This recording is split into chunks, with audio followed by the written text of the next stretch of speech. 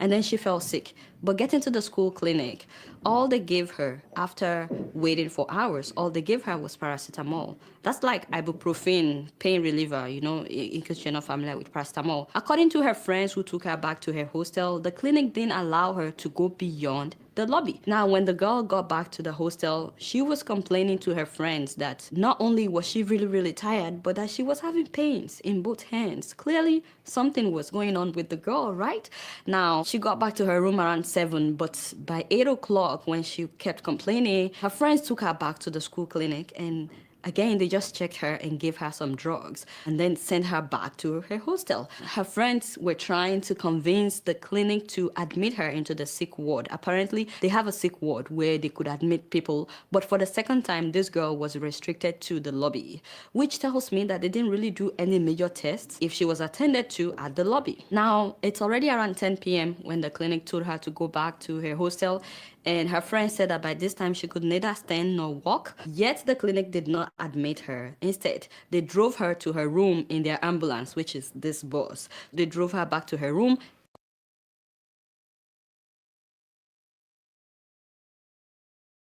You only take trains where you cannot walk to, that kind of a thing. But you are very passionate because you want Nigeria to change. You keep doing this thing that is not lucrative in any way at all. I was making like $850 a month. Jesus. Living in Brooklyn, my rent was $600. Okay.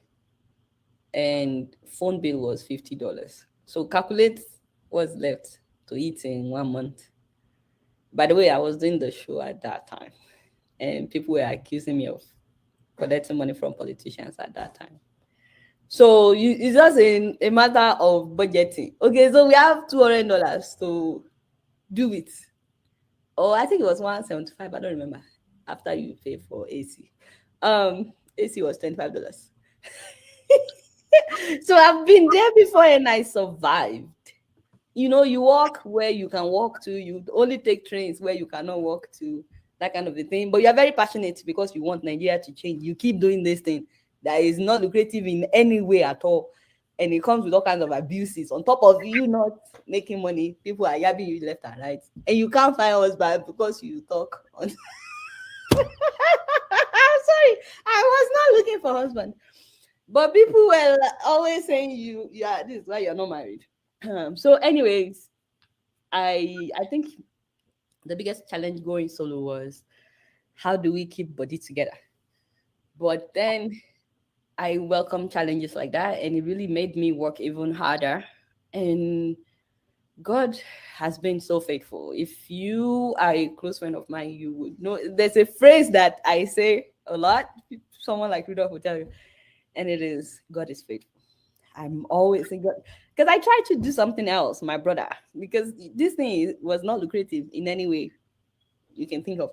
I tried to do something else. I tried to apply for other jobs and all that, and God will always shut those doors. It was really hard. And then on top of all this wahala, my brother, I did not have my residency, my green card to work anywhere I wanted. I only had like freelance visa, which limited me hugely, immensely. I was not illegal. Like, I don't want anybody to get misconception. And nobody is illegal, by the way, in my dictionary. I'm just saying that I wasn't breaking any law. Like, I will always go and renew my media visa every 2 years. So life was really tough. But you know what? I'm more passionate about this thing. Besides the fact that God kept closing all the doors, I'm extremely passionate about what I do because the Nigerian factor is real and it has affected me personally in ways that I can't be listing like family members that I've lost due to Nigerian factor. And I really wanted things to change right from the first time I came to this country. And so even if I had another job, I would still be doing this. I was trying to get in the US Army, that's a story for another day. I did the oath and everything. And God was like, no. And he said, this is what you are going to do. So I guess the biggest fear was like, how do we survive? But God was so faithful. When I left Sahara, the first thing we did was to go get a loan, $5,000. just to survive for the next so months while we're doing this, trying to survive. And then when God came through, he did. Like gradually, people like Rudolph Conco will look at you and smile and say, "Oh, let me give you this $50." I'm just kidding. I'm just kidding. I started getting ads. I started getting ads on my show, and that's how I started making ends meet. So I think that was the biggest fear, because I didn't have another job when I left Sahara. It wasn't like I had a job or I had anything lined. I just knew it was time to leave, and I had been there for 6 years, and I gave my all. Like Showore will tell you, I gave more than was expected. Rudolph is also my witness. I did everything expected and even things that were not expected of me. I went beyond what was expected. 6 years, if I was just trying to get popularity or whatever, because some people accuse me of, oh, you went on Sahara to get popularity. There was no Sahara TV when I started working at Sahara TV, by the way. She would have called Rudolph, myself, and Tracy and said he wanted to start Sahara TV. Help me start Sahara TV. Because sometimes I would see people write comments like, oh, you use Sahara to get popular, or I mean Sahara TV to get popular. And I was like, there was no Sahara TV. We helped build Sahara TV. So I don't know where you are getting this idea. And part of helping build Sahara TV was me doing my show. But the whole time, Showore knew that I had my own media company. He had always known, because I used to talk to him as a mentor that, I want to have my own media company. And he knew that even before he invited me to work with him at Sahara as a freelancer. So I think that was the biggest challenge, and I worked hard, and God was faithful. Did I answer your question? Thank you so much. Can you hear me?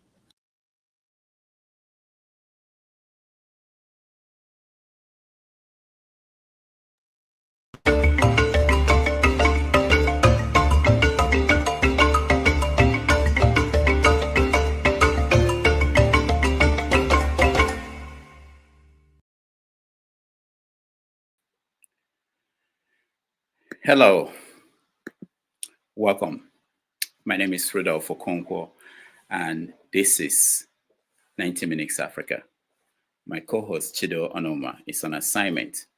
Today we have a special guest who is joining us.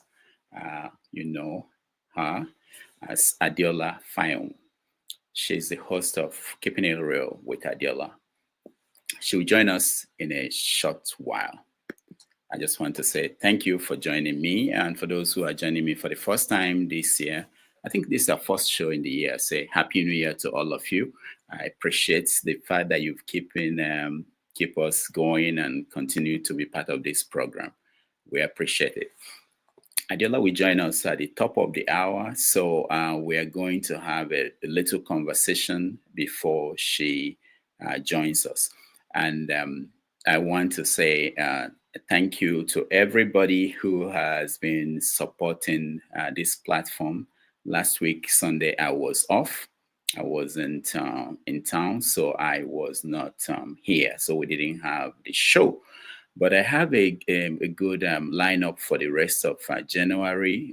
Interesting guests that will be here in January. And as we move along, I will be announcing them. And of course, like I said to everybody, if you know anybody who you think is interesting that we should talk to, please send the contact over to me. Today, we are going to talk to Adeola, and you guys watch our show. We get her to help us appraise the government of Nigeria and political and social stories across Africa. This is somewhere that something that she does every week. So we get her to do that. She just returned from Kenya, and maybe she will tell us a few things about what took her to Kenya and things like that. So that will be quite interesting. I'm looking forward to that. But in the meantime, I see some people here in the studio already. Let me get them in. There are a few things I want to have a conversation with a few of them while Adeola, we wait for Adeola to come in. Mr. James, how are you? I'm fine, thank you. Good evening from the Gambia. Yeah, good evening. Henry, how are you? Happy New Year, Mr. Rudolph. Happy New Year to you. I'm doing well. Yeah, good. James, Happy New Year to you. There's nothing to be happy about, frankly speaking. I mean, we are alive. That's very important. That's very important. No, but we are living. We are not alive. We are just living. Oh, James, what do you want to see that will make you feel that we are alive? Revert to the good old days we had in Nigeria. Is that possible? Those years of Yakubu Gowon, when worker salaries were increased without agitation. A bottle of beer was 90 kobo, liquid content only. Simeon Adebo, Salary Review Commission, and Udoji Salary Review Commission. Free education at all levels, from nursery school to PhD degree level. That's what I want. And it's possible. It's not just wishful thinking. It's very possible. Yeah, James, even in America or even in the UK, the kind of Coke is no longer what it used to be. Yeah, but the resources we have at our disposal and our responsibilities are not the same as that of the UK and the United States. These things are very possible because when Awolowo started his free education program, people told him it's impossible. He demonstrated it beyond, I don't know the right English word to use. He fooled all his opponents. He did it even in Bender State of those days. He never promised us free, a university. He only promised us free education and all those kind of stuff. But he gave us what he never promised us. That is a university. So what can be better than that? And this is a man that said he cannot do it. He did it. Anyway, let me not talk too much. But James, before I go to Henry, we have free education. I think some states in the north, they don't pay school fees to go to school. Look, when the Boko Haram boys invaded Kankara, when our daughters they kidnapped some students at Kankara, a place called Kankara. When they showed the government science secondary school on television, in fact, pigs will not agree to sleep in that place, a pigsty. You get what I mean? That is what they call a government science secondary school. So is that the kind of free education that Awolowo gave us? All right, let's Henry, I'll come to you. Okay, I'll come to you, Henry, and Henry, go ahead. Yeah. You see, Nigeria cannot come back to those days when things were going cheaper on what we just want. At least people will live, we have life to live. At least, just like if I want to eat any food here, I can go and buy it and eat it. That's it. This is what Nigeria need. Nigeria don't need too much for the government. And you see, the words have already been changed. Like in Germany here, things are expensive here too. Now they increase the electricity tariff here. Things are more expensive now these days. I mean, at least if the government can do at least 5% for Nigerian people, Nigeria can fetch for themselves. You see, okay, like this country we have now, we have 24 hours electricity light, 24 hours economy. You understand? You can wake up, I can check my car, so I'm going to Italy today, I'll just drive straight without me looking, somebody chasing me, or I'm not going to attack me on the way.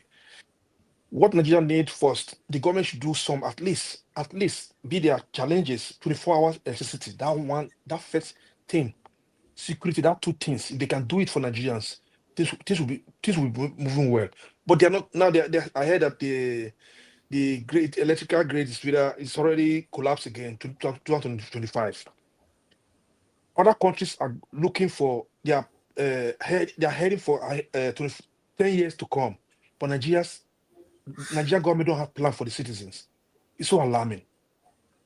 We are now in 2025. Your INEC now is looking for billions for election. You see, let's assume now the government want to save save the Nigerian citizen. You say every Nigerian, you are entitled to have 500,000 naira every month. Every Nigerian, either you work or you don't work, they have the money to do it. Nigeria have the money to do it. Think about the money they stole. Every governors, politicians, government officials. Think about it. Okay. You see, they have their way to change things, but they don't want Nigeria to progress. They don't want it. They are not patriotic. Forget about when some people come here and start saying, we are patriotic. America, you stay, Mr. Rudolph. It's not ever easy there too. They don't have 24. They don't have a basic amenity there too all the way. They don't have it too. You have to pay for insurance yourself there. It's not like Germany here. Once you are here as a citizen or you are living in Germany, you have you're already automatically insured. Nigeria government can change things if they want to, but they're not ready for Nigerians now. They don't want Nigeria to have better life. They don't want it. They want to educate their own children overseas and bring them to rule your own children. That's it. Except Nigerians wake up themselves to demand and stand firm. But Nigerians are not ready yet, Mr. Rudolph. They're not ready. All right. Henry, Yeah. thank you. Let's hear from Dr. Alexander. Bob, Good morning, Rudolph. How are you today? how are you? Happy New Year. Same to you, brother. Same to Mr. James, Harry. How y'all doing today? You guys are fine, yeah? That's good. That's good. Rudolph, what's going on? I wanted to join in for a bit. I'm very, very tired. I'm getting old, so this cold in Houston is driving me crazy, man. I was talking to my son yesterday. Houston is cold. What would you say about New York? Houston is, I think, -1 today.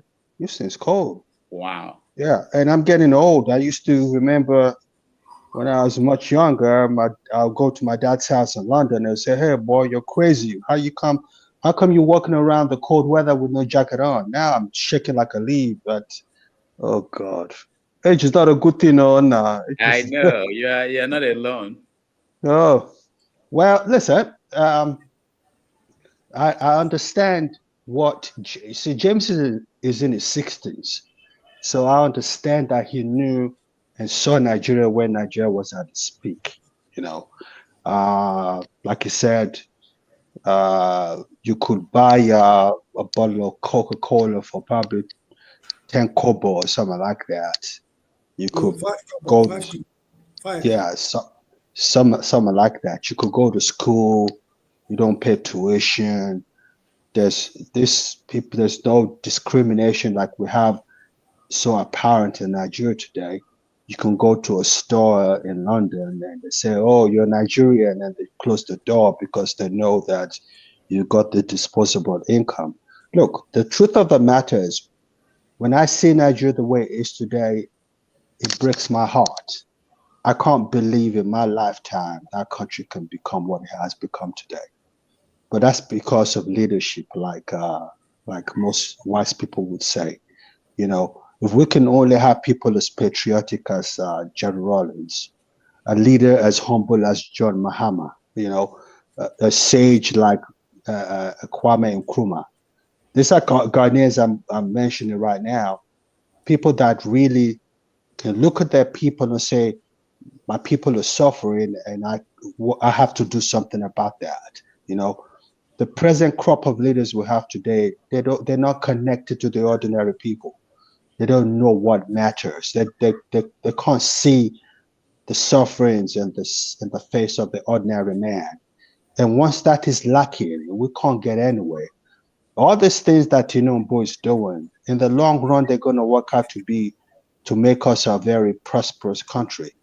But in the immediate term, what are we doing? What's the government doing to resolve the matter that is apparent right now, which is the hunger in the land? People are suffering. You know, it breaks my heart to see Nigerians like that. It doesn't matter where they come from, whether you're northerner or you're southerner, doesn't really bother. It doesn't really matter to me. You're a Nigerian, that's what matters. And if you can't have people with these key character traits, we're not going to go anywhere. And unfortunately, all these people in government don't have it. You know, they're there for their personal aggrandizement. You know, that's what they're there for. They're there for status. I'm the president of Nigeria. This and that. They're not Fashola. They're not the governor of Enugu State, who you can see is going over and above. Look, this man, Alex Oti, is my personal friend. I eat with him every time he comes over here. He spent a night in my house before, personal, to tell you how close we are. And this is a man that you can tell really, really wanted to be governor because he knew he had something special to offer his people. Everybody mentioning Alex Oti. The problem is we don't have a lot of Alex Otis in Nigeria anymore. And that breaks my heart, Rudolph. That's the gospel truth. Now, you said something now about the reforms of the president. A lot of people say that in the long run, it's going to be to the benefit of the country. Yes. What do you mean by long run? What I mean by, I want to say, are you talking about 10 years, 20 years? And are you sure that they will be sustained? Because, well, as a Nigerian in the mid mid 60s, age-wise, we have a problem with continuity in Nigeria, right? So what would invariably happen 9 times out of 10, another president will come into government, take over from Tinubu, whether it's a 4-year, 1-term or 2-term government, and will reverse the whole thing. Do you know what I'm saying to you? So we've always had a problem with continuity. So 9 times out of 10, that might be a problem. I can foresee that happening. But if we continue in this pattern, Nigeria will get better. All this living on borrowed money and all that was going to run the country bankrupt. Whatever we're going through today, according to your economist who came to your show last week, is primarily and solely the fault of MFLA. You can't even try and justify why you think MFLA did all he did. He knew, as I told you on your platform before, that he was working with a bunch of nincompoops, and he was making decisions that were peril to the survival of the country called Nigeria. So we are in dire stress right now. So we have to reverse whatever Buhari has done in the last 8 years, what MFLA has done, and it's going to take a while. But continue on this trajectory, it's only going to be for the better. My problem is that how do we solve the hunger in the land? That is important to me as a Nigerian. All the key parameters right now don't point to the government looking out for the average Nigerian, and that is my problem. You see Mahama come into government in Ghana. You see the policies he's taking because he wants to alleviate the suffering of the people. Ghanaians are going through a hard time too, like we are. But we shouldn't be in the position that Ghana is. Nigeria, on paper, is a very rich country. Ghana is not. Ghana economy is about the size of Lagos, so it's not a rich country. But we are, on paper, a very rich country, and corruption kills us completely. And that's why we are where we are today. So in the long run, yes, if the new government in 8 years or 4 years or whatever year it is will not reverse the policies that the government of today has implemented, that's my position on that. But that was a great question you asked me. Yeah, James, just one more before I come to you, James. Let me say that I'm working on getting a government official to actually come here so that we can interact with them. There's one that is very close to accepting to come. But the point I want to, just for you to finish up, Alexander Doc, if, say, you look at 6 months ago, the government said they were going to remove tariff so that there will be reduction in the cost of food items in the country. That was a policy they announced. They recognized that people are suffering. They wanted to reduce what actually happened during the Christmas, the holiday period. But they couldn't do that. If they could not do something that simple, why do we have hope that they are going to reform tax system and it will work and it will solve problems? Well, I like the I read what President Tinubu talked about regarding poverty in the land for 2025. I'm hoping that he implements whatever he has in mind. I'm hoping, I can only hope. I'm hoping against hope. I'm hoping that 225 would be a better year than 224. But the way we're going right now, I don't know how people are going to survive. I mean, I'm having people who've never asked me for money before call me and ask me to loan them or give them money. That's how bad things are, Rudolph. So unless you're in government, everybody's suffering. So this cannot continue perpetually. But hopefully, and keeping my fingers crossed, 2027 will be better than 2024. We've hit the wall right now. We can only do what we can to reverse what 24 brought along with it. Do you know what I mean? Yeah. Yeah. All right. Thank you. Thank you for having me. Thank you. Professor Pansat, I hope you're okay, son. You okay? I am okay, and I appreciate you asking about me a couple of days ago. Yeah. I was really concerned about you, but God bless you. Thank you. Appreciate it. Thank you very much. All right, man. All right, James. James after James Henry. I just want to ask a question. Anyone can answer it. Okay, go ahead. At the pace we are going, are you not sure Nigeria will be placed under receivership?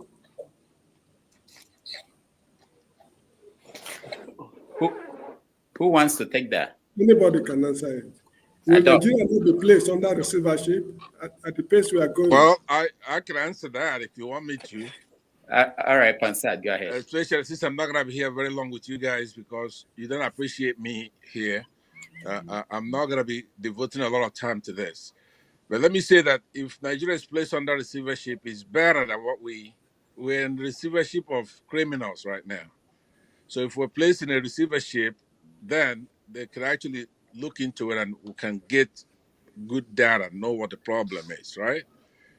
It's Nigeria, believe it or not, we are in receivership, all right? Our monies come from petroleum, but all that's mortgaged years in the future.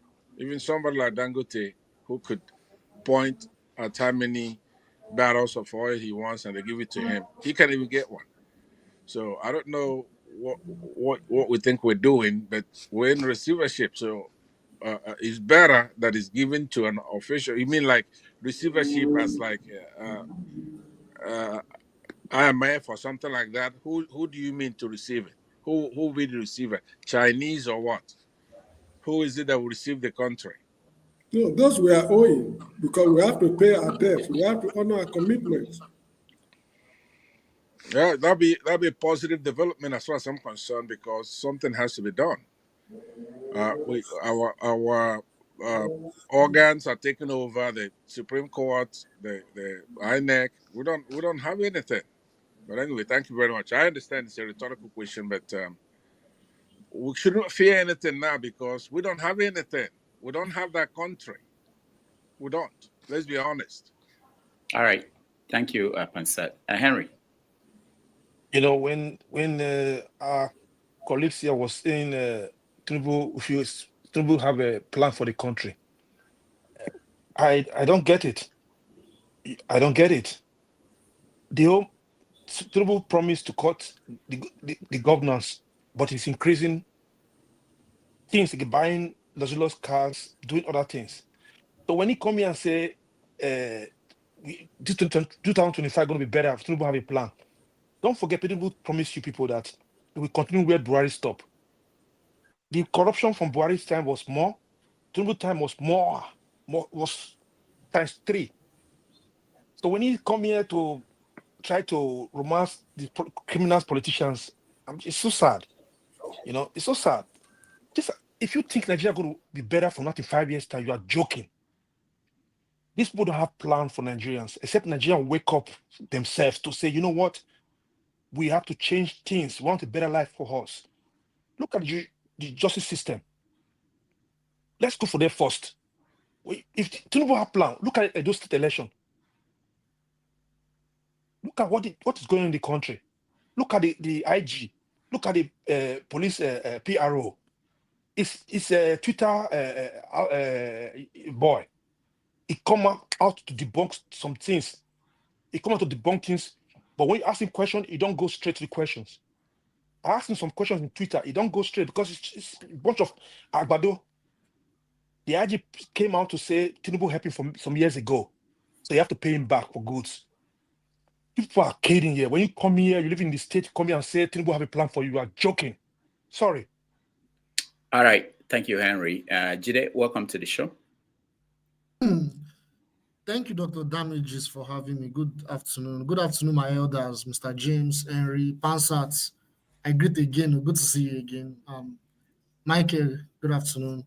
Yeah, those on the comment section and listeners too, I greet everyone. Yeah, so I think I listened to what everyone said, the analysis. I was going to say that I think it's possible for Nigeria to have free healthcare, free education, those things that we're clamoring for, free housing. It is very possible. What Mr. James said that we used to have, but we don't have anymore.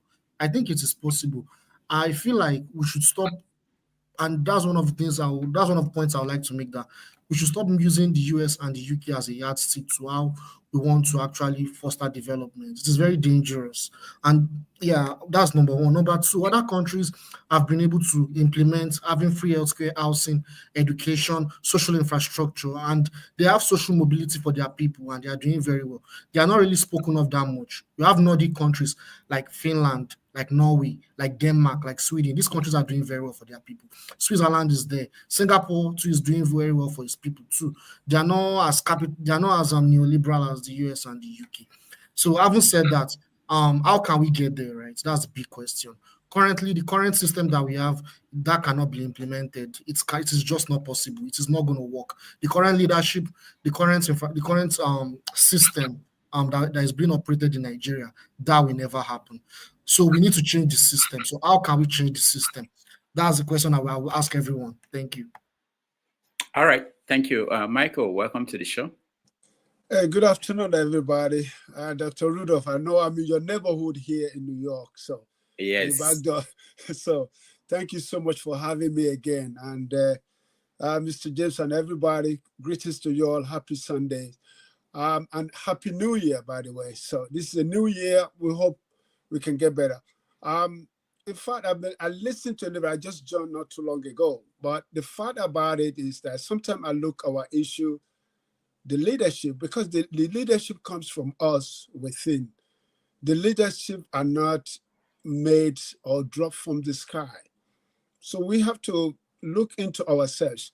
What are we ourselves as individuals we're doing? Because a lot of time when I go to Nigeria, I see they complain about leadership and they see but the same local people are perpetrating the same thing to their own individual. It's like what I see in that society is like once people have a little bit of power or a little bit of advantage, they manipulate it and use it to the extent of putting other people down. I don't know if we all get it when we go home and they're citizens, but when we come here, it's like we're here in the society is check and balances. You cannot do much, you cannot get away with that much. I mean, you can do it, but when the law caught up with you, you pay the price. But over there, once the law caught up with you, you know somebody, you're good to go. This is why I see the society, the decay of that society. Unless I find out, unless the individual Nigerians themselves look inward and change before we can get a quality leader that we want in that country. That's my own opinion. I may be wrong. And the fact that about it too is that, because I grew up, I'm in my 60s, you know, I grew up with earlier day that I have the opportunity going to what do you call it, those schools, the missionary schools. We don't pay. You pay for your books, you pay for your uniform. That was something was good at that time. But I must say this to you guys. The moment we have these religions come over, this prosperity, how do you pray your problem, your suffering out of what you have? How do you pray for that? We need action. There's no, because those days the missionaries don't teach us go pray, pray, pray, pray. No, they teach us education whereby you can be productive. Even though when I look back too, the education they're teaching us, they're not teaching us to be independent. They are teaching us to be dependent on them, because when you look at our system in them, they're not giving us the education to say, all right, we give you this technology, you don't need this to, like the Chinese, you don't, but all the thing, you got to have a you got to have a bachelor, master's, PhD. How many engineers or how many so-called Nigerians that are good today, what do we produce? Folks, we are living in the diaspora. What do we produce? And we have it. Nigerians are the most blessed nation on this planet. Nobody here can tell me we are not blessed. Naturally, manpower, everything we do have it, but we have not been able to utilize it. That's the issue. And what I found is that we keep complaining, leader. What about the grassroots? Can the grassroots to start growing? Because to me, I look at the issue of Nigerians today is let's start from the ground up. So when we started, when those on the top see the ground, I think they will face the reality. That's my contribution. Thank you so much, Dr. Rudolph. All right, thank you. DMO, before I come to you, let me just try something with Pansat. Pansat, so Michael was talking about when things were good. Was there a time in your lifetime that things were good in Nigeria? And what happened, if there was? Well, by the way, hello to you, Rudolph, and fellow panelists, and those who are in the comment section. Yeah, it's relatively speaking, right? In the comparative sense, there was a time that we're better than what we have now, right? But it's never really been any good. So there were times when things were a little better, right after independence, for one thing, before we got into the political turmoil. But right now, it's a horrible situation. It's a fail or failing state. It's a totally different thing altogether. We cannot protect our borders, for one thing. We cannot feed ourselves. We cannot set prices for our commodities. At least the days that we can set prices for our commodities, right? Feed ourselves. There's no doubt that times were better in those days, and we're optimistic people, we're hopeful people. And some of our leaders had plans for more than a generation. At least they had plans, and they built structures that show that. So I agree with you in that respect. Right now, it's a joke. It's a complete joke. It's like, so people like myself, who when I first got on this platform actually cared, and I was upset because I knew that we have to do something. But right now, we can't even do anything. That is how bad it is. They have complete state capture. A lot of things that P2B says are true because he set himself up to where he can't even make a mistake or lie. So if anybody got any sense, you want to listen to him, because what he's done is to come on stage and say, hey, look, I care, and I'm almost inerrant. It's a position that he put himself in. So now we should milk that, because he's put himself in a position where he can't even make a mistake. So you listen to him and you get the true picture of what's happening out there. So that's my answer to that. I agree with him, but only in the sense of a comparative. You know, we used to be a whole lot better than what we have now, but even then, wasn't up to standard. Thank you. All right, thank you, Pansat. DMO, welcome to the show. Thank you very much, Dr. Rudolph. And my fellow panelists, I greet you all, and those on the comment section too. I agree, as you know, with what Pansat just said now, Oga Pansat, and Henry as well. I agree when they were saying. Then again, in my view, I think all of us were just saying the same thing.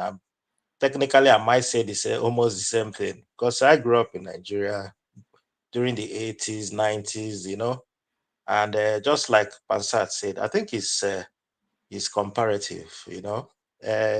My parents were fortunate to travel to the UK in the 70s, you know, using the scholarship, and that's when I was born there, and that's how I got my citizenship, and we came back in the 80s. I still remember when my dad would be singing this "Nigeria will survive," you know, early in the morning, you know, and the song will still be the same thing at this stage, you know. So I think, in my view, what I discovered, because over then I tend to tell myself, no, I will stay and, you know, help Nigeria and all that, and eventually I was doing my housemanship in Enugu then, in UNTH, when they took light, when we were doing very serious operation, you know, and everybody brought out this rechargeable lantern, and the patient ended up dying. And this is a patient that had relatives abroad, you know. So that was when I made my, I made the choice. I said, no, this thing will not work. You know, I better just go, leave this country, because, and now I think I made a good choice. And my colleagues that stayed back, they still had the same, oh, now we are going to, who stay, now we go do this. Well, I got inundated with phone calls. My colleagues, they're leaving.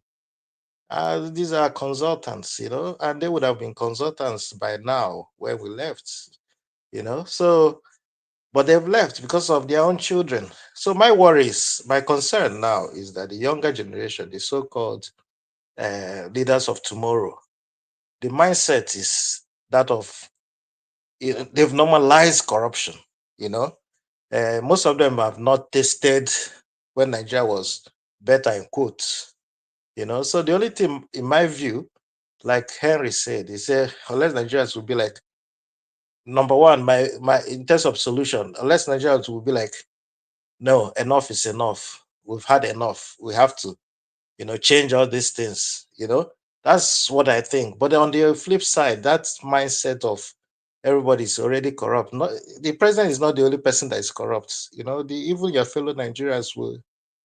You all travel to Nigeria, see what happens at the airport. Secondly, unless they bring in a leader that comes in and sanitizes the whole system, But again, the law people will say you can't build something out of nothing, So the system that brings in the leaders is already, corrupt. So corruption will beget corruption. So that's what I believe. Thank you very much. Yeah, thank you, DMO. Let me ask you a question, please. Now that I have a doctor here who was trained in Nigeria, so do you at any point feel, Nigeria trained you? Well, what I mean by that is that our medical school trained you. You're now outside the country serving other people. Do you feel, and of course, the medical situation in Nigeria is getting worse than it was when you were there. How do you feel about that? I'm not saying it's your fault. I mean, you made a decision for yourself, but how do you feel? Do you feel that there is something that is owed to that country? Thank you very much. And it's a very, very, very good question. Now, I believe Nigeria trained me, and at the price of, my school fees. I mean, we were paying tuition fee 4,000 naira. It wasn't difficult to pay that school fees. From, in my view, I went to a federal university. So, and compare it to, I'm a lecturer here. I know they pay, some of them pay about 50-something thousand euros and all that, I mean, Republic of Ireland. So they, and some 7,000, 21,000, and so what. Now, my colleagues that are back in Nigeria, they have that, mindset that we owe this country. They've given us so much, But when you are giving your all and you're not appreciated, and you have your own family, so would you now just get trapped into, and again, medical science tend to evolve. Most people, most of my colleagues, unfortunately, I would say, are stuck with what they already know, and there are things you need to update yourself, So how can you do that when you're in a society that is not encouraging you? So the best thing to do is to go. I still carry the guilt, but you still have to fend for yourself and your family. That's the only way I can answer that. Mm-hmm. Thank you so much. James, you wanted to say something? No? Yes, you see, it's very funny, the question you've asked, because I also belong to that category of people trained by Nigeria, and I never worked in Nigeria. I've explained why I could not work for Nigeria. If you don't mind, let me just give a quick rundown. During my primary school days, it was Action Group that was in power in then Midwest, what we call state, region. Then during my high school days, the military were in power, but in Benin City, that's a Benin state, the military continued with the free education program that was in place. So I did not pay school fees. Those who were in the boarding houses, they paid for feeding, but I was a day student. When I got to Government College, Ughelli, for the first time, I paid school fees. We're very lucky, UPA came to office. UPA said, HSC students are tertiary students. I mean, what do you call it? We are post-secondary students, what you call students. So they gave us bursary. The bursary they gave us was more than 10 times the school fees we paid. So it was free education. I went to University of Lagos. First year, second year, third year, no tuition. We were feeding with 50 kobo per meal. Then my master's program, I did pay school fees as well. It was the accommodation in my master's program that I paid 100 naira, I think, for the whole year in Makama Bida Hall. When I finished school, I could not get a job, so I started writing applications. Eventually, University of Sokoto, I think they now call it Otman Afodio, replied me. They invited me for an interview. I went to the University of Lagos to meet my supervisor, one Simeon Ojo, a climatologist. Then he sat me down and interviewed me. After the interview, he told me, my boy, you are not prepared for this interview. So he gave me some work to do. I went back to Benin, completed the assignment, then I returned. Then he interviewed me again. He said, yes, my boy, I wish you well. You may go. So I went for the interview. When I got there, the head of geography department, University of Sokoto, was Dr. L.A. Dey, a Ghanaian. After the interview, a Fulani man, I think he was the dean, gave me 20 naira to supplement my travel back to Benin City because I did very well, was very impressed. So he said, you will hear from us. I went back to Benin. So I was shuttling between Benin and Sokoto to know the outcome of the interview. They were just dribbling me up and down. At a point, an Hausa man called me by the side and told me that, look, I've been seeing you coming and going. The truth is, they said, you cannot work here because you were born in Ondo State. Why not try any of those Yoruba states? Maybe you'll be lucky. I know you are from Bender State. So I thanked the man very well. Then I went back home. I intensified my search for jobs. Then my father was working at the Ministry of Local Government in Benin City, near the Oba's Palace. With his connections, he got some friends in the Ministry of Education. They said they would give me something to do at Arinze Primary School off Second Secular Road, because I attended that school in the 60s. Then my father said, it's okay. Let him just find something to do. A master's degree holder.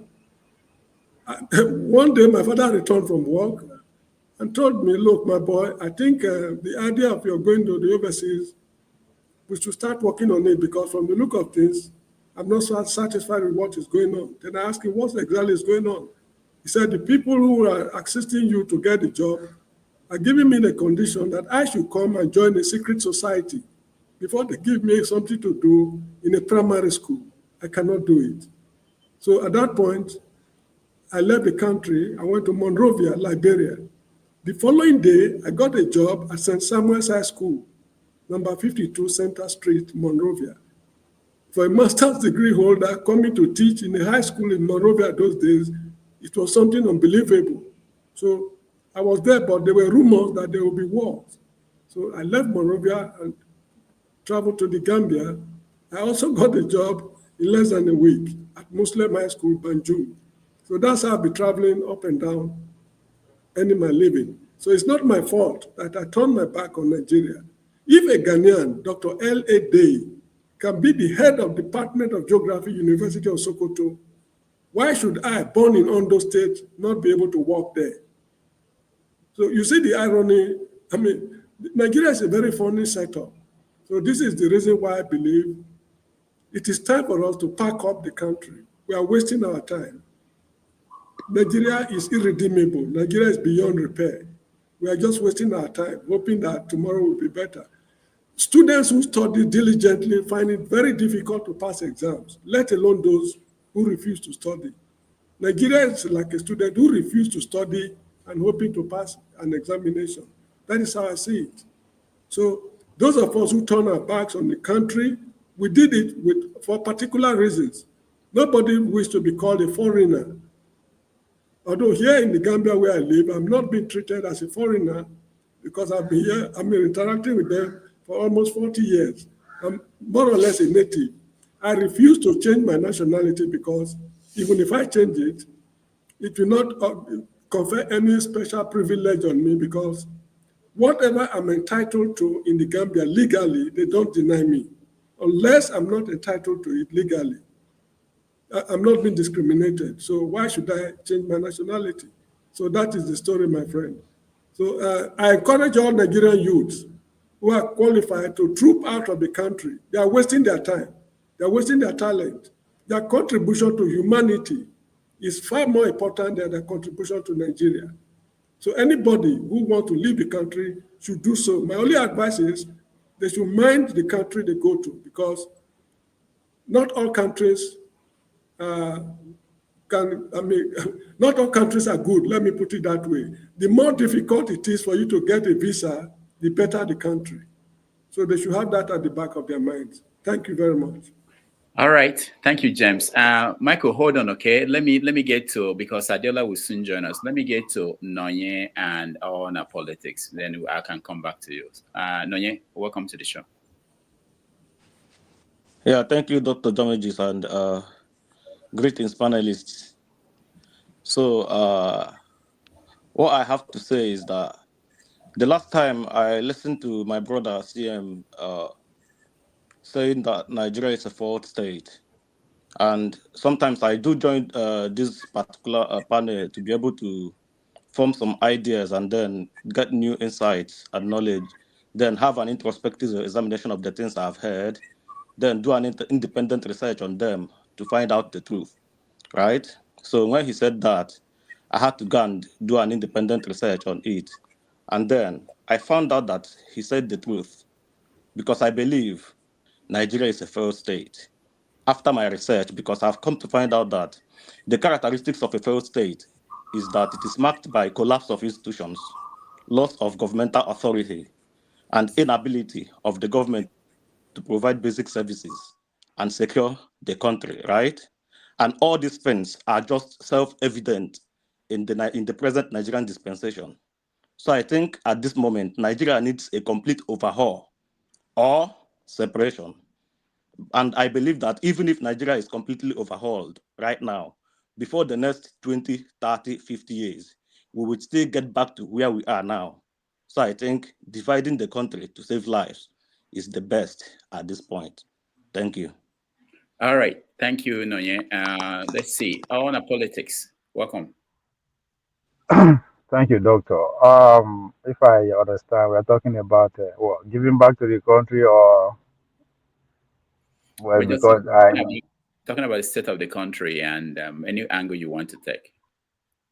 the state of the country. Not that what you're asking us how we did now, because now we be the country, now we be the state. You live in Right? Texas. You're in Florida. You are not in the country. It doesn't matter.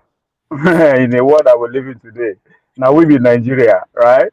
If I meet any other person nationality, how he or she interact with me, that is his experience of Nigeria, right? Whatever I get from me, whatever I get from you, that's why we say, oh, I've met in Nigeria. Now, I'm saying that to say, listening to a doctor about what Nigeria has done for him and Mr. James, at my own cost of, my looking at them, I might be younger than doctor. But in terms of Mr. James, let me and you did the same side. I don't maybe English, with a few hours. But I'm saying that to say that my own little life experience, what I've learned in terms of giving back to a country, it's quite different from what I'm hearing here because as somebody who has done the green white green for Nigeria for at least a decade, I remember at the point, there's this brags, I don't do Nigeria, I don't do Nigeria, I've done this for Nigeria, I've done this for Nigeria. As true as that may sound, but an event make me realize that it is the other way around. Nigeria, just like every other state, is like a platform. It's like a platform that is given to you. What you do with that platform, it's what matters. In other words, we come this world. It's not that we are that important, but what you do here, that means how you live what you met is what counts. Either you destroy or add value to it. That's why I see a nation state. It's a platform. I said that because when I was representing Nigeria, not until after I floated the foundation and I get into a conversation too, some other person, then I was made to understand that not be wearing green, white, green, international stage, now make you give back to Nigeria. The fact that you floated the foundation, you have impacted one or two Nigerians, you have done your part. You have given back to Nigeria. Now, when I did college here as a student athlete, I remember at every section we resume school, they will select us, we the athletes. We are the face of the institution. What they do that they will assemble us for one day or one weekend and invite kids from the community to come and interact with us. It took me time to understand that it's pretty much like a deal that the community signed with this college. That how you give back to the community. You bring people around the world who are the face of that institution to inspire the younger ones. I'm saying that to respond to what Doctor is saying, that you don't necessarily have to be on ground physically to be saying that you are giving back to Nigeria. How many Nigeria have you impacted? Because the idea, that's why I say now we be the Nigeria, right? If I wake up today and say, if not because of Dr. Dameji, I for not do this. In other way, I'm saying that that's Nigeria that did something for me. On the other hand, the Dameji content, because of what he has done to me, he has paid his own part to Nigeria. So I think there's so many ways to see, and because I remember when we did with the Minister of Sports, there was an argument about allowance and all that kind of thing. At one point, he got angry to a point that he said, come, when you start on that starting block, they will measure your name first before Nigeria. So you know that when you are here representing yourself first.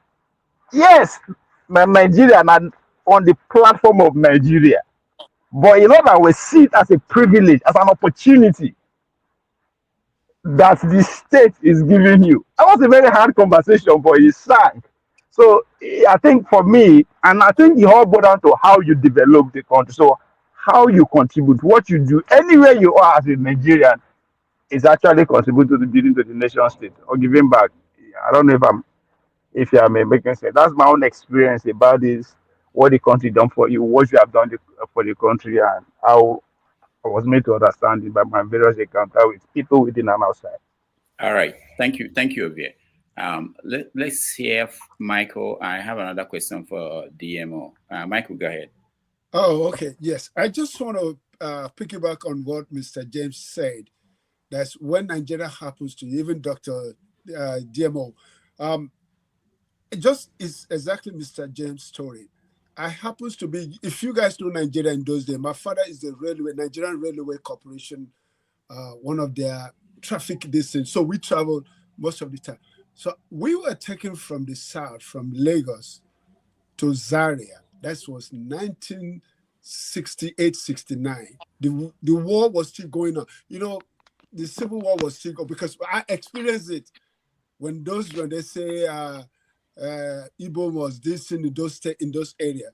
So I see that, you know, so for that young age to grow up in northern Nigeria, I only speak the Hausa language fluently than my own language.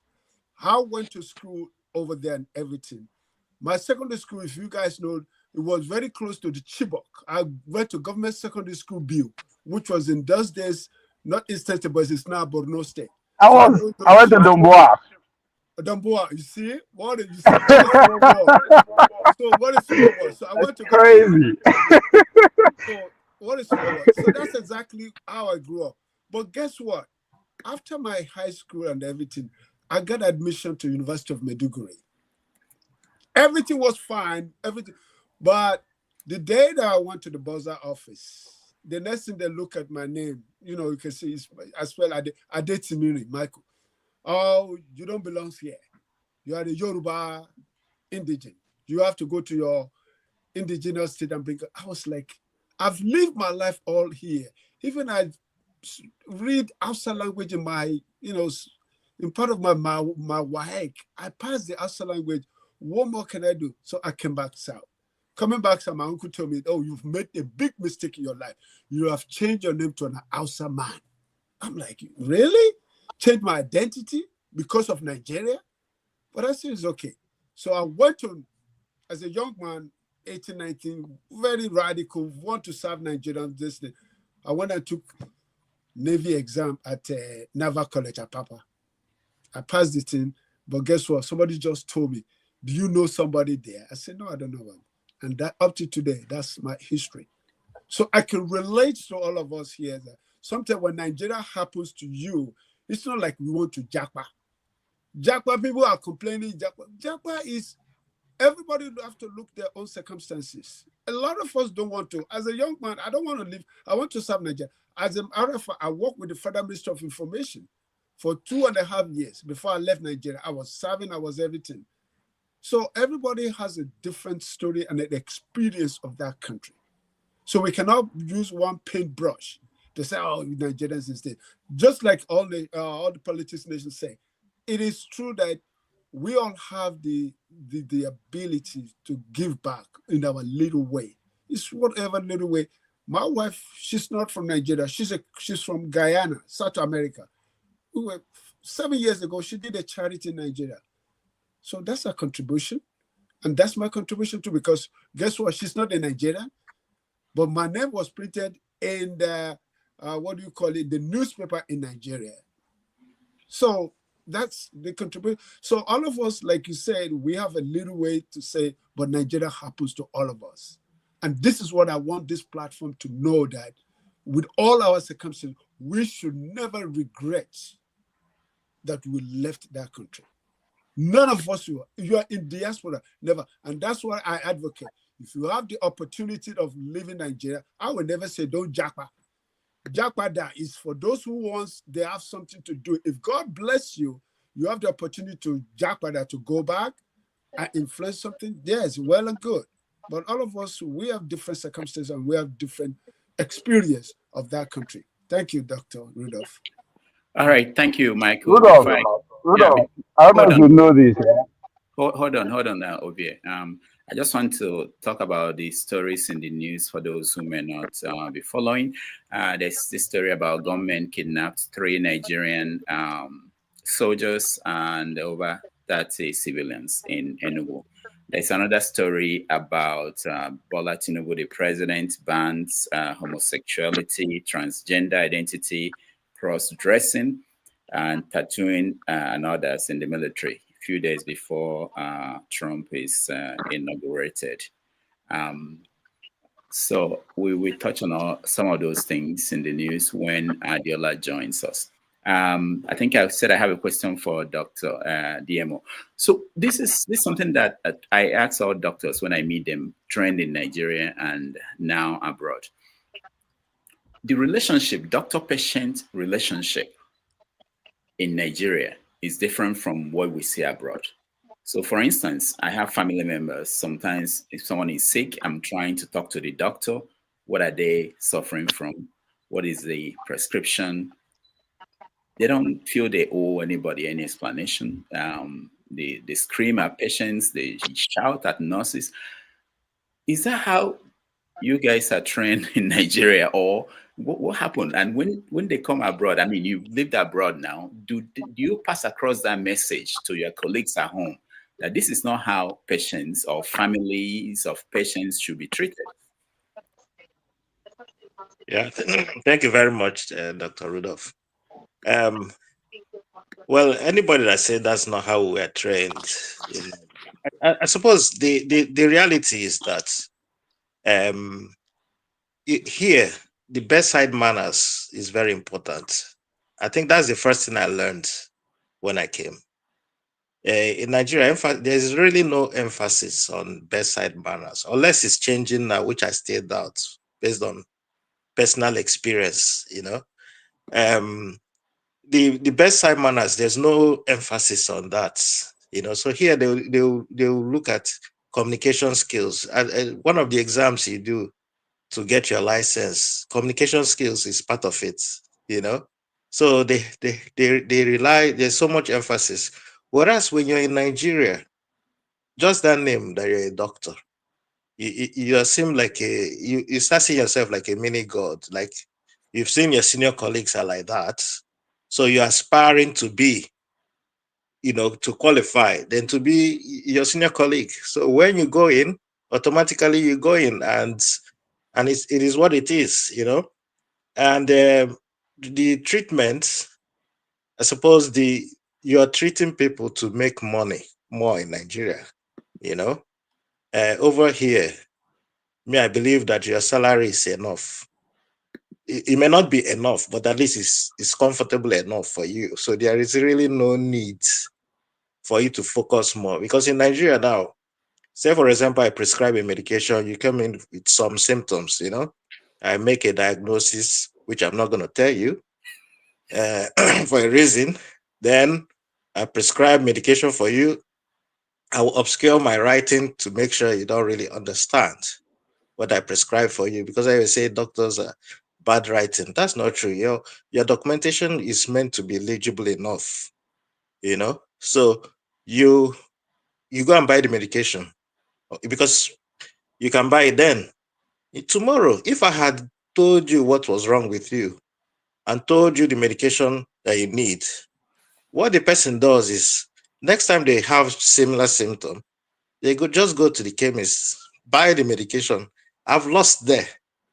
You understand? So there's a lot of ethic issues, you know, which I won't really go further. But to answer your question, the emphasis is not on communication skills in Nigeria, you know. But abroad, it is. I have a friend who is a doctor here, and he works with the UNTH, which is he graduated from Sukan, and he went back, and he's helping them to reform some of the structure in place and how they educate medical doctors. So I'm always interested in that, in terms of whether it's something that they teach or something that as a result of the peculiar situation in the country, they adjusted to that. Okay, that's very good to know. All right, Kene, welcome. Yeah, thank you, Dr. Damages. Good day, everyone. My special greetings to Papa James. You're always on point, sir. And my greetings to Nonye, DMO, Ade. I have to call you guys by your name. Jide, Henry, I greet you, sir. You're always representing. And of course, all the politics. See, I don't know where to come in from. I don't know. I should talk about the doctors. Me, I have personal encounter with them that they nearly chop off my leg. at one hospital in Enugu. I don't want to call their name. I don't want to give them bad market. But they weren't the cause of my problem. Actually, my problem started from Plateau State, where we have a lot of quack nurses. I wanted to damage me, and I escaped, and I came to Enugu. Enugu actually saved me. But what surprised me that day was doctor saying something that I've never heard in my entire life, and I was trying to see for clarification. And this guy they had these I don't know what to call it, like a cubicle made of fabric. So he ran behind it and opened a very big dictionary and was going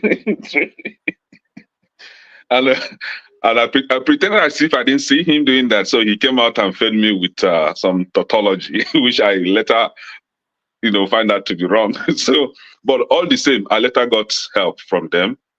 And as God may have it, I was transferred to Port Harcourt, where they completed the stuff.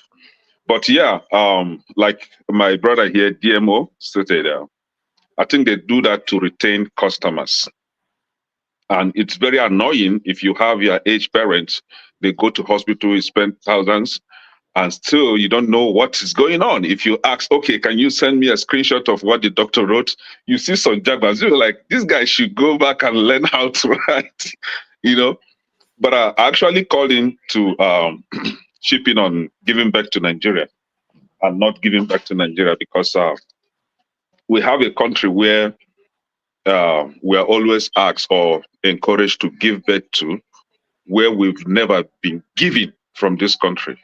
We've never received anything from this country. Okay, look at Mr. James here, as old as he is. In their own days, they were treated this way.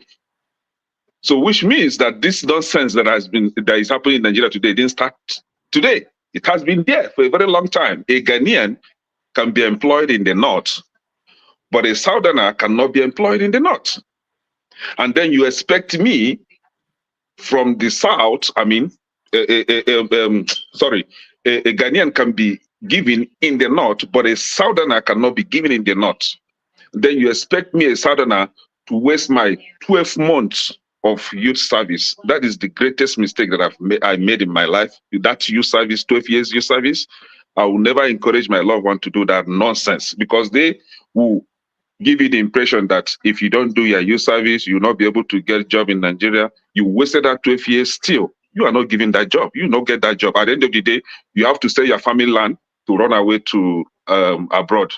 Then I don't want to say God-forsaken human being will now come and tell me, well, you have to give back to Nigeria. You have to go back to Nigeria and develop. Please hear me.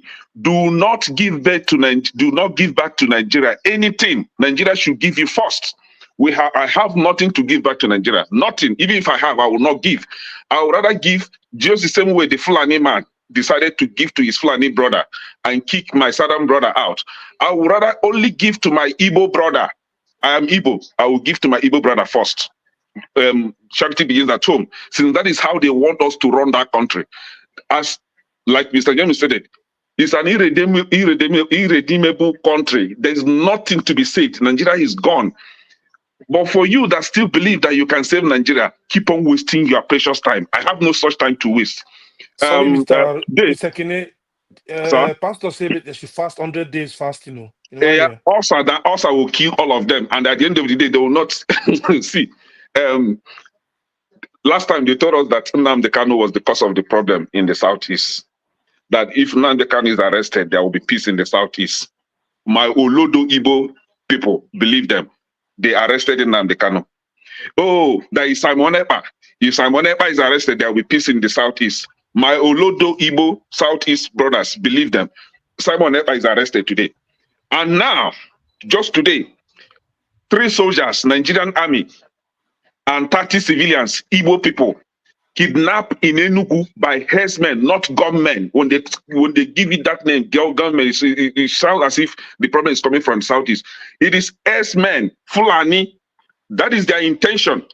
Anybody that challenges, anybody that stands to challenge them should be taken away so that they will have free entry to destabilize that region. That is exactly what they are doing.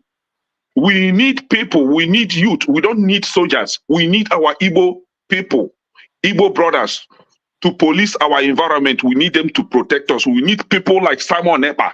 We need people like Nnamdi Kanu to protect us. We don't need useless Nigerian police and soldiers in our region. They are the one killing us. Look at soldier being kidnapped by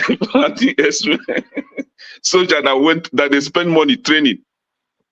Nigeria is useless. Nigeria is gone. Nobody should be talking about Nigeria again. I'm sorry for people like forefathers that believe that building missiles will save Nigeria. When you are hungry, you want to begin to manufacture missiles. When you are hungry, your people are hungry. So at the end, on the election day, people like MC Olomo will be giving missiles to go and bomb whomever that is not voting for APC. My brother, Nigeria is gone. Let's forget about Nigeria. Thank you. Thank you so much, Kene. Our guest is ready to come in. So I think at this point, let's take a break. When we come back, I will talk to her for probably 30 minutes. I will let you guys in to But Rudolph, don't bring me to be last man to start, in case you bring people in. Huh? I don't know.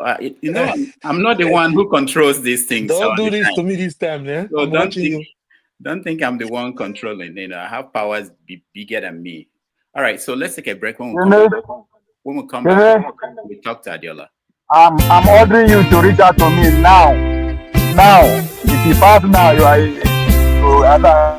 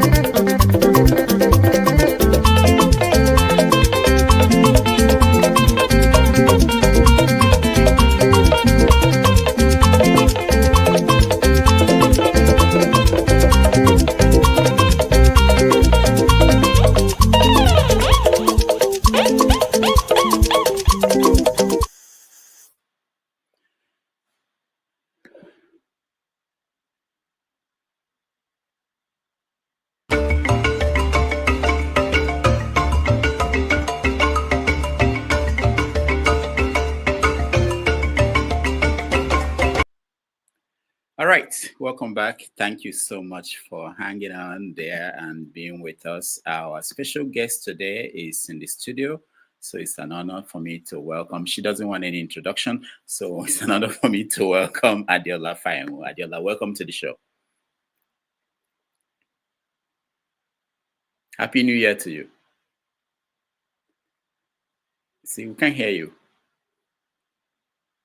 We can't hear you.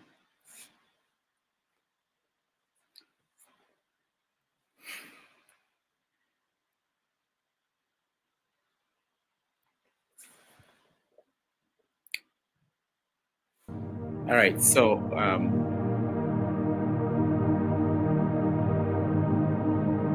you can, Adeola, you can come back, you can reconnect. There's something wrong with the, it's not from here. Can you hear me? No, we can't hear you. Are you playing? This is one of your tricks also.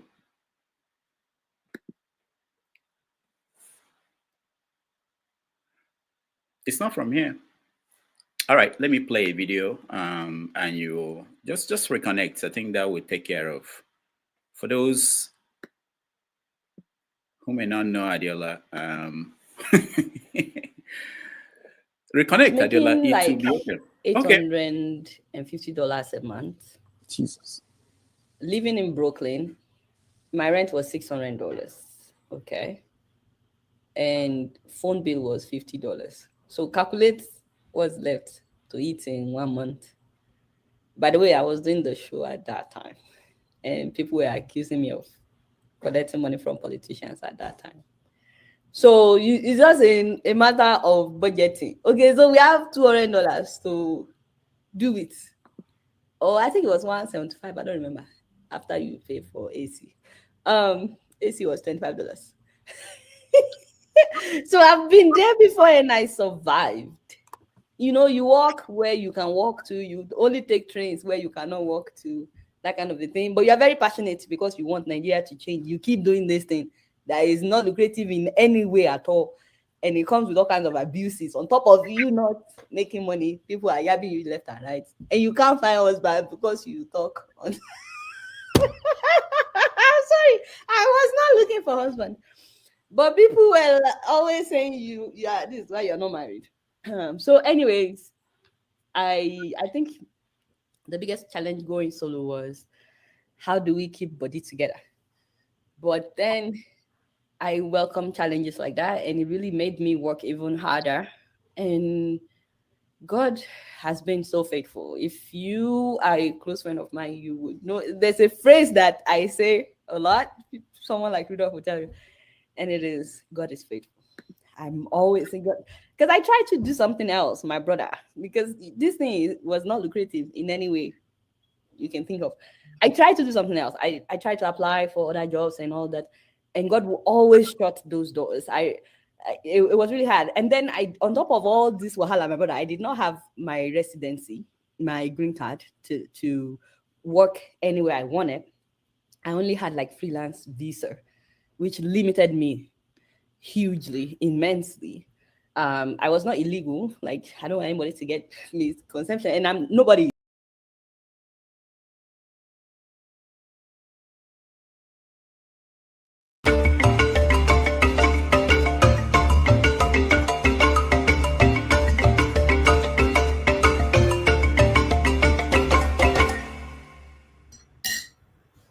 Can you hear me now? Yes, we can hear you now. Thank you so much. Hi, Rudolph. Thanks for having me. Yeah, it's nice to see you. Happy New Year to you.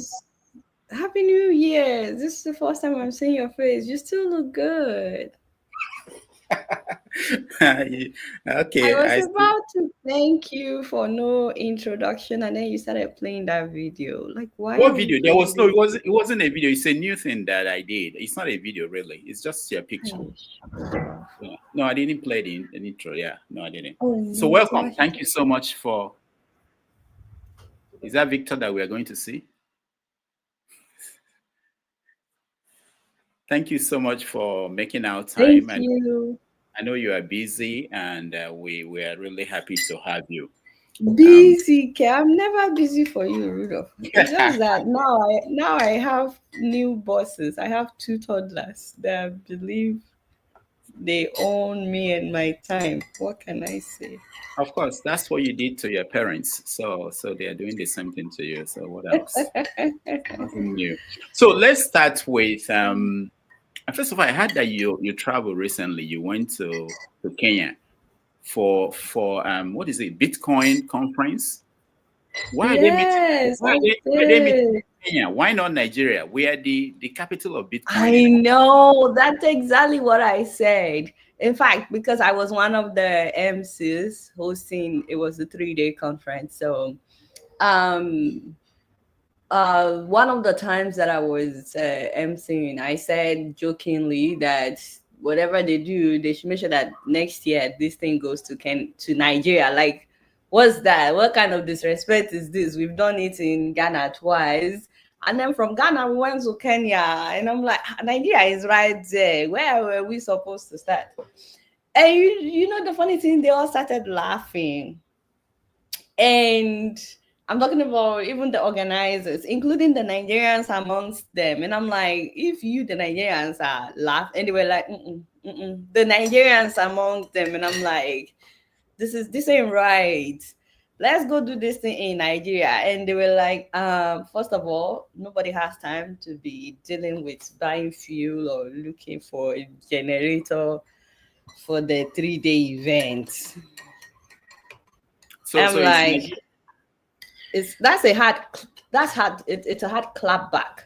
It's hard to clap back at that, because I was ready to fight, and then they started with the electricity thing, and then I I didn't know where to go after that. It was a shocker for me. They were like, first of all, we cannot be. Have you heard any sound of generators since we started? I said no. Can you imagine? So I don't know where it would go next year, but it doesn't look like it would be Nigeria. So how was the conference? How was Kenya? That's not the first time you went to Kenya, no? No, it's not. But it was really good. It was really, really good. The Bitcoin conference in itself is such a wonderful event to attend. You know, they do Bitcoin conferences all over the world, and the way this one started, first of all, is inspiring. I'm pretty sure that you remember Farida Nabarema. She's the convener of this conference, the woman from Togo, the activist from Togo. And, you know, one of the things I found out is when you're an activist, we don't have this problem as much as some Francophone countries, French-speaking African countries. So we all know that when you're an activist, the first thing that the government would do is to close down your bank account or make it impossible for you to have access. They will freeze your bank account. And so this has been happening a lot in the Francophone countries.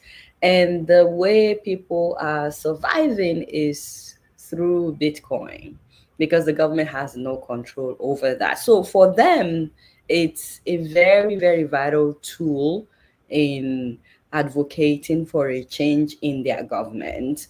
And it's not just the activists, even the journalists. There has been a number of African journalists that reported stories, and the first thing the government did was to freeze their bank accounts. Imagine, Rudolph, somebody freezing your bank account because of a story that you talked about on your show or an article that you wrote. You're like, that doesn't sound like something that you would experience. But this is the day-to-day experience of some people. And so the government will freeze their bank account and then still go after them. There's actually a particular man that the government ordered all the people that advertise with them to stop advertising with his media company. And so he suddenly had no means of making ends meet. And so then it was introduced to Bitcoin. And so for a lot of these people, Bitcoin is how they are able to continue to do what they are doing without the government being able to interfere. And if you would remember during the NSAS protest as well, Bitcoin played a huge role. People were donating money, they were donating Bitcoin, I should say, which really helped the protesters. And so when I went to this conference, it was eye-opening for me. The conference was not so much on, oh, this is how much Bitcoin is, hold your Bitcoin like they do at other Bitcoin conferences. This conference was all about how we can use this to make a change in Africa. And then they invited a lot of people that are doing amazing things with Bitcoin. There's a particular woman that has an organization that strengthens and empowers other women, especially women who are facing domestic violence and women who have no bank account of their own, no properties of their own, no say in their homes. And with their cell phones, they are able to open Bitcoin wallets and start making money and gradually start buying properties without their husband knowing and stuff. It's been empowering a lot of women. And then we got to meet some of the people that had been helped with this initiative. They came to the conference. But one of the things that happens at that conference is every year they invite young Africans with innovative ideas, tech ideas. They invite them to come and present it, and they get fundings in Bitcoins. I think the first prize this year was $10,000 in Bitcoins. Some people got $5,000. It's just, and this happens every single year. And then not just that, a lot of organizations come there for you to pitch your ideas, for them to see whether or not it's something they want to fund. So it was innovative, it was inspiring. I am so happy that I went. Next time you have to go, if they do it in Kenya again, because Kenyans are lobbying for them to bring it back to Kenya, we should go together, Rudolph, because I know you have a girlfriend in Kenya. Did you tell your followers? Not one, two. I have two. Two girlfriends? So, yeah, it's very important to me, yeah. All right, so did you get a chance to see Kenya any parts? You were in Nairobi, I believe. Is it Nairobi? Yes, the conference was in Nairobi. Okay. We got a... Go ahead. Oh, yeah. So did you have the chance to see Kenya, any, A places? little bit. We went to the national park. We went on safari. The kids got to see zebras, rhinoceros, all those monkeys, all those good animals. They saw giraffes. They're really tall. And then they went to the giraffe center. They fed the giraffe, and also it was good. We also liked, we got to drive around town just to see. It was adventurous. We were there for a week, so we tried a little. Oh, we went out to dinner with Declan. That was yes. He told me. I told you. Okay, what did he tell you? He's going to join us. I wanted to know. No, he told me you were there. I wanted to know, did you get a chance to know what's going on there? Because he was telling me that in Kenya at this moment, they are having the same kind of problems we're having in Nigeria. Things like kidnapping, the activists have been disappearing. Did you get to hear things like that? I didn't get that sense when I was there. So it was really nice to see Declan. I feel like now he's a local. I don't even know if I can call him American anymore. I think he's more Kenyan than he's ever been American. I told Declan to take us to a local restaurant where we can have a feel of, Kenya.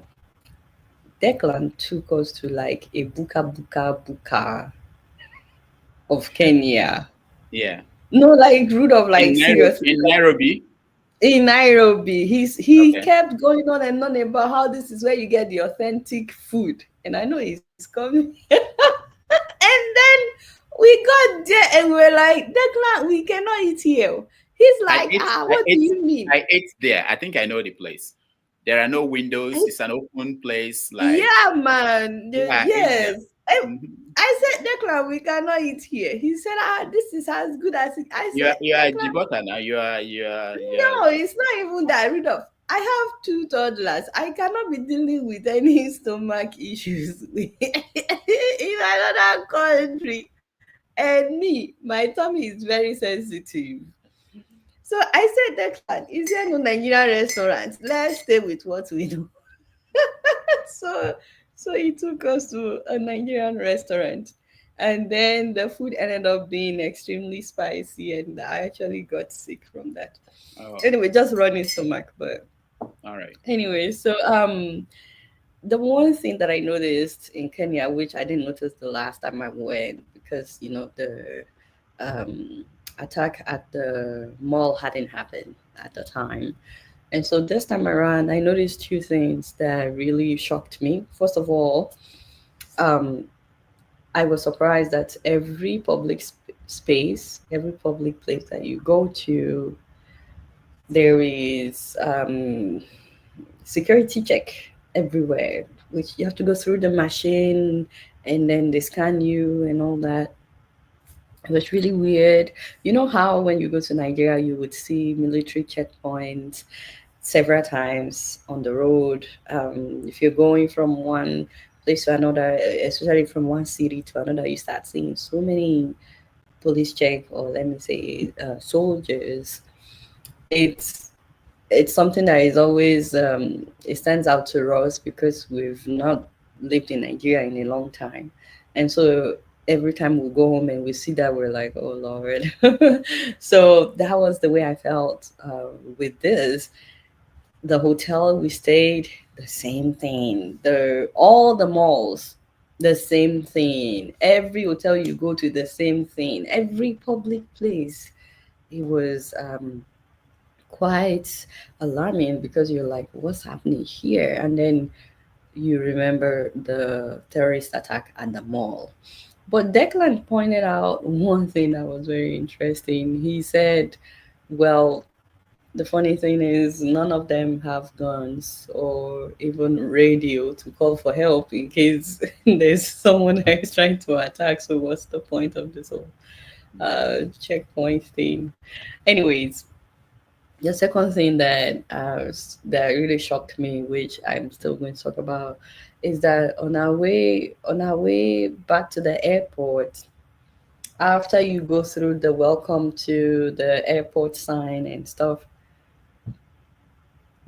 where you would normally stop to pay toll gates, if they built something that looks like a toll gate, but it's actually a security checkpoint. We were driving, full speed, looking at the airport, and then we got there, and suddenly the driver stopped, and we were like, "What's happening?" He's like, "Yeah, this is where you get up. You guys are supposed to get down." But we were like, "What do you mean get down?" He's like, "You get down, you go through security." We were like, "What?" And we looked around, and every vehicle was stopping in the middle of the road. They were all stopping, and people were getting off and walking towards, there's this building where you go through the security machine thing, and we were like, what the heck? And then you go through that, and your driver goes through, he drives through and then waits for you to get back in, and we were like, what? This is weird. I Now, wonder if the president what goes through that. I don't know, but what is funny is that it was really funny to us because we were shocked. And the driver was like, what's funny? Like, everybody does it. We were like, no, not He's like, they do this everywhere. We were like, no, man. Which countries have you been to? He said, I've been to Tanzania, I've been to Somalia. We were like, maybe you need to go to other countries. I don't know whether they do this in Somalia or Tanzania. But then we had to explain to him that we're not saying it's a bad thing or it's not a bad thing. We're just saying it's shocking to us. Like, we were on our way to the airport. We had no idea we would have to come down at the gate of the airport, so to say, in the middle of the road and walk towards it. We're like, it's crazy, it's dangerous. Some drunk driver may be going and not stop on time. They can hit people. People were all, walking by. So it was very strange to us. It was my first time experiencing that. Did you say you've experienced that? Yeah. When I went in 2017, they had it. So well, yeah, the attack had happened by then. It wasn't strange to you? It was a new country for me. I said, okay, maybe that's what they do, Now let's. How long have you been doing your show? I don't remember, but I know it's been a while. How long? 2011. Okay, so that must be getting to 15 years. Are you? Are you? No, getting to 15 years. Yeah, it's going to be 15 soon. I know, right? I think it was towards the end of this year. When did you start doing your show? 2010? No, 11. It should be 11 too. But earlier in the year. Yeah. I think mine was like November or so. Okay. So are you tired? Are you tired of saying the same thing? Because Bioma was just asked yesterday if he was going to retire his show. He said everything about Trump. Now Trump is coming back. And, what does he have to say again? Do you ever get tired of saying the same thing when you do your show? No, I personally don't believe that I have started. No. I think that all that I've done so far has just been like, warm up and all that. And it's been great because one of the things that came out of us doing our show is now more people do what we do, which is amazing. At the beginning when we started, there were not that many people doing what we were doing. I personally didn't know of anyone else besides you talking about Nigerian politics and publicly making fun, not just of politicians, but also of men of God who were out of step. I still remember that video you did of Pastor Oyedepo, right? Did you remember the reaction to that? So when we started out, people were abusing us a lot. I know they still abuse us, definitely, but now more people do what we do. So it's no longer seen as strange to people that some people will talk back, speak publicly, condemn publicly what government officials are doing. So that is something that makes me extremely happy that more and more, like now everybody is a commentator. People can just get on their Facebook and start talking about current affairs, which makes me extremely happy that it has produced many more people with the confidence to do what we're doing. Not that people didn't have the confidence, but maybe they were waiting for someone to start and then you started. So it makes me happy. But personally, I've been able to do a lot with limited help, I should say. But as far as I'm concerned, the future is really beautiful. It's gonna be, just imagine what we will be able to do if we're empowered way more than where we are right now. Be able to do so much more.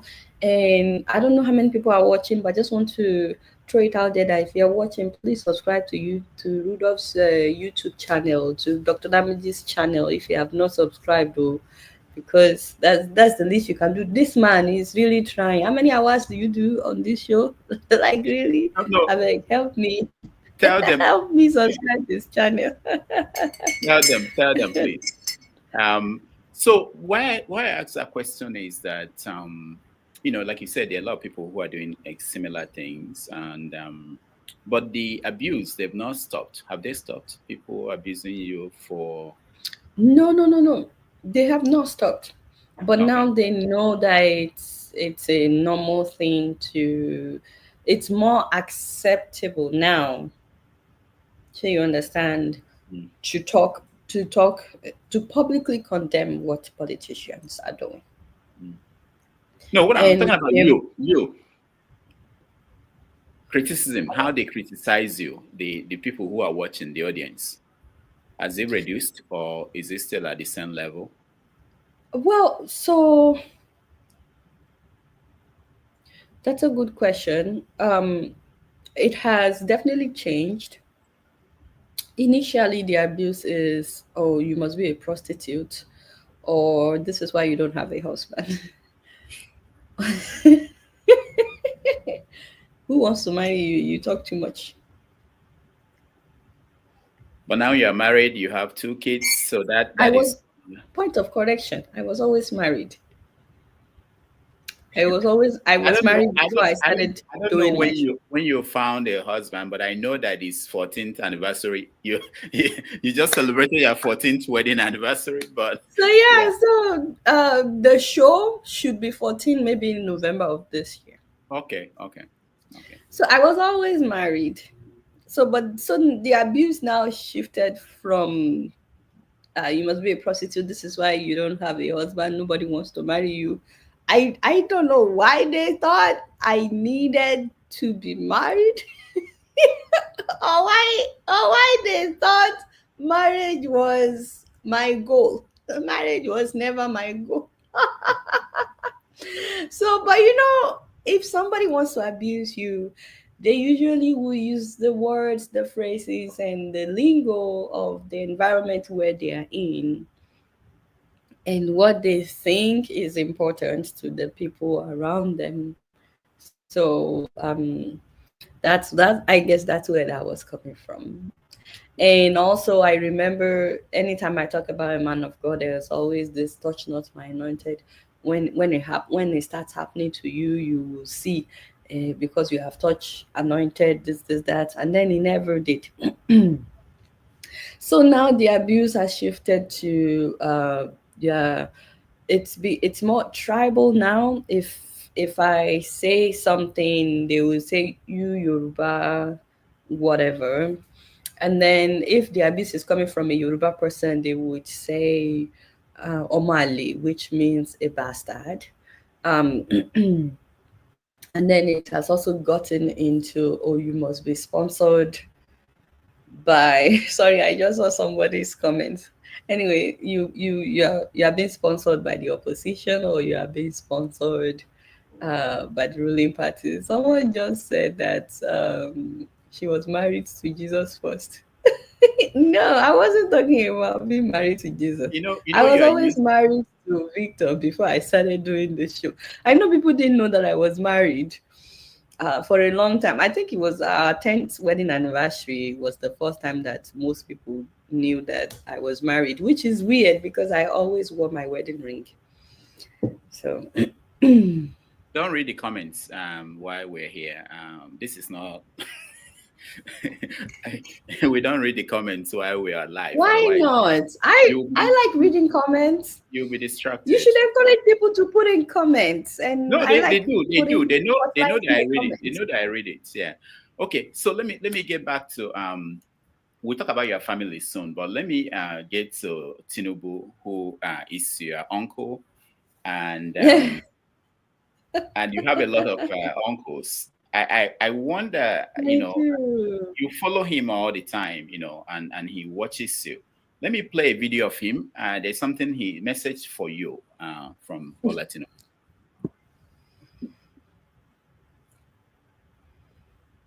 Don't condemn it in sermons. Don't abuse the nation. Leadership are meant for changes. Yes, this leader is bad, fine.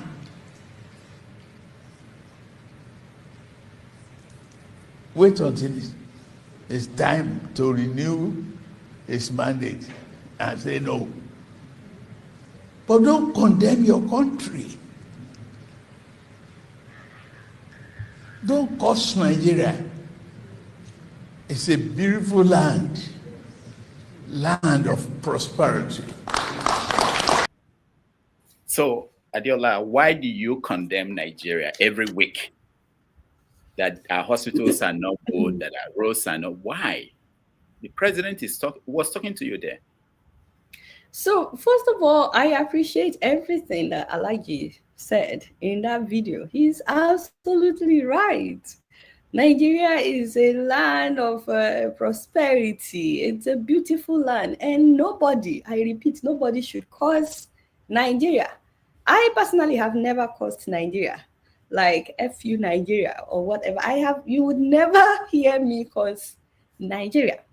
And then the only thing that I may not agree with was where he said that if a leader is not working, you wait until it's time to renew their mandate and say no. I don't think people should wait until it's time to renew their mandate before they say no, because if someone is not doing you well, I don't think you want to wait before saying no to them.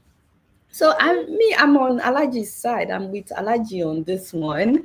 I don't think anybody should cuss out Nigeria. You would never hear me cuss out Nigeria. But I also think that if a leader is not doing well, you should talk about it, not just when it's time to renew their mandate. You should let them know that they're not doing well. So do you think he's doing well? Alhaji? Alhaji is not doing well, but that's not the question. Everybody knows that Alhaji is not doing well. But I think Alhaji believes that you have to wait for 4 years before you let him know he's not doing well. And the way you let him know is by not voting him in for the second term. I think that is what he believes. And so that is where we clash. I'm so distracted by your comments. That's why I said you shouldn't look at them. If you do that, you'll be distracted. You shouldn't look at them. Adeola, okay, sorry. I just did. Were you married when you interviewed Zimbabwe's shameless president? Yes, I was. I was married. Again, I got married in 2011. My husband was the one that picked me up at the airport when I got back to the US after interviewing Mugabe. And then this person said, Adeola, I think it was when you got pregnant that fans stopped abusing you, which is very funny. So does that mean they were waiting for me to be pregnant? And you know the funny thing, when I was pregnant, there were so many comments about, thank God, finally she will shut up now that she's pregnant. And I put out more videos when I was pregnant then.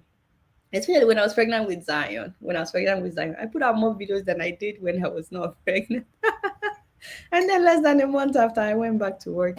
Anyways, it's good to see your people and seeing all their comments. So I don't think Alhaji is doing well. I think Alhaji knows. I think, just on a side note though, it's easier to criticize. It's easier to point out where people are not doing well if you're on the other side. I think some people may have the right intention to do well, but then when they get there, I'm not saying that Alhaji has the right intention, God knows. But some people, when they get there, I'm talking about Nigerian politics, they realize it's way more than what they thought. Nigerian politics is so complicated. And I've even heard about instances of people who ran away because they were going to kill them if they did not join them. I think it takes guts. It takes clear determination that you would have made known upfront, not when you get there, that you are not going to join them and that you will not be corrupt and that you will do the right thing. And then even after you make it known, it takes strong mind to actually do what you promise that you will do, to follow through. And even when you're doing what you said you will do, the people around you won't necessarily celebrate you. I talked about Nigerian lawmakers every now and then. Do you remember the lawmaker that bought rice the previous year, December, when Tinubu said they should give out rice. And this man posted it online. This is the rice they bought with the money that the president gave them. The president gave all of us. The man went, oh, yeah, the man went and said the president gave all of them money. And so this is what he has bought for his own constituency. Doing the right thing, right? You will think the other lawmakers would celebrate him. Do you know that they threatened this man? The other lawmakers, they said he exposed them because majority of them did not buy the rice for their people. And so instead of celebrating him, these are his colleagues. They threatened this man to the point where the same man, this is a grown man, a grown-ass man that made the video showing us, the same man now sat down and said, well, the rice he bought the money was not given by Mr. President. And it was out of his sheer will, out of his goodwill, that he bought the rice for his people. And he just wants to make sure no lawmaker gets upset. And I was like, what the heck? What did they do to you? And then you get to find out that they always threaten them with suspension. And if they suspend him, money will not come in for as long as he's suspended. So the same man now went back on his word, saying that he was never given money to buy rice. So it takes strong mind to actually do what you promise you will do once you get there as a Nigerian politician. So it's easier for us to criticize, but it's also needed because that is how it's like checks and balance.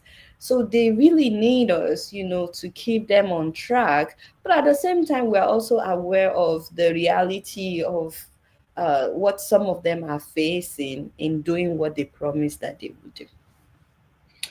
You recently met with one of the Minister for Health in New York City.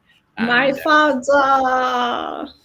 So when you meet people like that, how do they relate to you? First of all, me and Alhaji Pate, we go way back. So I think I should throw that out there. It wasn't the first time I was meeting him. I've known Dr. Pate before he became the health minister this time around. He's done it before. But I've known him before then. And we met under normal circumstances. And he was such a gentleman, such a nice man. Extremely nice, very cultured man. He has lived in America for decades. He went to school here, and he's really good friends with Bill Gates. He went to school with Melinda.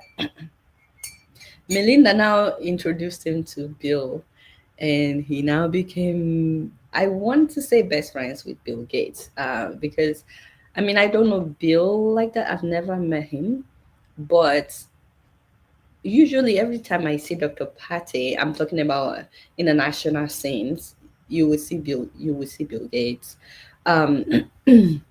So he's a really great man.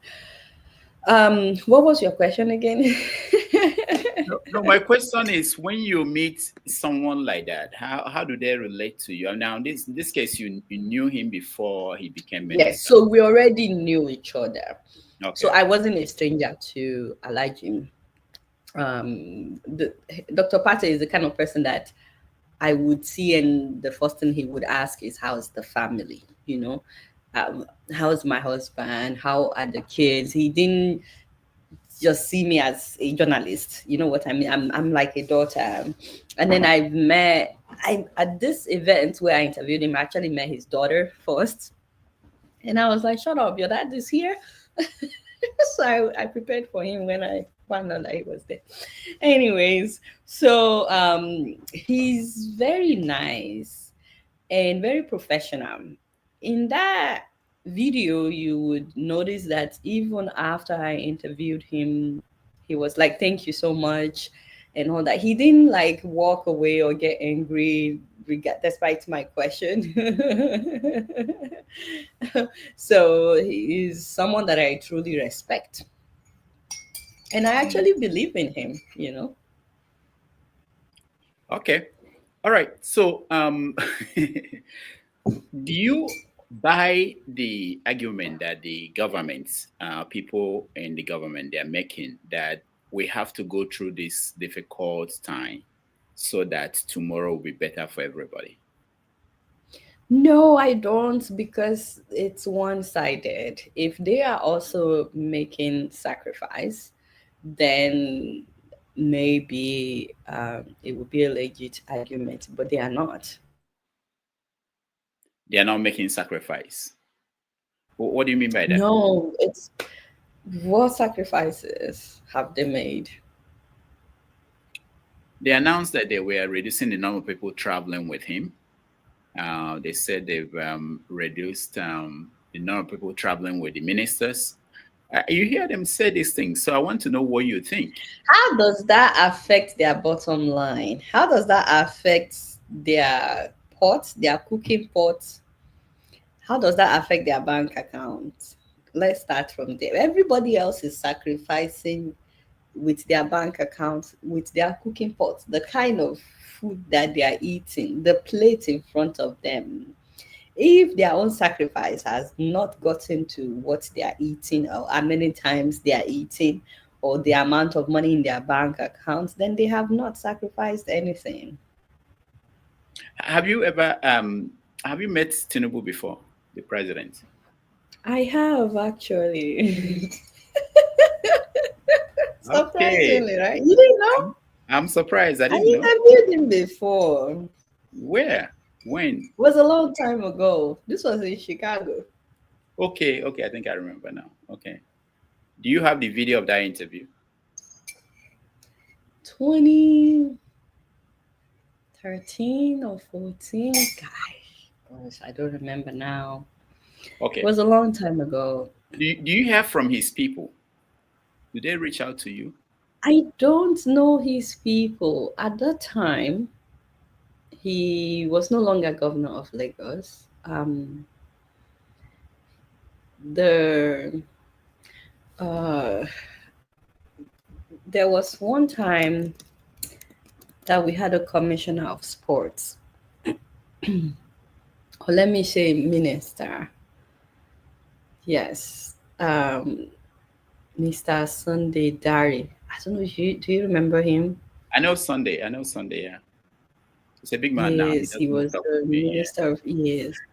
At that time, he was, hey, Declan. At Declan, he was, no, stop, Declan. I was about to say he was no longer but at that time he was no longer. How do you know? How are you sure? Right? It just so happened that we met in Chicago. Anyways, Mr. Sunday Dari was he cleaning up some things in Chicago when you met? Okay, go ahead. I'm going out of character.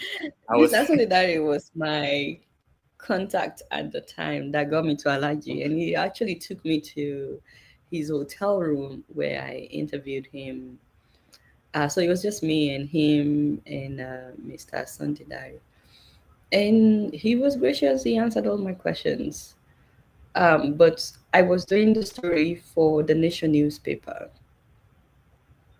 I don't think that I filmed the interview. I think I just recorded audio so that I could transcribe and send them the story, which I did.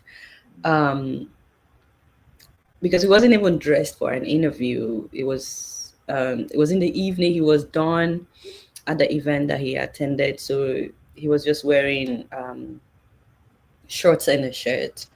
So it wasn't like a video interview. So, but yes, that was the first time that I met Alhaji. Okay. I know that you have a lot of love for the pastors in Nigeria, and I do. You do. I did not know. You love them so much. And there are so many issues that we see almost every week. One pastor will come out with something new. And for most people who may not know, you came from a church family. So where are you with the church in Nigeria? And I was never anywhere with. all right. Hold on now. Hold on. Okay. All right. Hold on. What is this question? Where are you with the church? Like I have a goal to do something with the church. There's no goal. It's just that we don't leave any stone unturned. Hold on. So, Hold on.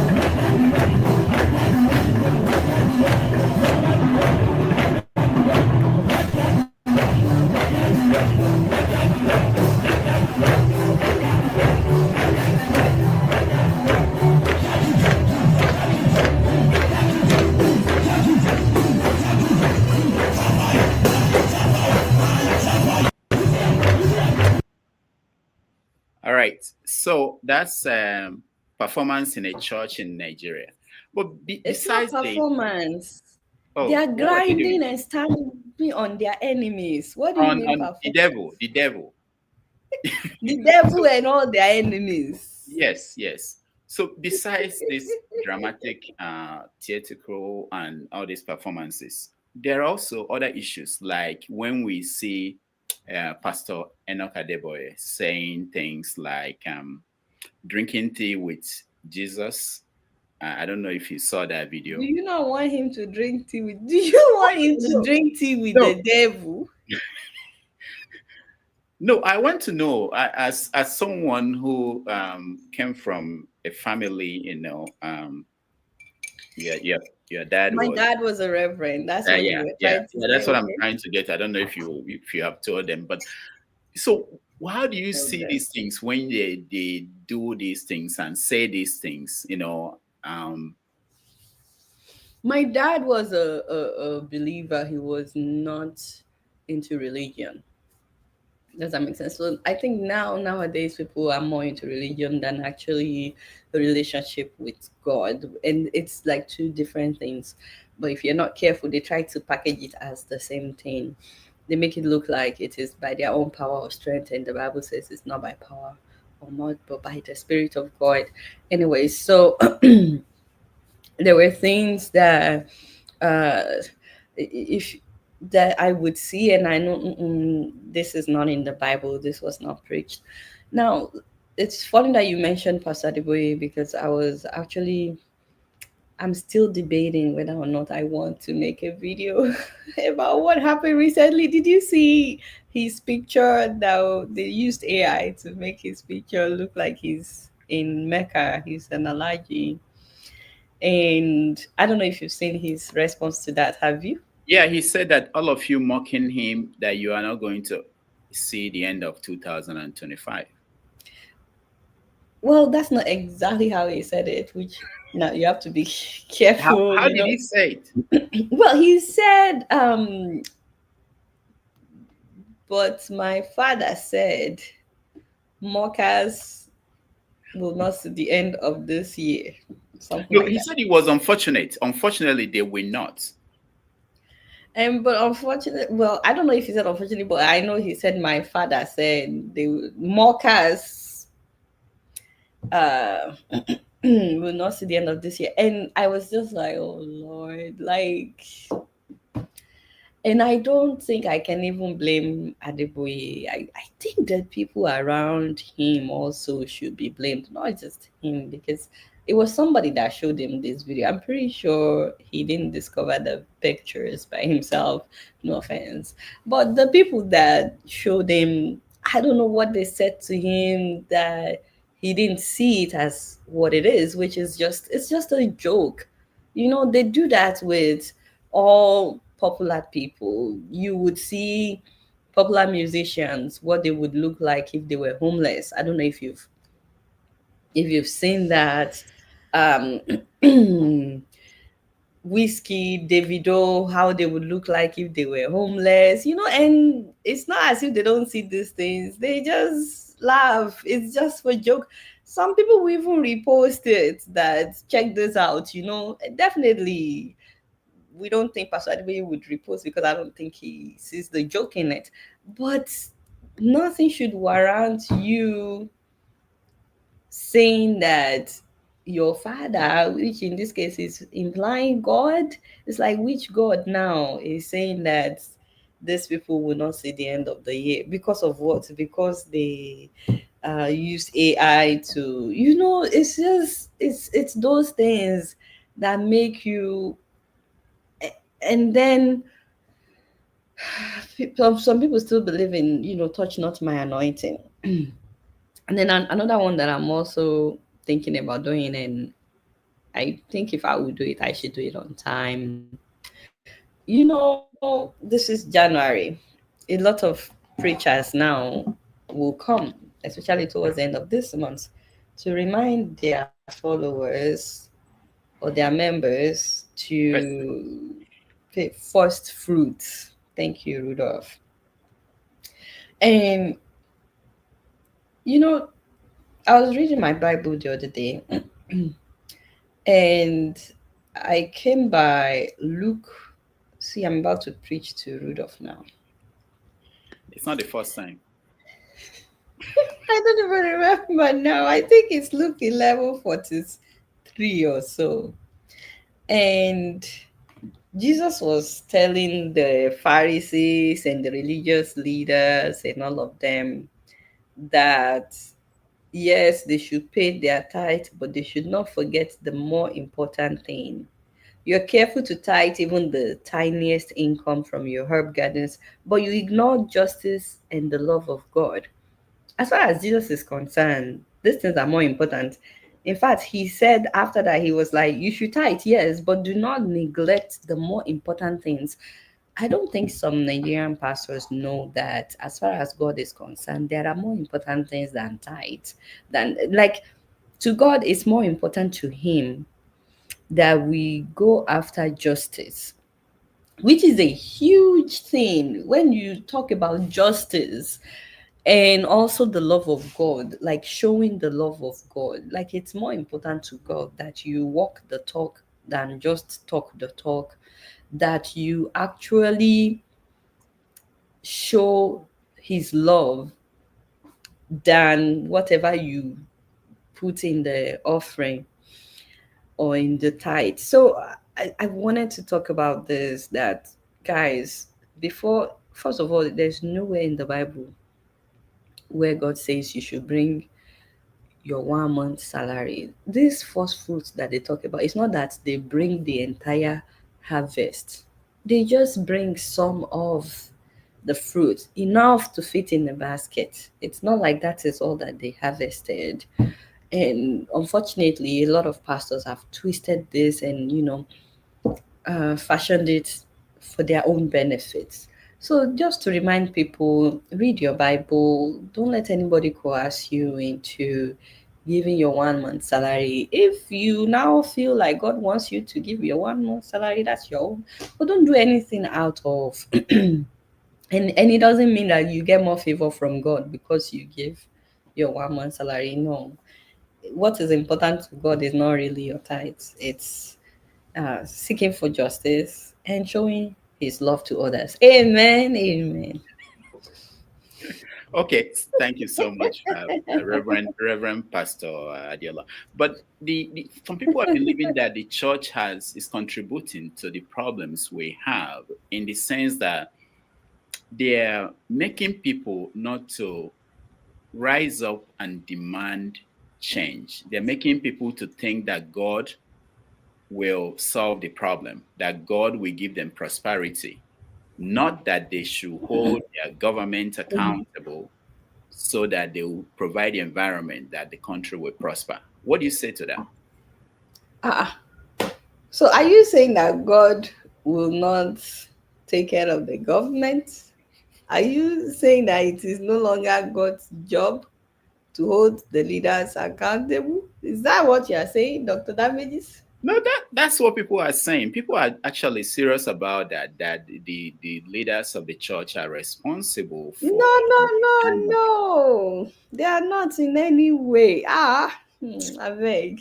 God is coming to take care of business in Nigeria. This electricity thing that we have not had, that we have not taken care of all this decade. Do you not know that Jesus is coming to fix our electricity now? He's been doing press up, push up, getting ready, because Nigerian work is a lot and Nigerian politics is a lot. When he comes back like this, he will first of all go to Aso Rock. Oh no, before Aso Rock, he has to go and see some Momonile somewhere so that he can be able to successfully do what he needs to do in Aso Rock. No, God is coming now. Me, I'm a firm believer that it is by prayers that Nigeria would work. Why do you think we are doing all this night vigil? How many years has it been? Maybe only 40 years of doing it. Anything can still happen, Rudolph. It's like you don't believe. You need to believe. You want people to be calling for change. You want them to take responsibility for their governance. That is not going to happen, my brother. God is able to do all things. We don't need to lift our fingers. We don't even need to do any election. If left to me, I would say we cancel election and just do night vigil. Okay, I'm going to let our audience come in very soon. But before that, let me one more question about God. Do you know the pastor they call Pastor Jerry Eze? Everybody knows Pastor Jerry Eze.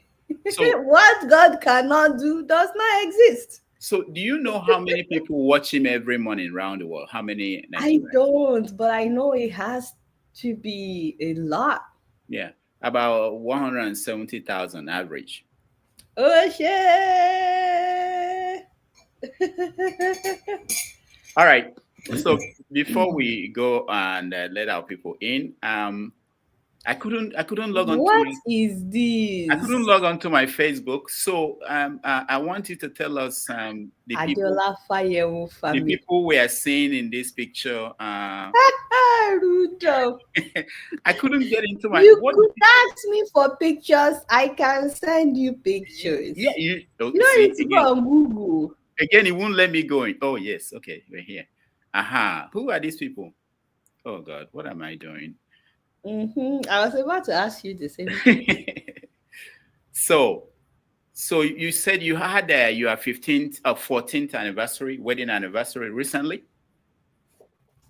Yes, we did. And it's really weird. You wonder, where did time go? How did we get here? You know? Because it literally still it felt like yesterday when we got married. And I guess that's the saying that when you're with your best friend, time goes by so quickly, you don't even realize that time is going by. So I'm so sorry. So yeah, it's been 14 years. What I wrote on Instagram. I said it's been 14 years of doing kiss. So Egbolon to me.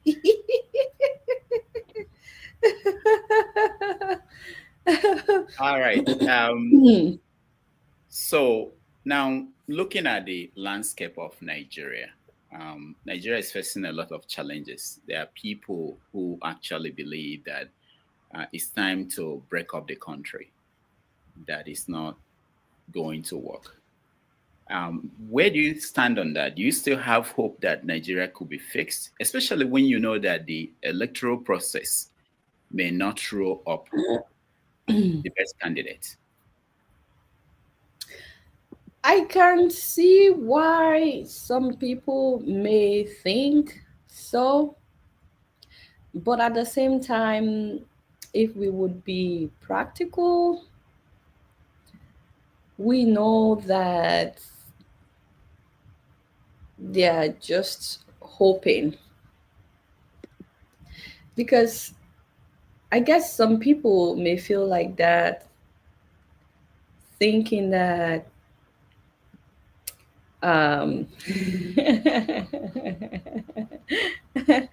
There's my man, my beautiful I'm Victor. getting a feed from somewhere. I don't know who's feeding me the pictures, but finally, I'm getting the feed. I've been struggling with this. I thought I was connected to your Facebook, but I wasn't. Anyway. And then when you look at the people that people are hoping will bring the change, you look at what they are doing now. Ooh, that's the crew. I think Bobo's smile wins the award in this picture. I think he gets the prize. You know, look at his smile with his packing, or how do you say it? Oh. All right. So go ahead. Anyways, Why are people feeling that way? so yeah, I think that's you can take up the picture. So I think, let me speak for those who want Yoruba nation. Mm-hmm. Oh, let me not speak for those who want Yoruba nation. No, because I don't want. Sunday Boho is actually this week or last week he pushed for the breakup of Nigeria so that people can be free to pursue their own destiny. Okay, so I always ask people, the people that if Nigeria should break up today, personally, I'm not saying that Nigeria should break up or Nigeria should not break up. Similoluwa Ogunlade, it's nice to see you. Can you please take it down? I rarely tell people where I'm from, but it's nice to see you. Not because of me, I am super proud of where I'm from. It's just because I still have families back there. And not everybody likes what I do, but it's so nice to see you, Simi. The Yorubas that we have in government right now, if they stand out, it's a different case for me, right? The people that you want to be in government, you want your own tribesman to be in government. Apart from the fact that it's not practical, because whether we like it or not, we are interwoven, we are intermarried, where it's complicated. Someone that is married, Yoruba that is married to an Igbo person now. So does that mean uh, now they marry someone from another country, or whose children would the children be? Are the children Igbo? Are the Yoruba? But besides all of that, it's not as if these people are doing well right now. It's not as if the Yoruba governors are doing exceptionally well right now. Like, I want to see you do well right now. What is stopping you right now from doing well? In Igbo land, people want Biafra. Well, some people want Biafra. But the Igbo governors that you have right now, they have the power right now. What are they doing right now with the power that they have? Otherwise, what are their leaders doing? No, the argument they make is that if they should have Yoruba nation, that they wouldn't even have Tinubu as the leader of that Yoruba nation.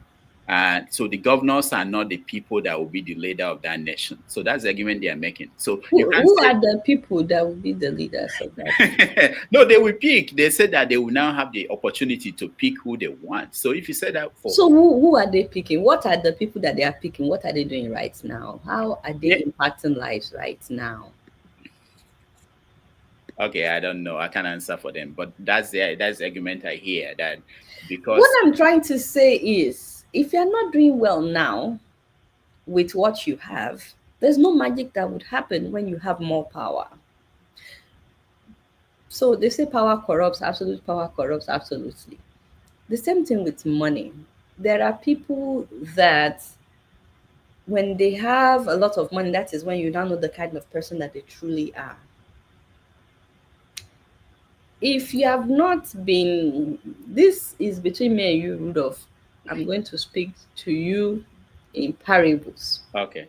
Do not expose yourself. Okay? If someone is not doing well with, let me say, like managing a few people, and suddenly they want to manage a lot of people, you will look at them and be like, are we crazy here? Yeah, So you understand what I'm I know saying? what you're saying. Okay, so if you are I'm not saying that doing well, the people, let's say the governor of Kwara State, the person that Mhm. will be the governor of Kwara State under Yoruba Nation, may be a teacher now. So he or she has no chance to show you how they will perform. See, that's what I'm saying. Let's say the governor of Anambra State. Why are you going to Anambra State? I went to Kwara State. You went back to Anambra. Stop. Let's say the governor of Anambra State now is doing exceptionally well. Yeah. So well, he has transformed his state. And that's the plan. But the federal government is preventing him from doing all he wants to do. I would say let Anambra be independent. Anambra is doing so well. Why are you trying to stop them from progressing? You see where I'm going? Same thing, if the governor of Kwara State is doing so well that he has transformed Kwara, but the federal government keeps interrupting, they keep preventing him and all the Yoruba governors are doing exceptionally well, but the federal government is trying, I will be like, okay, I think the Yoruba people need to be on their own because they are preventing them from doing what they want to do. But the people that are advocating for, first of all, right now you have a Yoruba president. Is he Yoruba or is not Yoruba? Let's start from there. Whether he will be one of the people that will govern the Yoruba nation or not. He's Yoruba. And look at where we are. What are the governors you have right now? What are they doing? The lawmakers you have right now. You see, they all gathered there in Abuja at the National Assembly. There is no ethnicity as far as they are concerned at the National Assembly. They are all lawmakers. They are all getting paid similar amounts. I know they have senior lawmakers, whatever. They are getting paid similar amounts. Do you not see what they are all doing with their constituencies? Why is it that some lawmakers are able to do wonders with the same amount, and then some are showing us bags of rice, coming back to say they did not buy any bag of rice, and then some kukuma sit on our bags of rice? They are not even giving us the bag of rice at all. Some are not doing anything. What happened to them? Is it that they are no longer part of their ethnic group? Or it is only when there is a Yoruba nation that they will suddenly start doing well? I don't get it. I don't understand that rationale. If you are not doing well right now, but you are calling for, I don't know why you believe that it is when everybody is your own ethnic group, it is when everybody speaks your language that you will suddenly start doing well, or that there will suddenly be a change. It's not language barrier that we have. They don't fight when they are sharing money. They don't say you are Hausa, you are Yoruba, you are up there. See, it is down here that people want the country to divide. Up there, and they may join them, say it, but when they get up there, they just share money. They don't say, oh, you are Yoruba, you only take one bag of Ghana must go bag filled with money. Because you are Hausa, you only get 2 bags. They unite in trying to destroy this nation. All our governors are getting hundreds of millions every single month as security vote. What are they doing with it? So is it that they stop being Igbo because they are governors, and suddenly when we have Biafra land, they will start doing well for the people? If they don't care about us right now, they won't care even when, and it's not just the governors. I think I think I've focused too much on those in power right now. The people gangan that are advocating for Yoruba nation, the people that are advocating for Biafra land, I'm not fighting with anybody. But the people that are advocating for secession, what are they doing? What have they tried to do for their people? How have they been prevented? Because the people that they are trying to do things for are not all speaking their language. Like, I want to know what is stopping them right now to invest in Yoruba land or in Igbo land or in Hausa land. What is the obstacle? What is stopping them? So that we can know that it is only when we have Yoruba nation that this problem will go away. They need to present the problem. If it is not a problem that can be solved by we have a new nation, then it is not a problem. Whatever you want to do when we have Yoruba nation, do it now. Let's see it.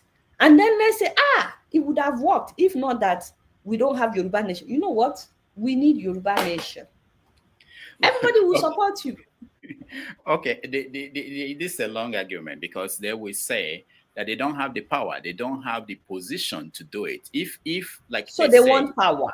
Is this about that they want power, or they actually want to make a change? It's two different things. They need power to be able to make a change. Let me give an example. Someone told me today that the reason why you have two Alafeno for you today, the governor approved one, and there is one that the kingmakers approved, is that the federal government gave power to somebody who is now the governor for your state to determine, to override whatever the kingmakers in Oyo decided. So that's why you have that crisis. But if there's no federal government that will give power to a governor, then the local people, in this case, it will be the Yoruba nation, will be able to decide and say, this is the person we want. Okay, so then imagine that Oyo has Yoruba nation. Let's assume that we are in a Yoruba nation, and then this happened. Some power said, why can't you hold your governor accountable right now as if is he not a Yoruba governor? Why don't you hold him accountable right now as if you are already in a Yoruba nation? Whatever you will do in Yoruba nation, do it now. We are not okay. Forget about governor. How many lawmakers are the people holding? How many local government chairmen are we holding accountable right now? At least the local government chairmen, they are not as powerful as the governor. People know their houses, right? Why don't we start by holding our local government chairmen accountable? And then from that, let's hold our lawmakers accountable. They are all Yoruba like we are. And then from there, we can go to the governor and all that. Let's start the Yoruba nation right now before there is a Yoruba nation. Whatever you want to do in the Yoruba nation, do it now. It's not as if having the Yoruba nation will solve your problems overnight. Again, I'm not fighting with anybody, but I have seen countries that are not as big as us, as we are, and they speak the same language, they are the same ethnic group, and they're still not going anywhere. There are some that are doing well, there are some that are not doing well, but at the same time, I've seen countries with diverse ethnic groups that are doing well. So it's not as if it is a formula that only works one way if people speak the same language. No. I don't know. All right. Thank you. Whatever they want to do, they should do it now.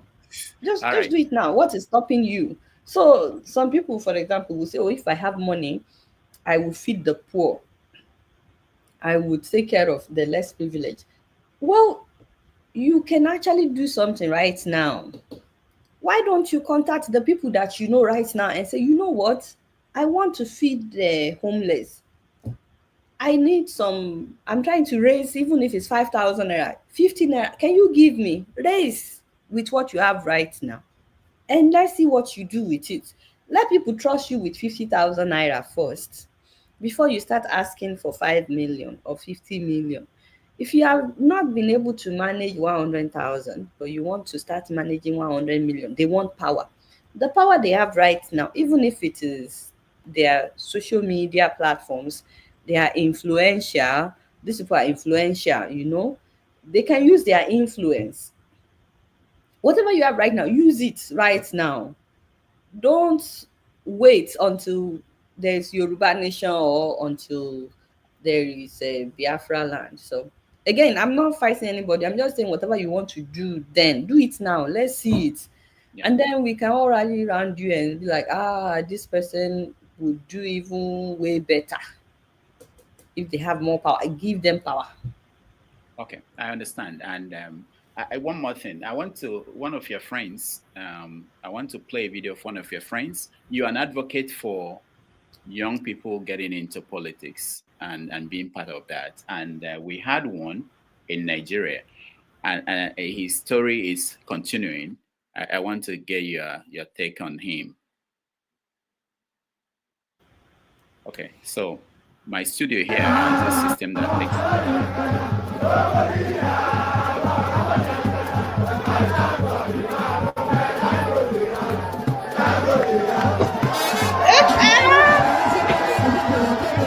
Oh, yeah.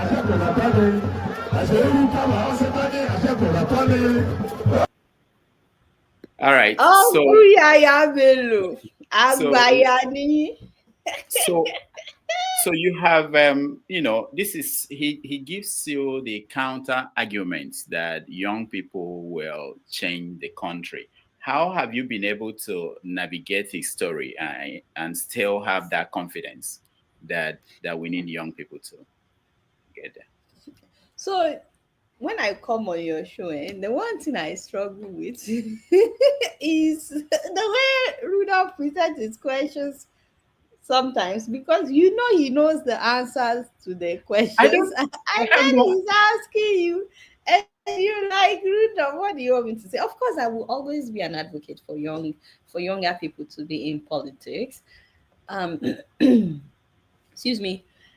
As someone that has worked for people, someone that has employed people, if you are trying to employ people for any position in this world, Rudolph, you look for someone that not only has the intelligence, but that also has the physical wherewithal. Would you hire a 90-year-old video editor? I'm just asking, Rudolph. Be honest. If they know how to do it,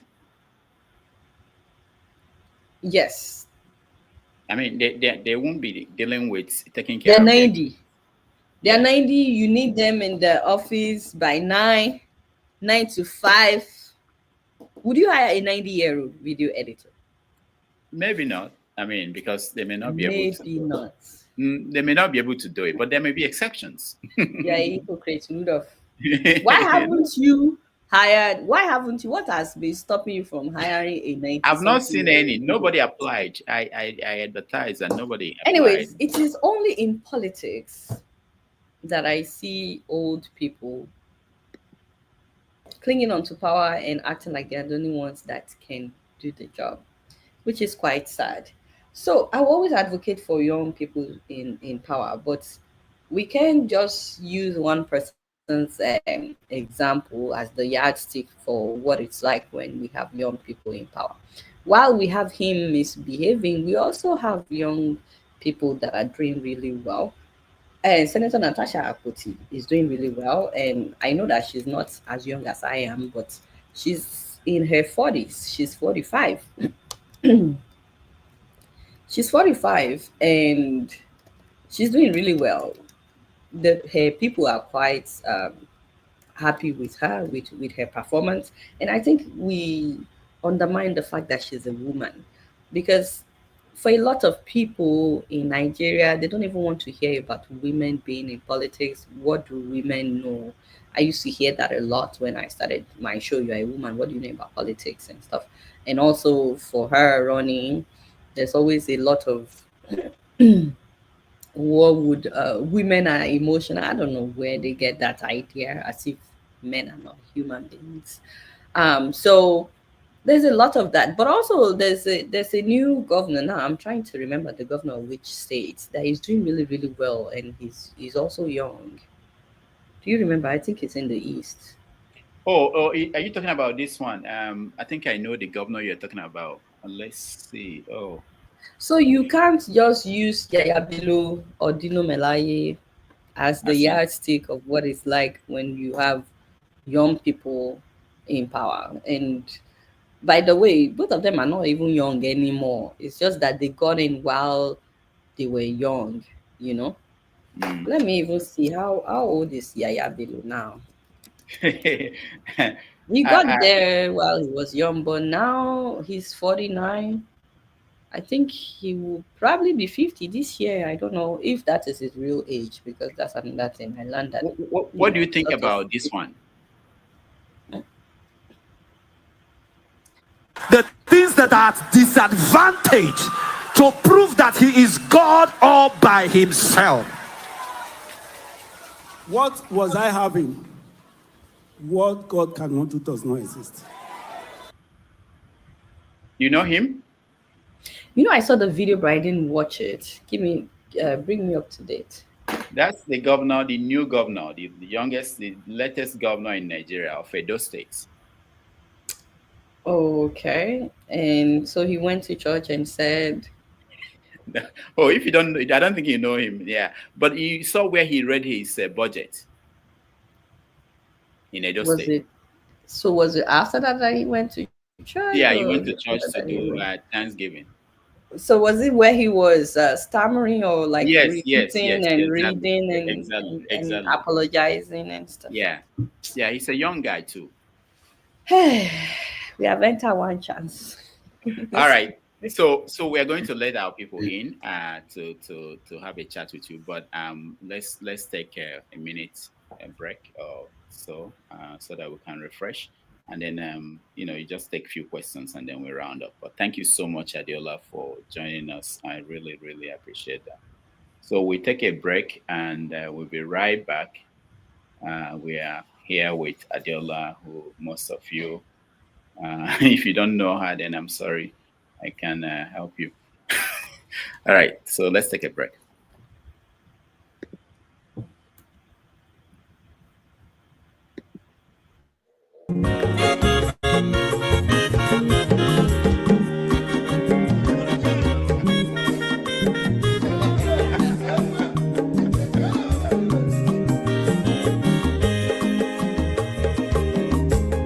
When your mazolo bio, akwa mazolo bio, Max, if you bunye go kwanu mo no fube nazo olaga ni piazugo, ulaga do ni piazugo, akwa mwilo chiyo bikora puzo, kona bazia. Onyo mazoro biko abamba wazoro dosari ibya unyane bana mo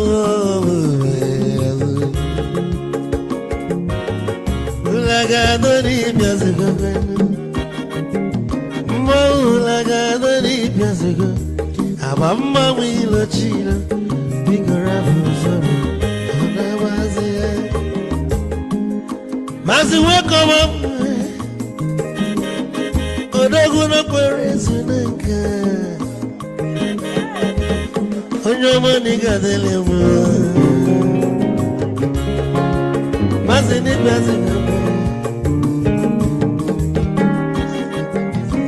you will go with the melody.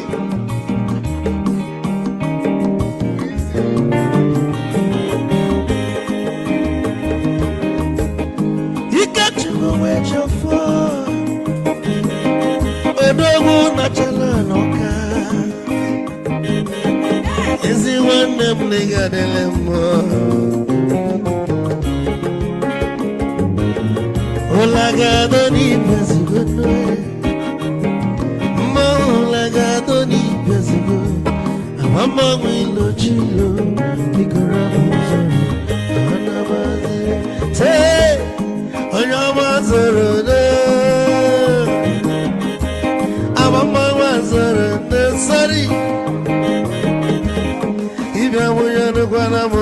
no fube naru Ulaga Ulaga doni piasugo Nasaboy Ulaga doni piasugo Avamma wilo chilo Biko rapu zero Anabazi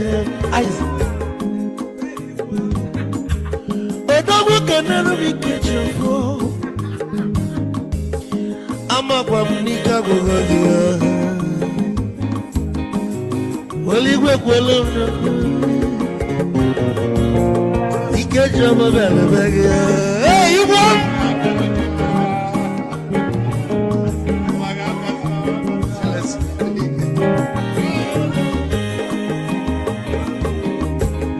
Eku kampune kene Omogo ninso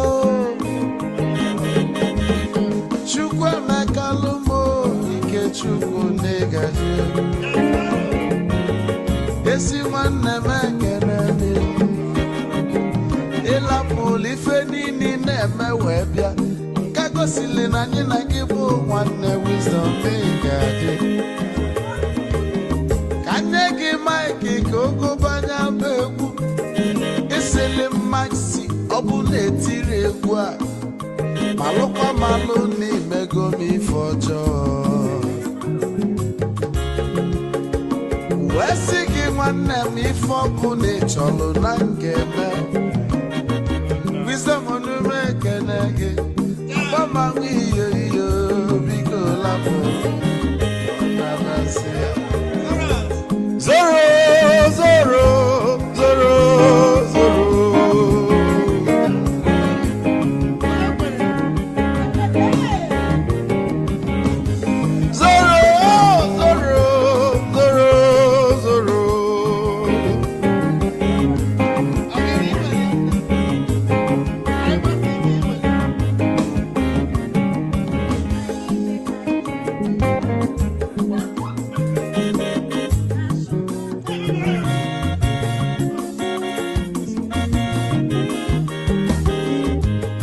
Deduru joy na bugwa osa Sokoto Ujembe mwilo Anu solo mwe manofia nara Onye nwuro zurike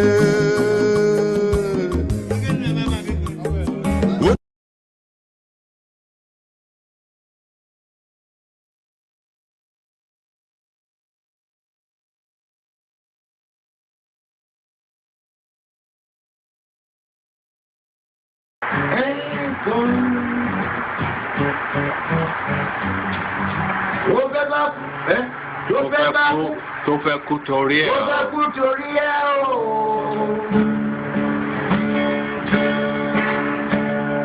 Ọwọ́ ẹni ló ti ṣànù kọ́. Ayé la bá, ayé la fi sílẹ̀ sí. Ọ̀nà èyí yóò.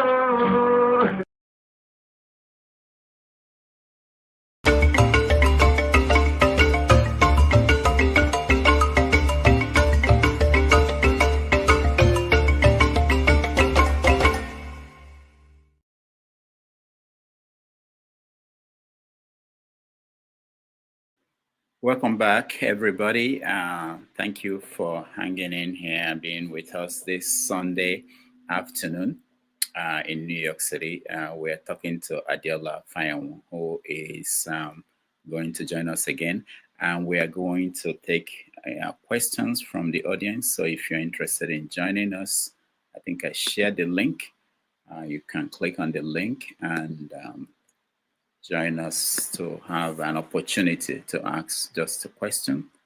She has about 20 more minutes to stay on the program. So anybody who feels you has something to ask her or a comment to make, look at Pansat dressed up. Pansat. I have to come to California, you know, and see people like Pansat. It would be good to hang out with Pansat, you know. People don't know how wonderful that would be. So Adeola will join us in a moment, and for questions, I see people in the comment in the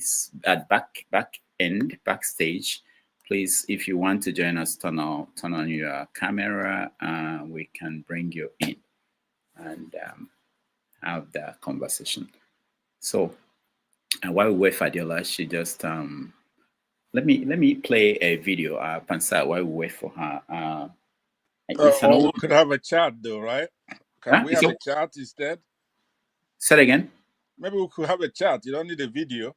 Oh, okay, okay, no, okay. I wanted to get your reaction to the video, but anyway, go ahead, Okay. I mean, whatever. It's up to you. I didn't know. Yeah, I wanted to. It's an old video, but I just watched it again, and I felt that there are certain things that we hear and see in Nigeria, and we move on, and people don't process it, and we don't have that in mind when we see some of these political actors that we have that are operating in this space. Go ahead. Yeah, I really want to beg your indulgence today, Rudolph. I wanted to ask Madam Adeola a couple of questions that are important to the country. She used to work for Showere. You didn't divulge that because you think both of you are known. You used to work for Showere for a very long time, And when you had Okendibe here, I was able to ask Okendibe point blank, do you think that Showere will make a good president? And he said no. And they gave his, I don't know if you recall that. I wanted to talk to Adeola a little bit about Showere because she worked there, right? So I'm hoping that she's listening backstage so that she won't be caught off guard. I really want you to help us go deeper, right? She made a couple of statements that are relevant here to that point. I hope you agree with this. She says, number one, that Biafrans should go ahead and do what they can do now, to develop their areas. You know what I'm saying? I believe that goes to all of us, right? We should do what we can. But the answer to that question is that there are a lot of things that are called exclusive list. A lot of things that are on the exclusive list. So no matter what a state plans to do, you really can't do much. It's kind of thawing out lately in the last couple of years. For example, in power, the state now can generate, they brought it into where the federal and the state can do it. Do you understand what I'm saying? But my main thing I want to, if you allow it, is to find out what kind of person, what kind of boss was Showere, right? How did they part ways? She worked there for a very long time. You two. But let me not that I'm speaking for her, but in the last conversation, the last time she was here, she answered that question. So I didn't want to go back to things we have addressed on this platform when she's been here. This is the third time she's been here. So it didn't make sense for me to go back there. So when you want to frame your question, that's why I always say you can frame your question in such a way that you give her the room to answer that question without making it look like it's back and forth between you and her. The other people who, like I said, who will want to ask questions or make comments. So I would say if she comes back, and when she comes back, you will get a chance to ask a question. But I think you should get the answers you need in two: one question and then a follow-up. Okay, but I agree with. I mean, it's your show. All I'm saying is that when you've been a journalist, I've seen you interview Buhari. Everything depends on the person you're asking a question, right? If somebody is dancing around, I'm talking about other guests you had in the past, like the guy in Nigeria that's an economist, right? If you say, are you saying that you're what was that?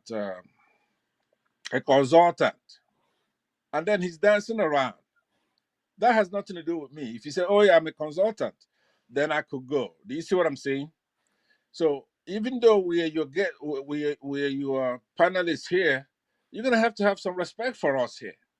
No, that's why I said you get a chance to do a follow-up. Just that. I so that we understand. can give room for other people to be able to ask questions. Okay.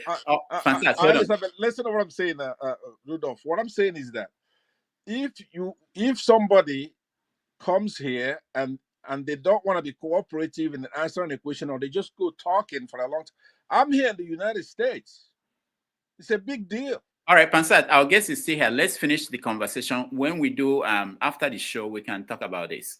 All right, Okay. let's welcome back problem. Adeola. Adeola, welcome back to the show.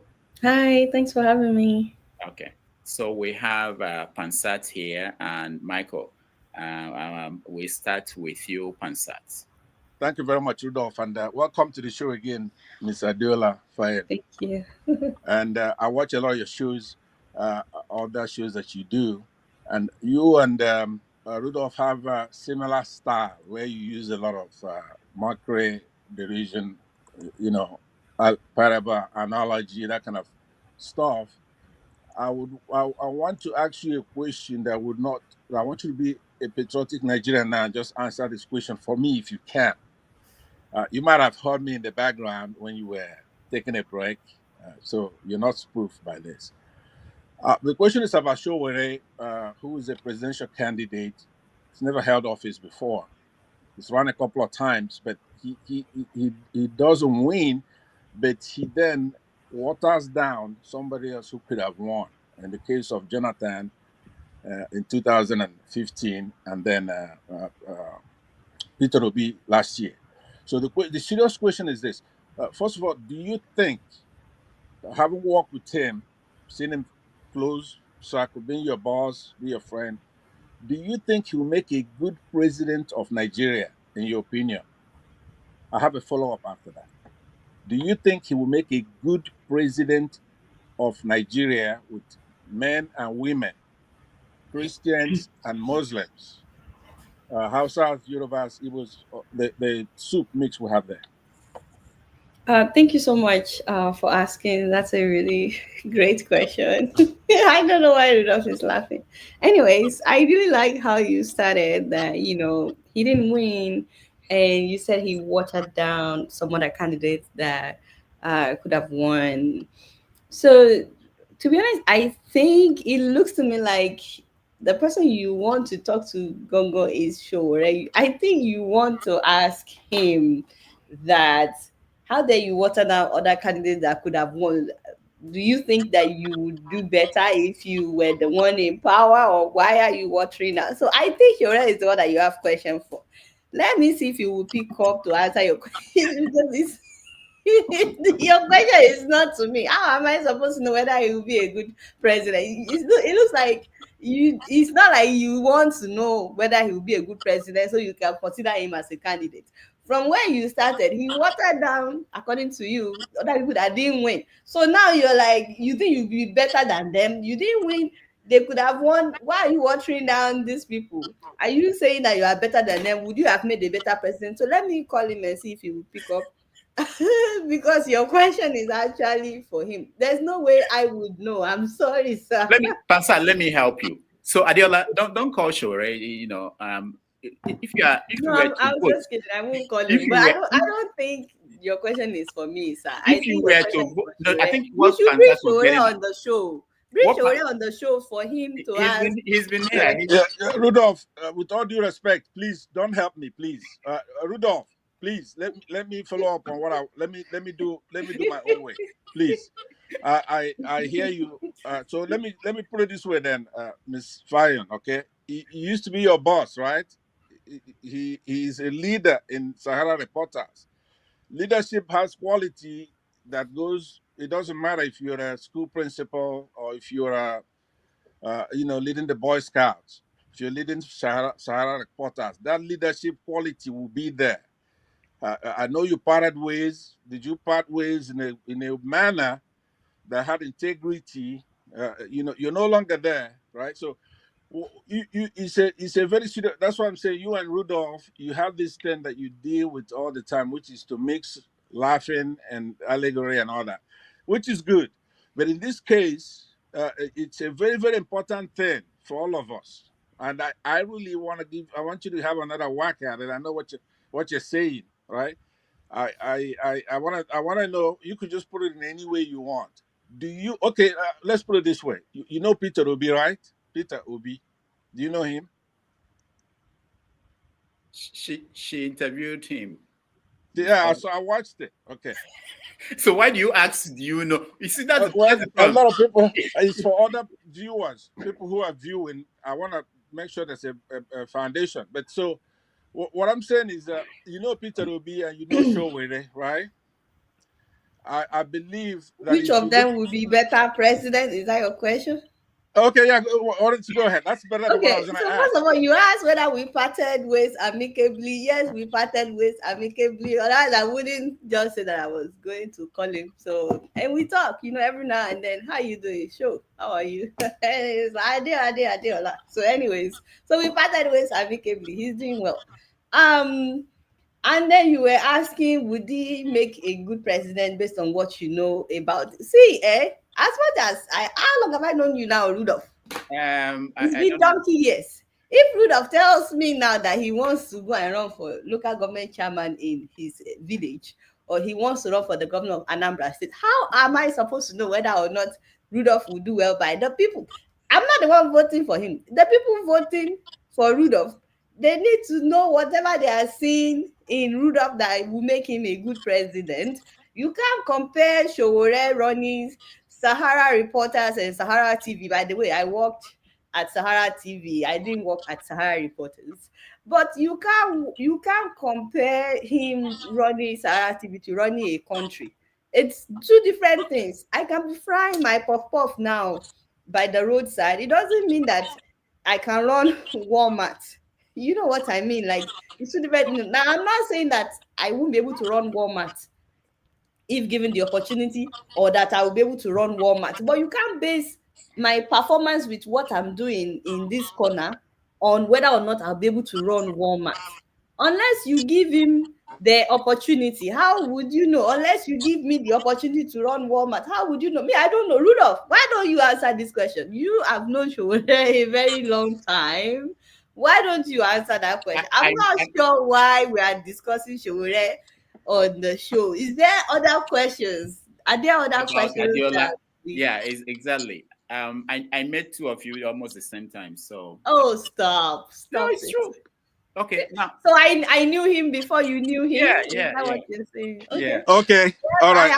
I have known Showore a very long time. Yes, I have. Okay. All right. I really appreciate the candor. Let me conclude it this way then, right? Let me conclude it this way. You are not saying to us that from what you know. I am not saying anything to us, so be careful how you don't quote me, but say what you were trying to. I have not said anything to us. No, I'm saying you are not saying resoundingly, yes, he's gonna make a good president. From what you know, you don't know enough, right? You don't know enough to say either way, right? You cannot. You're not now recommending. I did not say that. I said the question is for Showore. I don't know why. Okay, should anybody ask you if I would be a good president? How are you supposed to know? First of all, I'm not running for any office. But how are you supposed to know? Like, the fact that you've seen me on the screen doesn't mean that you actually know me. You know okay, what finally, I mean? Do you think Peter Obi will make a good president? That's a very good question, and I'm glad that you are asking. And I can already see Rudolph laughing every time I say that's a very good question. I don't know Peter Obi. I've met him once. I know that he's been governor of Rudolph State. So Rudolph can probably say more about him. It's one thing to know someone, it's another thing to see them in the capacity of governing, like governing capacity. It's two different things. How am I supposed to know whether Peter Obi will be a good president or not? I don't know. People said that he transformed Anambra State. I have never been there. I'm pretty sure it looks like America, maybe. I don't know. But I'm just trying to say there's no way for me to know. But I still think we need a change from the government that we have right now. But I'm not saying that this is the person or this. It's not my job to tell you who will be a good candidate. It's my job to criticize whoever is in power so that they do well. Don't push things into my mouth, I beg. All right, Pansat, thank you. You're muted, Pansat. We're hearing an echo from your end. Okay, finally then, are you recommending that anybody who's running for office should go and be a councillor first, a local government chairman? I have never said that. I have never said that. But all jokes aside, I know I've been joking since. I know I've been joking. Okay, that's but all jokes aside, I think sometimes people want power. It doesn't mean that they want to make a change or a difference. Everywhere that we are as individuals, we actually have the opportunity to make an impact where we are. You don't have to be in politics to start touching lives, to start changing lives. And I think that is something that we forget a lot. And I know that I've been joking a lot, but honestly, it's not about being in politics. If you want to change lives where you are right now, sir, you can make more impact than you. Sometimes we don't know the power we have until we are all in for this goal of trying to make a difference. Let me tell you personally, when I started my foundation and, we were trying to make a difference, every now and then that we would do something. Sometimes I will literally cry that, God, I didn't think that you could do something as big as this, which may still be little as far as some people are concerned. But for me, it's a huge privilege to be able to touch lives. Now, this is something that has been with me since I was young, trying to make life better for people, trying to make an impact, trying to make a difference, not looking away when I see that these people are in need and so on and so forth. So do I have to be a politician to do that? Heck no. I do not have to be a politician to do that. And I'm grateful for the platform that I have, because now it made it possible for me to do even more. But I've been doing it before I have the platform that I have right now.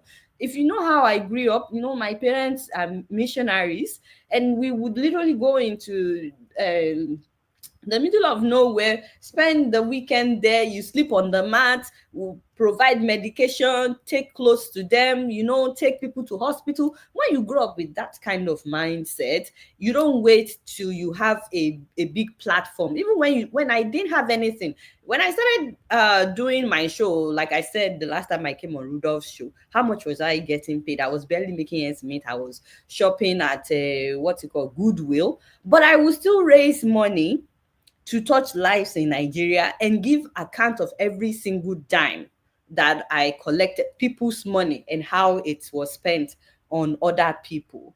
And then gradually I got a bigger platform, and I'm now able to get more money, have board members, and be able to touch more lives.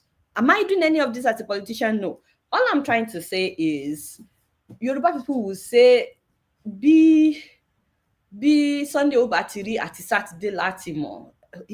If you want to know how Sunday would look like, look at what Saturday is like. I don't know how to translate that, but I don't think that we need to judge people's character or potential based on when they have political office. You can just look at their record. What have they done where they are? Personally, that is my opinion. I don't know if I'm making any sense. All right. Thank you, Adeola. Thank you. A whole lot of sense. Pansat, no. Thank you. So, Adeola, they say a follow-up question similar to what Pansat asked. I think I should put it out. Someone said, Kulata said, based on what you observed about Shore, why employed, what are his strengths and weaknesses, and how do you see him apply it to Nigeria? So, first of all, I was never employed by Shore. I was freelancing. There's a difference. I was never a full-time employee. Rudolph, was I think you were an employee, right? No, it's tough. You were part of the staff, right? You stayed there longer than me in terms No, of... you stayed longer than me. More time anyways, there. I was a freelancer. It's Okay. different when you're a freelancer. I don't remember the remaining parts of the question, but No, you have to remember. What are his strengths and weaknesses? So I don't know why I will be talking about another man's weaknesses, but Shore's strength is very his rapport with anybody and everybody, you know, when he meets you, he will find a common ground, you know, something that you guys can talk about. He's very funny. He's very, very eloquent. Shure is very eloquent. He knows the right things to say at the right time. He goes for the jugular. He's not afraid, you know. He just says this as it is. So he definitely has a lot of strength, and I am not here to talk about any man's weakness. Everybody has their own weaknesses. I have my own weaknesses. I don't know Shore's weaknesses because I am too busy focusing on my own weaknesses. So Shore is someone that you need to meet, that you need to experience. You need to experience Shore. You know what I mean, Rudolph, by experiencing Shore, right? Like he will make you laugh. You will laugh. Of course, you guys will still talk about serious things, but he's actually quite funny, despite all the. That's what we need. That's not what we need as a president. Somebody's gonna make us laugh, right? Why do you say that's not who you need as a president? The fact that we have a lot of problems in the country. Obama is very funny, and he was a president. I'm not sure what you mean by someone that makes. So you want someone that is boring as president. See, I'm not here to campaign for sure. I don't. All right. Okay, we're moving on. We're moving on to somebody else. All right. So Michael, you're next. All right. Hello, everybody again. Yeah. Adeola. Hi. How are you? Hello, good. Sister. I watched your show so much, and I just want to say congratulations on your anniversary. Thank you. You're welcome to the market. You're a baby, because I'm 33 years in the business. So I know. We're officially teenagers in love. So yeah, that's good. I'm so proud of you, and I see you have a beautiful family. Keep going. So I mean, my question, and you answer some of the question Dr. Rudolph put to you, because about this separation of everybody going to ethnic this thing. And I like the way you answered the Yoruba things, which to me, the last time there was a professor or so that wrote a book, and I asked him the questions. I think, remember, I forgot his name. It was this Yoruba, and I asked the same question. The Yoruba people itself, they have not recovered from Kirishi War. There's no, up to me, that's what I'm observing. There's no solid unity among the Yorubas for them to be clamoring for a nation. Because I guarantee you, if you have a nation of Yoruba, if you pull an Egba man there, and Ibadan man will say he's not qualified, Ekiti man will complain. You see the issue. So I don't know if I'm wrong saying this, that we are not yet, even the Yoruba, like you said, the governors, what are even within the Yorubas, let me put it this way, all the Yoruba states in Nigeria today, what are they doing in common that you see that will foster the strong unity, that will live away you are Ijebu, you are Egba, you are Ekiti, you are all those, you know what I mean, those ethnic, because that's for me is a huge factor of being a nation. So, and I'm glad you touched on that. So my question to you is that, will you, as Adeola today, Adeola Fayehun, that you are today, you are given the opportunity to go and serve in Nigeria, will you take up the gown to say, yes, I'm ready, and then we're going to support you? Question for you. What do you mean by giving opportunities to serve in Nigeria? It's not as if anybody will call you from the US and say, come on, if you want to run for office, you go home and you start campaigning. Listen, your show is so popular. Your show is all over the world. Rudolph too. A governor can watch you, can see your potential. He doesn't know you very well, but he can see your potential from distance and say, hello, Miss Adeola, will you come back to Nigeria and serve in my administration in so capacity?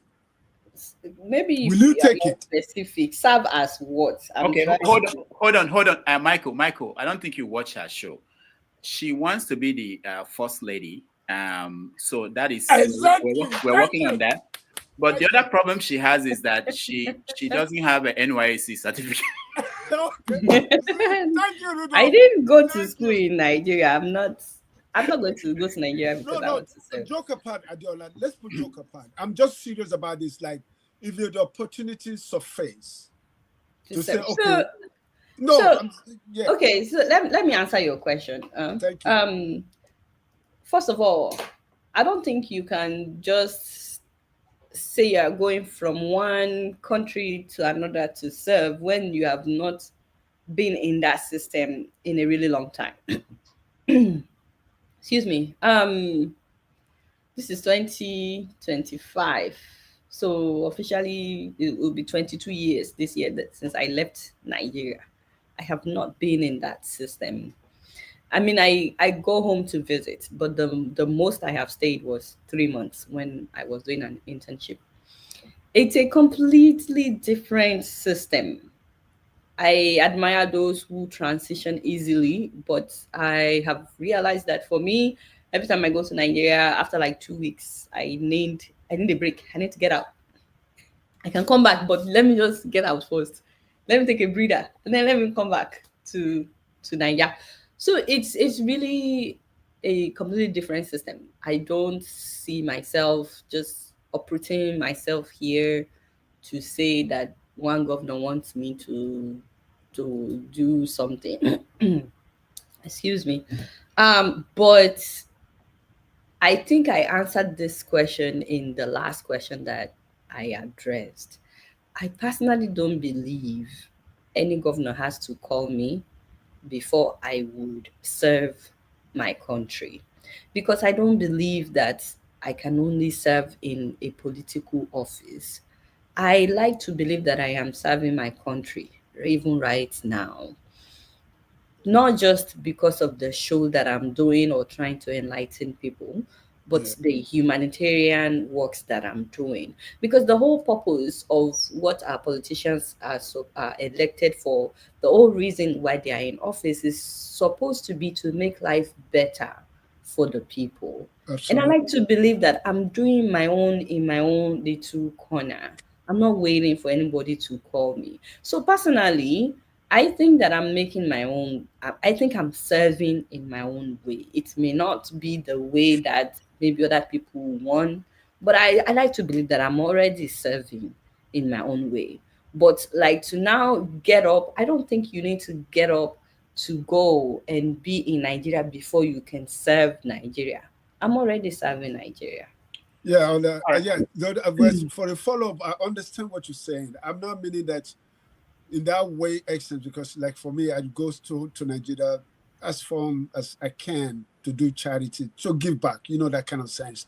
If you don't, but what I'm saying is that we are all in diaspora. Some of us may not know that we have some possible changes that we can bring to that country, because we may not be in the forefront of action, but in the back room as advisor. That's what I'm saying, advisor, consultant, and all that. That's what I'm thinking about. Like, we all be here, you've been here 20 something, I'll be here, almost going to 40 years.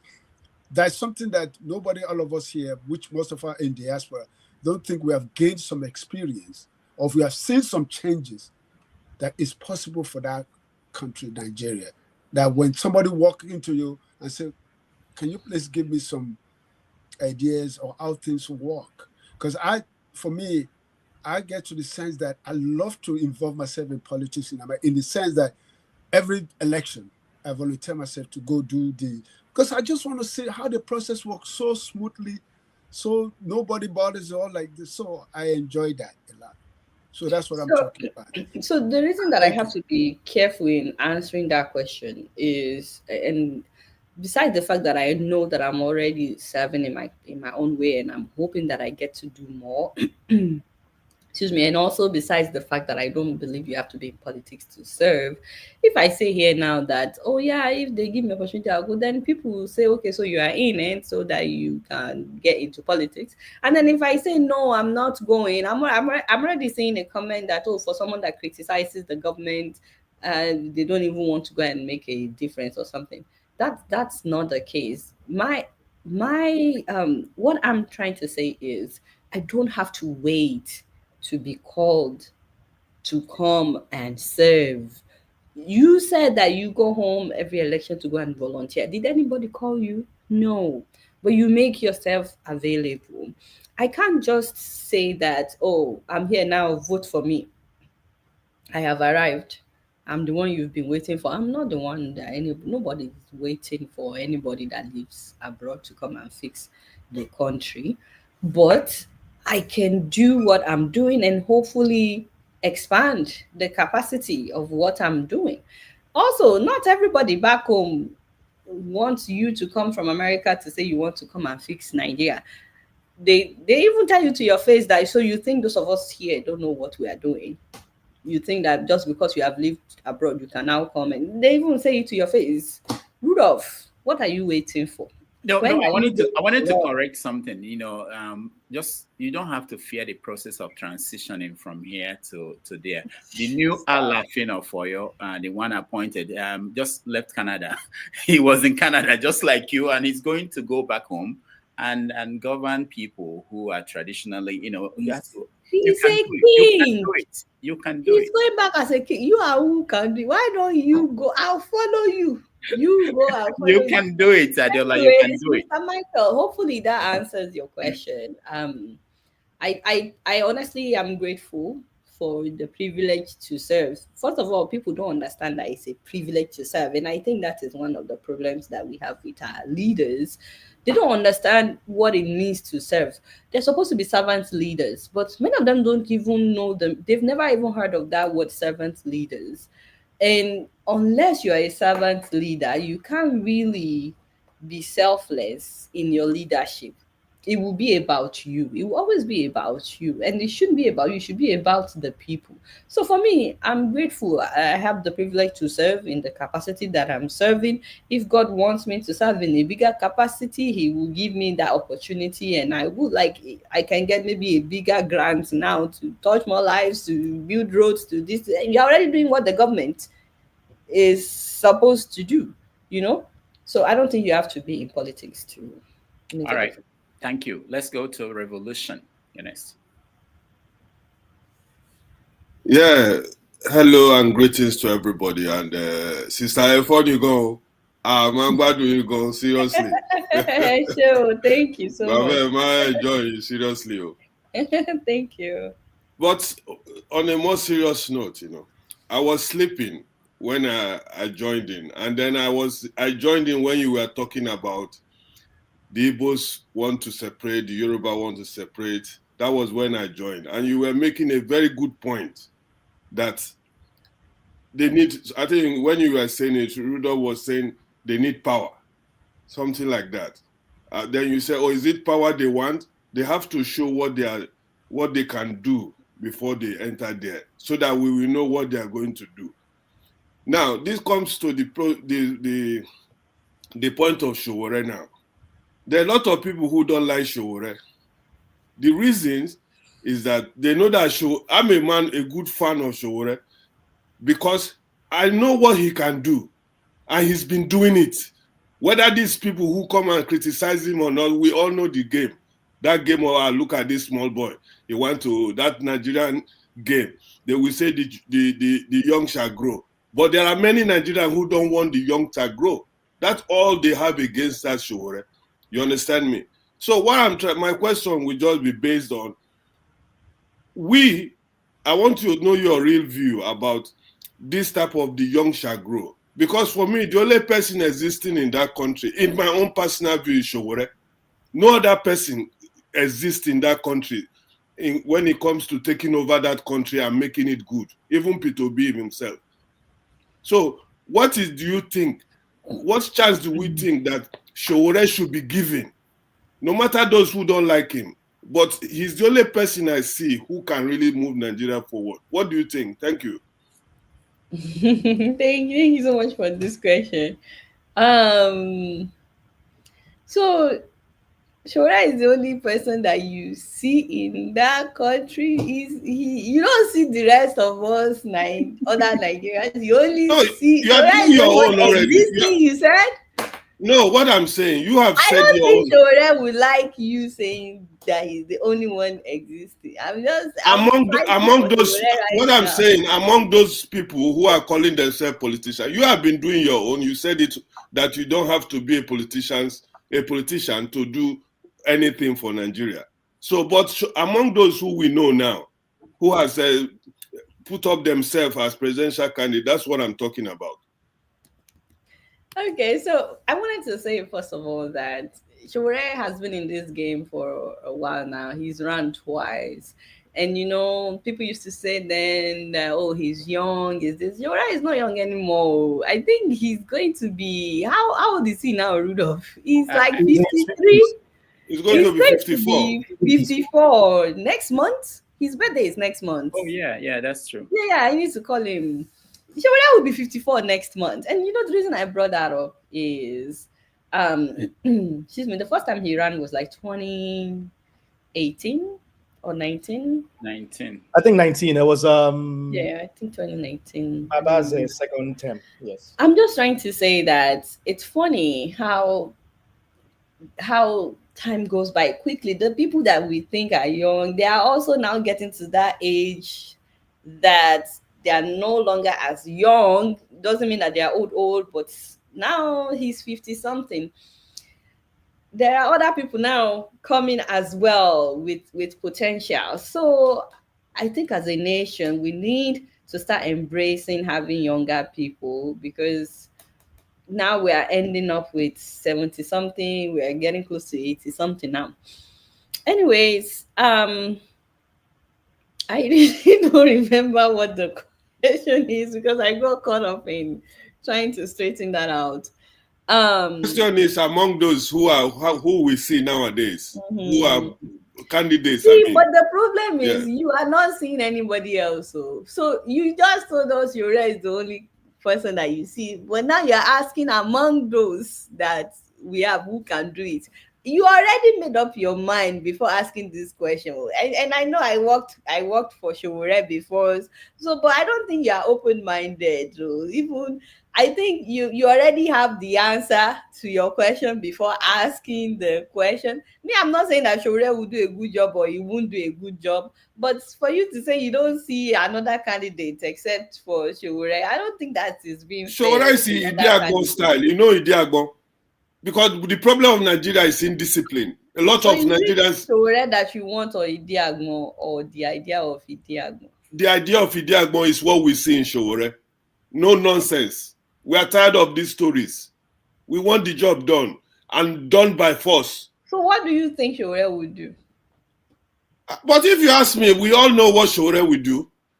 I don't know. That's why I'm asking you. What do you think Shore would then do? you are not. Then I'm sorry to say you are not a real fan of Shore if you say you don't know what Shore can do. Fan. Shore will I clean. never said I'm a fan of anybody. Once you're a politician, you're on my plasma TV.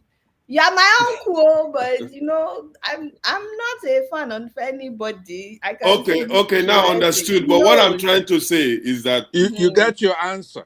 Rudolph, please do the way you do me. You got his answer. No, let him. I just wanted to know, what do you think Shore would do?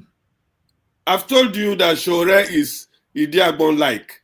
Nigeria is indisciplined. People like Pansat, they have to be thrown away from that country because they don't see any other person in that country. Shore would throw away, like, even if you think Shore would have that mind to do that, we have a federal system of government and it's a democratic government. He can't just do anything on its own if the lawmakers are not in agreement. Then let me just end by this. If we don't have somebody who can really clean up that country, because we don't have democracy in that country, we just pretend. We need a clean up so that people like Pansat, when they come, when they give them their own time, they stick to their own time, not trying to jump over everybody. That's our problem in that country. No respect. They think they are the best. That's our problem in that country. Thank you. I will stop here. Revolution, thank you so much. Don't get the man upset. So I beg. I like the Don't get him upset. So let him drink his tea in peace. Thank you. Showore needs to watch this. I don't know why you don't have Showore on this show. I thought I was here as your guest. This whole thing has been about Showore today. Let me call him. He needs to listen in, and he's the one that you guys want to talk to. All right, No, he's the one they actually want to talk to. Let's go to Jonaba. Jonaba has a question for you, not for sure. Jonaba, go ahead. Dr. Rudy, Adeola, Dr. Dominic, and fellow panelists, thank you for all you do, Adeola. I don't have a particular question for you. I was coming for Pansat. When it gets there, we talk about it.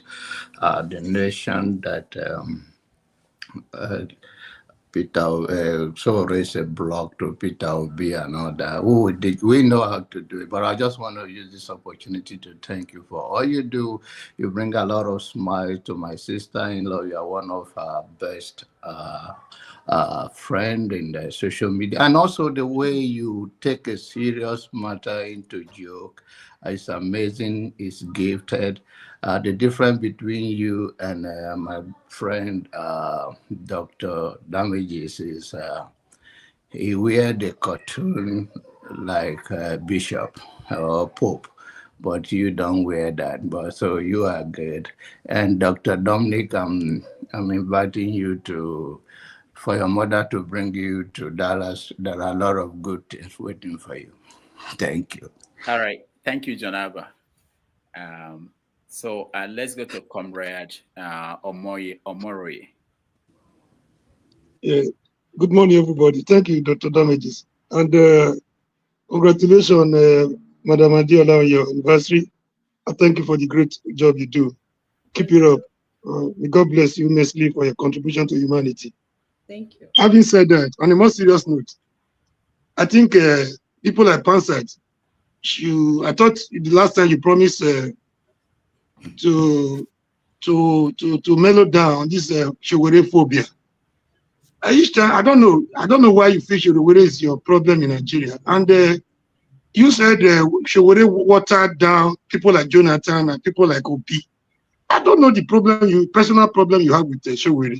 The last time I checked, all the expose Showore did through his Sahara reporters, none of you have been able to come up to debunk any of them. Hold on. I was seeing people talking about the possibility of returning about $50-something, $50-something.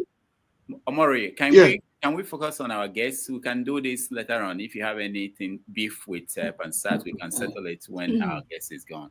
Let's concentrate. I think Can you hear me? Yeah, I think I had a network issue. I didn't hear you. Oh, I'm saying, can we concentrate on what comment or question you have for Adeola so that later on we can deal with whatever you have with Yeah, I don't really have a question, but people should. I was watching the news about a few days ago. People are still talking about how to return money on the info. All right. He's having internet problem. Dr. Dominic, you're next. Is he in Nigeria? No, he's not in Nigeria. Wait, is it my turn? Oh. Yeah. Well.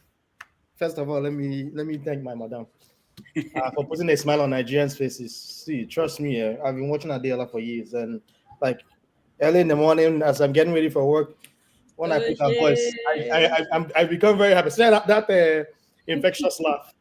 But happy anniversary to you and your family. Thank you. Yeah, I was really touched by that video that you did about having that health complication. It takes a lot to be vulnerable and share. Thank you. People, maternal mortality is something that is very, very high in I hate saying third world countries. Let me just say developing countries, and then to even be aware of that happening in such a nation as the United States. It's very important to highlight those things. I have so many questions, but I won't take the privilege of being a moderator. So maybe I can ask you some on the back end. But I think the biggest question I wanted to ask you is, given what's happening in Nigeria now, it seems like every successive government or regime, becomes worse than than its predecessor. So, do you think Nigeria is now becoming more restrictive than it has ever been? Putting in the context, like how they are arresting journalists. Some of the prominent ones we get to see on the news, but there are other ones that are arrested. Activists, things like that. I would say it used to happen in the past, but it almost seems like it's worse now. Do you think Nigeria is becoming more restrictive? And what do you think the populace should be doing in terms of like political consciousness, online consciousness, to sort of mitigate those things? Well, I think that I'm so sorry. I haven't eaten or anything. Anyways, we I have think that things have always been like that, arresting journalists and all. But I think because we are now in the age of social media, people are more outspoken than before. And they also know that they are able to speak and their voices will be heard beyond the shores of Nigeria because of social media. And I think the government is also aware of that and they are trying so hard to contain excuse me, the I won't say the revolution, but they just don't want to get to that point where they would have to be accountable to the people. So they are trying everything in their power to keep things the way they've always been. You won't get in But trouble even if though you say the word revolution, by the way, on this platform. Hmm? You won't get in trouble if you say the word revolution on this platform. Yeah, but even though they've always arrested journalists and all, I personally don't actually think it's as bad as it used to be. Like at the time where they sent bomb letter to Delhi, um, like at the time where some journalists literally had to leave the country, and I know that that is still happening. People leaving the country. But I think now we're at the age where if someone is threatening you, you can literally go on social media immediately and be like, guys, if anything happens to me, I just want you to know this is happening. This is going on, because people didn't have that 15, 20 years ago. They didn't have that opportunity. So it's just their way of trying to make you believe that they are in power, that they are in control. It's like they still want you to think that they are in control, but really, look at how they arrested that lawyer that we were all fighting for. What's his name again? the left arrow to me. Dele Farotimi. If it was in those days, it wouldn't have spread like it did the same day that he was arrested. We may be hearing about it some days after. But now people knew the same day. By the next day, it was already everywhere. It limited what they could do. He came out alive. I don't know if that was the plan, But and the I'm not context, insinuating anything. But Adeola, the context in this day and age is that this is supposedly a democratic dispensation. I know what you're talking about, cyanide, Yeah. in a military regime.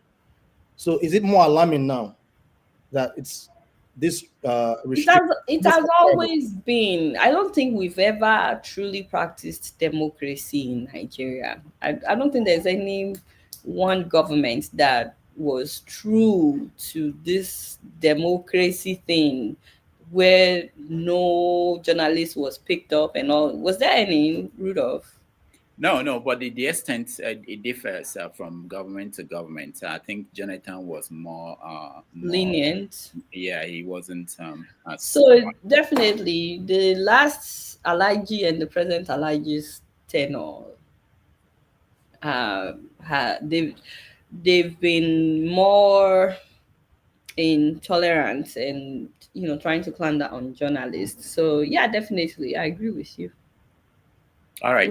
This is more of a comment for her question, but she doesn't have to answer it here. No. Thank you for what you're doing with Cal Foundation. I like how you release those videos of things that are happening, how you are going to IDP camps and helping people. I'm curious in the digital space with what you're doing. Are you thinking of, delving into like medical healthcare literacy? I know you're not a physician, but I think there's space for someone like yourself who knows how to address very serious situations with a little bit of humor, just to make it palatable in this day and age when people are very distraught and depressed about what's happening in Nigeria.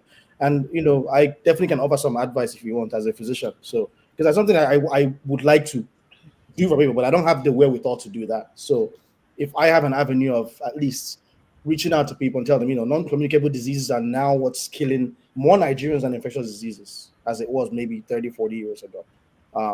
So I just wanted to put it out there. You can always reach out to Rudolph. Do you have his contact? You should link me up with him. Definitely. All right, no problem. I have them. And are you in New York or are you in Atlanta? Where are you now? I am everywhere, my brother. I'm right at your back right now. You just don't see me. Yeah, Look outside your window. Look outside your window. Yeah, okay. All right. One last question. That's from Declan. Oh boy. Hi, Declan. I didn't have any questions. I was just here to defend you. I didn't know Declan was coming. Let me upload the video of Declan eating pounded yam like no man's business. There was one question that Emir of ABJ asked. Oh yes, thank you, Declan. Which is a good one. Who is your mentor in humor? I thought that was a nice question. Is it? These Sahara people have taken over the show. And okay, Adeola, yeah. My mentor in humor? Yes. Or who do you watch currently? Ooh. My dad was very funny. He was a pastor, but he was very funny at home. And he was always talking about those politicians making life tough for people. So I grew up with that. But when I was in grad school, I was doing videos, like news videos, and they will give all of us the same assignment. And I will always think I need to stand out somehow. So I will make my own funny. And everybody would laugh, And then after grad school, I started reporting about Africa before Sahara TV, before we started Sahara TV. And it was Abi Ishola that was producing me at the time. Do you remember Abi? Mm-hmm. And so she always liked when I put in the funny aspect. So I started doing that. And then when I started working at Sahara, I didn't bring that show. I didn't continue with the show. I was producing Dr. Damages. And then towards the end of the year, I was like, I want to go back to what I was doing. And then I started doing that show. The one person that really inspired me, it's so funny because she was just starting at the time, but now she's like a worldwide phenomenon. Lily Sign. Do you know her? She's Indian. Oh. I started watching Lily before she got to 100,000 subscribers. I don't know how many millions of subscribers she has now, but I always loved how she just started at the time. And I always loved how she was making everything quick, and funny. So now she has 14 million subscribers. So she definitely inspired me. Lily Singh. Yeah. Oh, I know you somewhere. Yeah. She's always made like music videos. Yes. But I think you're unique anyway, to be honest. Thank you. So yeah.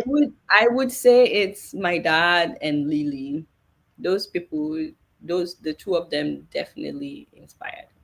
Do you watch late night shows? Yes, I also love the late night shows, but at the time, just answering his questions, those were the main people that inspired me. Okay. All right.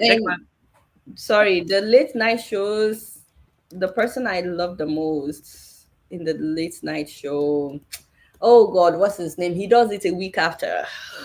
Oh, Oliver. I love the movie.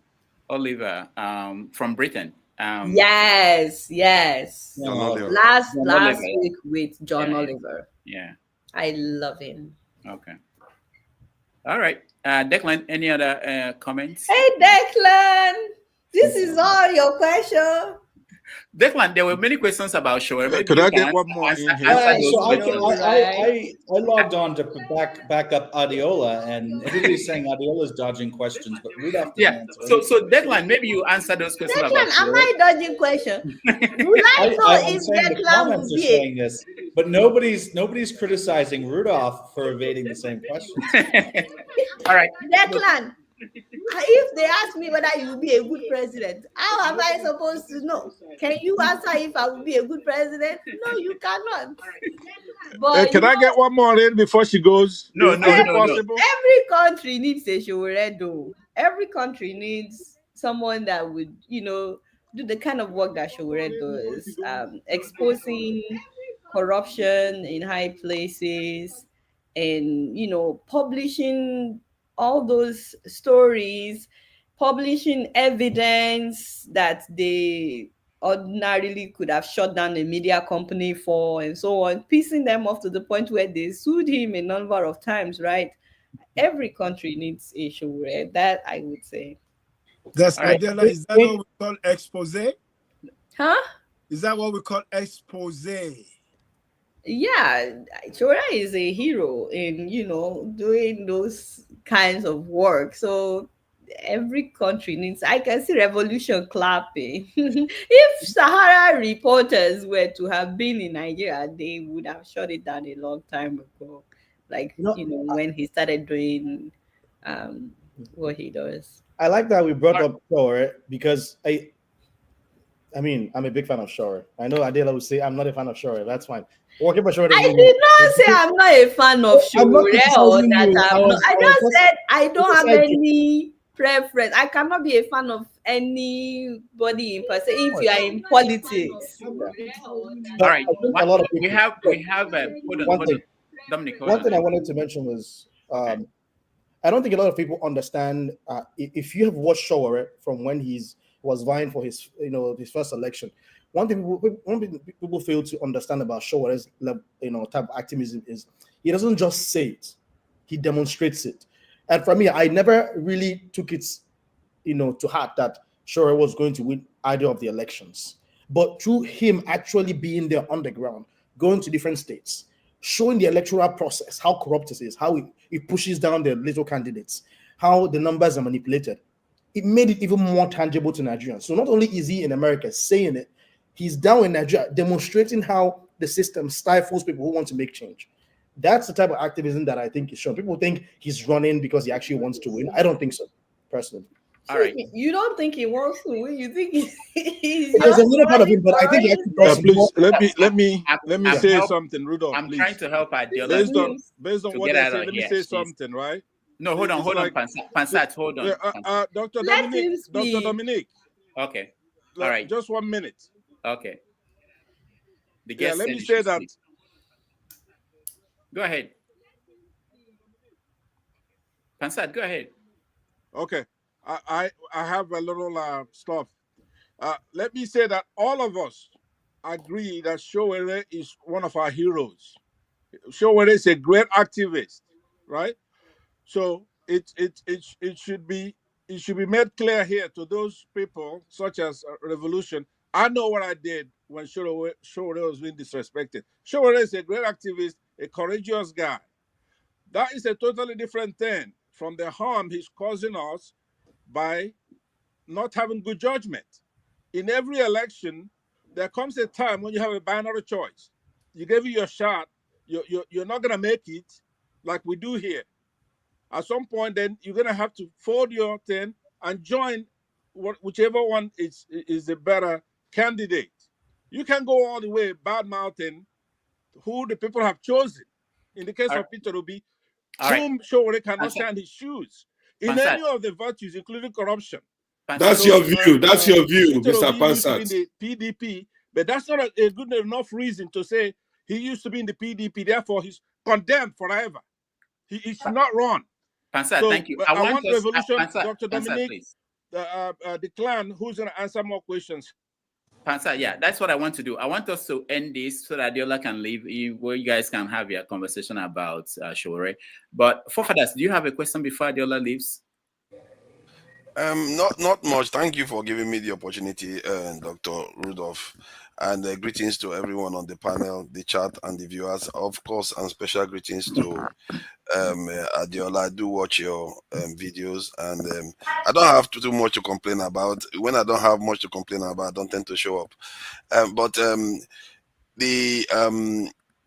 If you look at the Nigerian space today, do you have hope for things to be transformed for the better? And I definitely do. If I don't have hope, I won't be doing what I'm doing. Nigeria will get better someday. yeah, The question is how do you picture, what way do you picture it happening? We elect a great leader or something? I think it has to start from the grassroots. You see, when the NSAS protests broke out and people didn't see it coming. Thank you very much.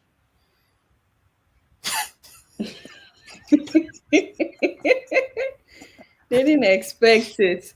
But I think the way things are right now in Nigeria is getting to the point where the big people will start feeling the heat soon. If there's nothing else for people to eat, they will still turn around and they will visit the people who have food very soon. And I think it will start with the local government and all, from the grassroots. The young people that we have today in Nigeria, they don't have the patience that our politicians want them to have, especially telling people to make sacrifice when they themselves are not making the sacrifice. So I think the young people, at some point, the young people, we would revolt against the system, and the revolution that would eventually lead to real change will happen when people will say, you can't kill all of us.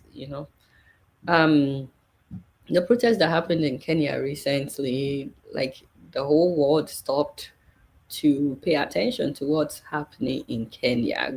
People got to know about what's happening in Kenya. It lasted for several days, and someone just said that Adeola claiming Nigeria will get better shows she can be trusted. No, Nigeria will get better. We may need people like Rudolph, and Declan. And let me not say Declan because he's not Nigerian citizen. No offense, Declan. You are more Kenyan than American even. But we need all the people on this panel, for example, to, put in their own culture and do what you can for the change to happen. I still think Rudolph should run for governor of Anambra State. So we need all hands on deck. But I strongly believe that Nigeria will get better. It has taken way longer than I was hoping for. I had been hoping for a change now for years. And it will happen someday, but so far it's taking longer than I was hoping for. All right, thank you so much. When you see Koledo, what will you tell him about what happened to you today? What happened to me? Yeah. Nothing happened to me now. Everything has been good. Koledo is here the whole time. He was filming. Zion, hi. Zai, say hello, uncle. How are you? She just woke up. Okay. All right, Adeola, thank you. If you have any final concluding thoughts, otherwise, we really appreciate it. I wanted to say thank you so much for having me on the show. Somebody is feeling left out. I wanted to say thank you so much for having me on the show. It's been real. And this is where I sign out. Okay. See, these are my employers. They have come to... Yeah, these are my employers. They've come to... Can Victor show his face? He's not home. Okay. Baba, say hello. All right. Hello. they've come to tell me to round up that what's taking so long? It's not Everything power. All right. Thank you, Adeola. Thank you so much for having me. And this is where I say, all right, y'all, it's been real and I'm keeping it real. I've been here. Don't forget to follow me on Facebook, Twitter, and Instagram. And next, until next time, I'm gonna see y'all later. Peace out. All right. Thank you. See you. Well.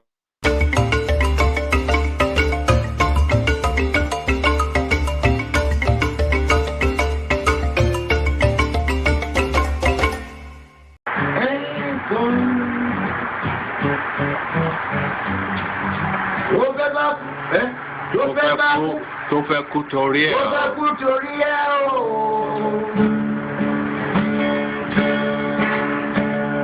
Ọwọ́ ẹni ló ti ṣàánú kọ́.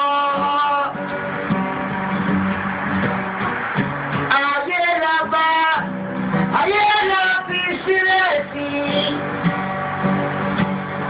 Lọ́nà èyí yóò.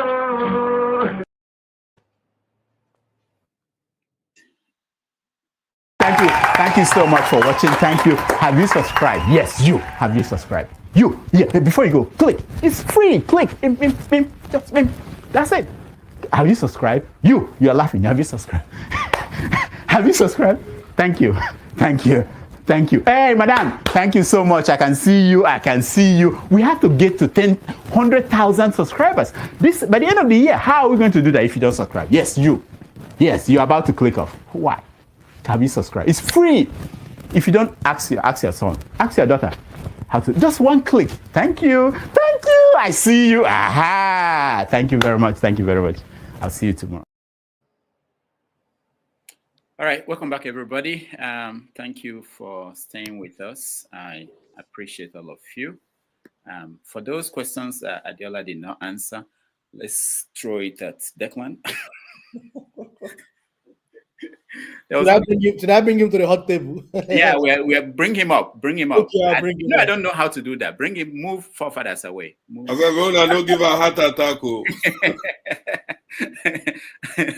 I don't know how to do that. Whenever I see that, I say, "Oh, some people are better than me." You have to grab. You have to grab. Let me not say anything. Okay, I will learn. So Declan, welcome. Yeah, hi everybody. I know you didn't prepare for this, but so we you met Adeola last month in Kenya, and you guys met and talked, and I know that you told me that there are similar things going on in Kenya that are similar to what's happening in Nigeria, including suppression of civic society and voices against the government. Can you just briefly give us a little update? We'll invite you to the whole show for this. I think that like abducting political opponents is alive and well pretty much across the continent. We just had for example, we had and maybe the facts have come out different, but we had a Tanzanian journalist who was abducted today in Nairobi. She was apparently released. I don't know any of the details, but we had a bunch of abductions last month in Kenya. There's been something like 52 political abductions since June in Kenya. We had, Ugandan opposition leader Besigye Kizi. He was just abducted in December. And then we've got everything that's going on in Nigeria. So this is definitely what people are choosing to use. And there's a parallel, right? So, I mean, it was interesting. You were asking somebody earlier questions in terms of, Tinubu is saying that the hard times are ahead of us, but we need to kind of sacrifice now for a longer term improvement. But this is the same rhetoric that's being used in Kenya, and I would argue that actually the government in Kenya has taken more austerity measures than what Nigeria is doing, although I don't know all the specifics in terms of Nigeria. But this is whether people are drawing all the parallels or not. I think that sometimes people draw superficial parallels between countries and say, okay, well, this is identical here, it is there. In this case, I think that there's a lot going on where there's a lot of similarity between Kenya and Nigeria, at least. Okay. Now, the story in the news today is about Tinubu banning homosexual activities in the military and transgender and stuff like that. And people are saying that he was doing this so that he will be in the good books, or he could do it because Trump is coming in and Biden is leaving. He wouldn't have done it when if Biden or Harris were to continue. What do you think is the impact of Trump coming in, especially in Africa, where all these people now will feel that Trump may not really care about what they're doing? Yeah, I mean, I think it's true. I think Trump is a very transactional president. And if he's not transactional, then he's going to be personally motivated. And, you know, as I've said before, I mean, Africa is the least priority when it comes to U.S. foreign policy. And so it's afforded the least resources, it's afforded the least amount of attention and thought. But I think that what we did see in Trump's last presidency was Rudolph, the enthusiasm could I log in of through my regular phone? Pansat. Yeah, he's enthusiastic about countering Chinese influence, and I think that's a major kind of geopolitical question point for Africa. So I think we'll see a lot of movement on that. And then I guess the last point is when Trump took over from Obama, he kept most of the Africa programs, right? No matter how dopey they were, he kept most of them. I think we'll see something similar this time, especially a lot of the big infrastructure projects and trade deals like the Libido Corridor or trade agreements. All right, let me open it up to people. Anybody has a question for Declan? All right, Michael, go ahead. Pansat, yes, I do. My battery is very low. Okay, let's hold on. Let's give Pansat a chance. Pansat, go ahead. What I'm saying, if you want, I could log in with regular line. I wouldn't have video. Is that okay? No. Go ahead. Go ahead with your question, please. Let's okay. So, let's start with okay. you. Look, welcome back, Declan, the show again, right? And yes. I remember you and I having to go at it the last time you were here. Part of the reason is that your magazine wrote 151 articles against Ngozi Okonjo-Iweala with one neutral. The rest of it were negative press.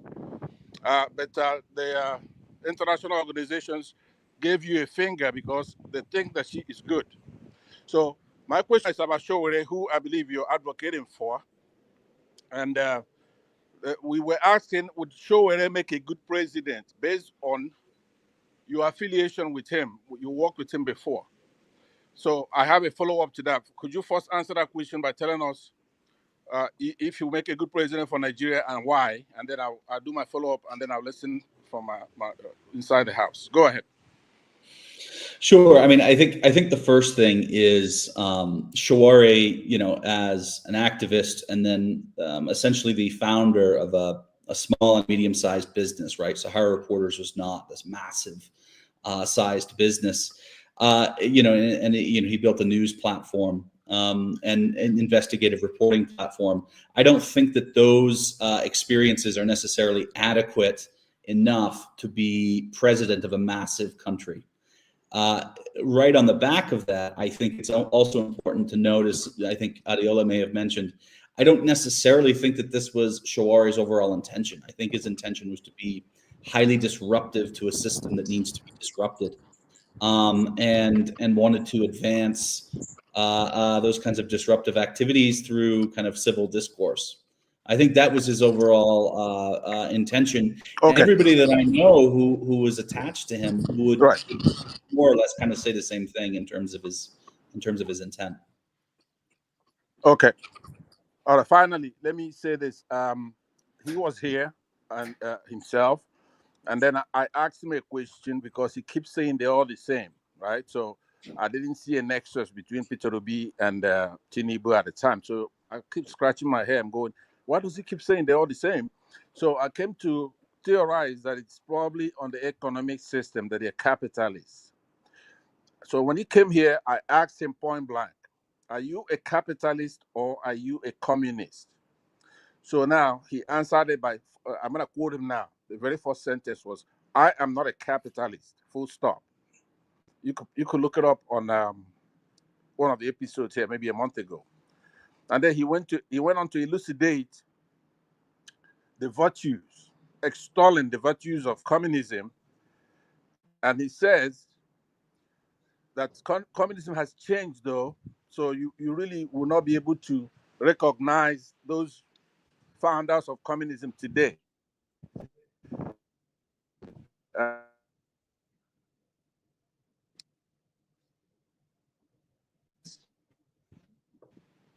All right, I think now he's the difference frozen. between a socialist and a communist, aside from not owning private property, is the means by which you come to power.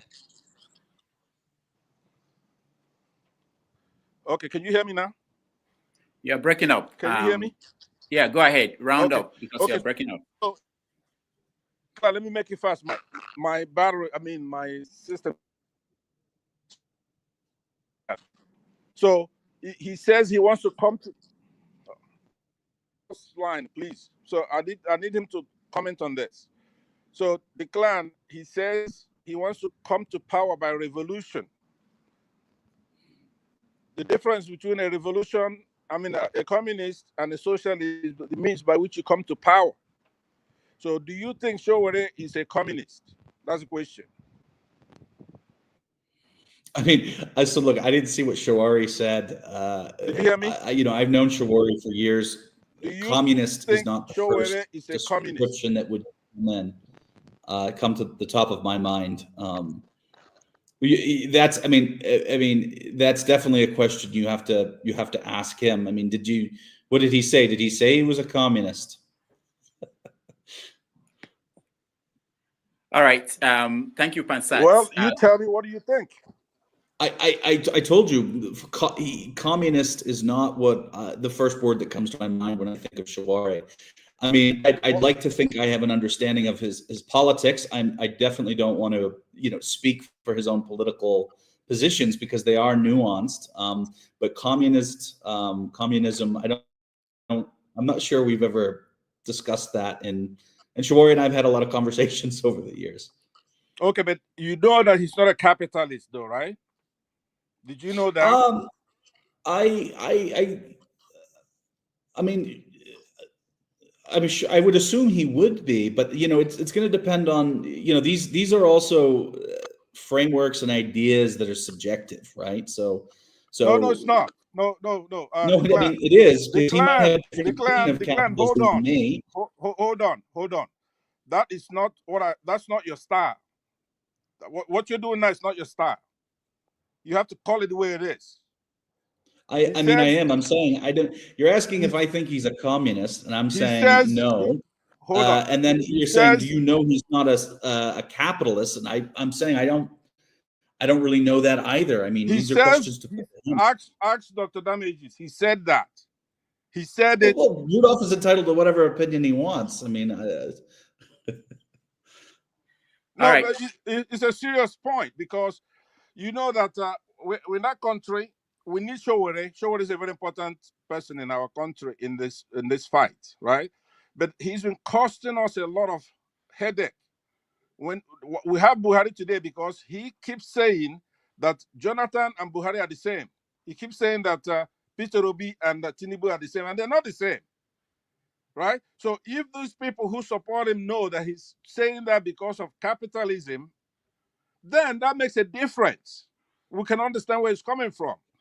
I think also Shawari would probably, but I can't speak for him. He would probably say that you're over obsessing on his opinion on some of these things, right? Like no, I asked Dr. Damage. Either on the bus or you're off the bus, right? So he's not a fan of Obi. He's not a fan of Tinubu, and he'll list a whole bunch of reasons. And I don't think that economic theory is going to be at the center of Shawari's advocacy, right? So you can draw whatever conclusions you want, but I just never heard Shawari articulate his perspectives in that manner before. No, thank you very much. But if you're an American and you know that private property ownership is important, If somebody is talking about a revolution, right, that's the means by which communists come to power is by revolution. Like you see the guy right here who's called revolution right down there. So they want to be a revolutionary, which is okay, but you have to be honest and tell people that you're a communist. Therefore, it's nothing they're going to find out later, because it's very important that if you're telling people you cannot own your house, you cannot own a business, everything is going to be a centrally command stuff from the government. You have to let people know that, especially if you are jettisoning some of our good candidates based on that philosophy. Do you understand? Because All right. it makes no sense. Thank you. Pansa, thank you so much. We appreciate you. Let's go to other people and other top subject matters. Okay, let me go from Michael. Okay, Dominic, let me start from you. Okay. First of all, there's no one man who has the power to twist people's hands to vote a candidate or to not vote a candidate. Much of what you can do is offer opinions on things, and people either believe you or they don't believe you. Everyone has freedom of speech. Everyone has freedom of association. Everyone has freedom of their franchise to decide to accept a cup of beans, 5,000 naira, to believe what Showore says or to not believe what Showore says. Single-handedly painting a picture that one man overturned or influenced an election such that your candidate did not win the election, and the candidate that you supposedly think he was supporting won, is, I think it's a little bit, ridiculous. No, it's not ridiculous. You are the one who's ridiculous, Dr. Dominique. I did not. It's not ridiculous. I did not insult you. I'm saying the idea that you're proposing that one man could single-handedly made the difference is what I find ridiculous. I'm not insulting you as a person, so I'm not sure why he's referring to me directly as being ridiculous. We'll try to keep things civil here. All right, thank you. That's what I wanted to mention. I don't know what the obsession is with discussing Showore. If you want Showore to come back as a guest, we can definitely do that. But I don't get the whole keep like going round and round and round in circles. Yeah, I know you don't want to say it, Rudolph, but I'll say it for you. Rudolph, are you on the phone with Showore? Okay. So, Rudolph, can I go on with my question? Michael, go ahead. All right. Hi, Declan. Nice to see you. I mean, my first time I see you on the platform. All right. I have a question for you. I believe you have traversed and traveled a lot within Africa itself. And I know the way I see things, you know much about Africa as a whole. So my question to you is what do you think about this new nation that been created, the Sahel, and into conjunction to this recent new president in Ghana? Because now ECOWAS seems to be, they kind of in a back pedal, whereby you see these Sahel regions, you have Mali, Burkina Faso, Niger, kind of pushing them back with the influence of the French, the Francophone. So what do you think, since you've been to Africa, you've traveled a little bit wide and know the political terrain? So what do you think about this new nation and with the new president in Ghana? So you're talking about this kind of block that's formed with like Burkina Faso and right, and so that's what you mean? Okay, exactly. Yeah, that's that's it. Burkina Faso, Mali, and Niger. They are the form new nation controlled by the military that are forming their own sense of this unity among themselves, and they seem to have taken another trajectory of now owing, especially when you look at Burkina Faso and Niger, that they are now control their economy, whereby they are forcing France to buy their natural resources at their own detective prices, which the French have been taking for so many years. So now and then as I'm told, we're talking today, I think about 2 or 3 days ago, there have been almost 19 or 20 coups staged against Traore in Burkina Faso. And they've been finding out that it's been organized and engineered with the French support them doing that. So I just want to hear your opinion on what do you think will be the best in terms of Africa, the way they're going. Do you think there's any success to them or anything that we can take as an example, especially with us coming from Nigeria, that we can see that it can make changes? Yeah, I mean, I think that the developments in I'll call it kind of Western Sahel. It's not just it's not the entire Sahel region, which is a complicated region to kind of define geographically. But with regard to these states who've created an economic alliance, on balance, look, if you've got African states looking to build stronger trade relations and stronger affinities, then I think that this is a positive thing. There's no inherent issue with that. The problem that I see is if you look at these governments, they're inherently anti-democratic. They're certainly not elected. And they're going to be managing their affairs in a way which is not promoting a social contract between whatever governance practices they have and the public. And you can see that in the rhetoric. I think that this kind of taking on France, which is a controversial and messy actor in Africa, this is just helping to kind of distract people from a lot of the other kind of anti-democratic stuff that's going on. That's overall my perspective. Because of this block that they've created, they're trying to leverage that and say, look, there's actually an alternative future for the rest of the continent, and that you don't need to fall within these blocks, which have already kind of been established in conjunction with or at the request of Western powers. But that's essentially what I think they're doing. I think it's a lot of rhetoric, and they're going to be having tremendous trouble, over the next 5 to 10 years. And they're going to choose to kind of blame outsiders for that. But to quote Shakespeare, the fault is not in the stars, but in ourselves, right? So they're going to be the ones who are responsible for what happens in the future. With regard to Ghana, I mean, I think on balance, I mean, Mahama's back in power. He's a known entity. Not a lot of, I think, surprises there. I would have preferred to have a leader who was fresh and would bring kind of new ideas. That's ultimately obviously it's not my call, but I am worried that we constantly recycle elites, and some people go, they come back in, and we don't have enough new ideas. All right, thank you, Michael. Let's go to Janaba. Okay, Rudy, thank you again. My question to Declan, I think I've asked you before in a light note, and it's still the same, but I'll further out that stuff. Do you have a Kenyan girlfriend? No, I do not at present. Okay. Is it Rudolph keeps taking them all. All right. I heard what you say answering to Michael AD.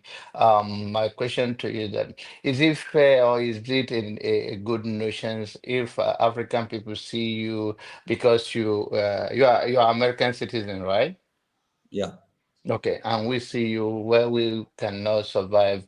Are you using the white privilege, and also are you like a CIA to Africa? I missed the first part. I heard the second part. If white I was privilege, do you? No, I heard that, but I didn't know with regard to what. Oh, in Africa, I think. Is that what you're saying, Janaba? Do you Of course. Okay.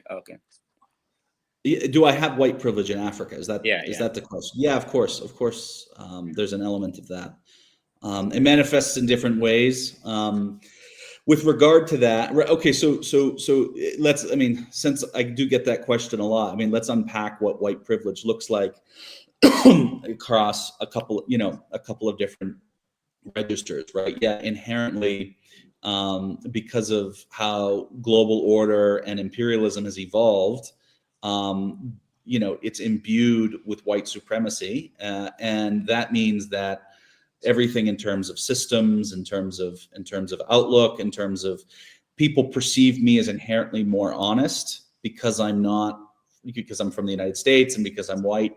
All of these things are just biases, but this is the reality of the world that we live in. What I will say is, my observation is that particularly with kind of the new generation of 20-somethings, that is less pronounced than what we would have seen kind of in the past, and the indicators that I have for that is there's not as much kind of surliness associated with like my social interactions with younger people, under 30, than it would have been, years ago, or even people kind of above 30 or even older. So I think that the novelty of this is wearing thin in some social situations, but yeah, it's there for sure. I'm not ignorant to that. And then CIA stuff. People are very funny with this because they assume that because you know lots of things, that it's because you work for a foreign government, and that's funny, but the reason you learn things is because you really dedicate time to speaking with people and listening to them and understanding those perspectives and reading books to understand places, and so the reason people think that is because I put in a lot of effort to connect, not because I'm there to do sneaky things. Thank you for your honesty. Thank you. Thank you. Revolution. One more time, brother. Hello, man, Dylan. I think I've seen you before, but I never had the opportunity to throw in something on you. But you just said something now about you were asking this question of Sahel, and the way you put it, I disagree so much, because you were saying that those guys were not democratically elected.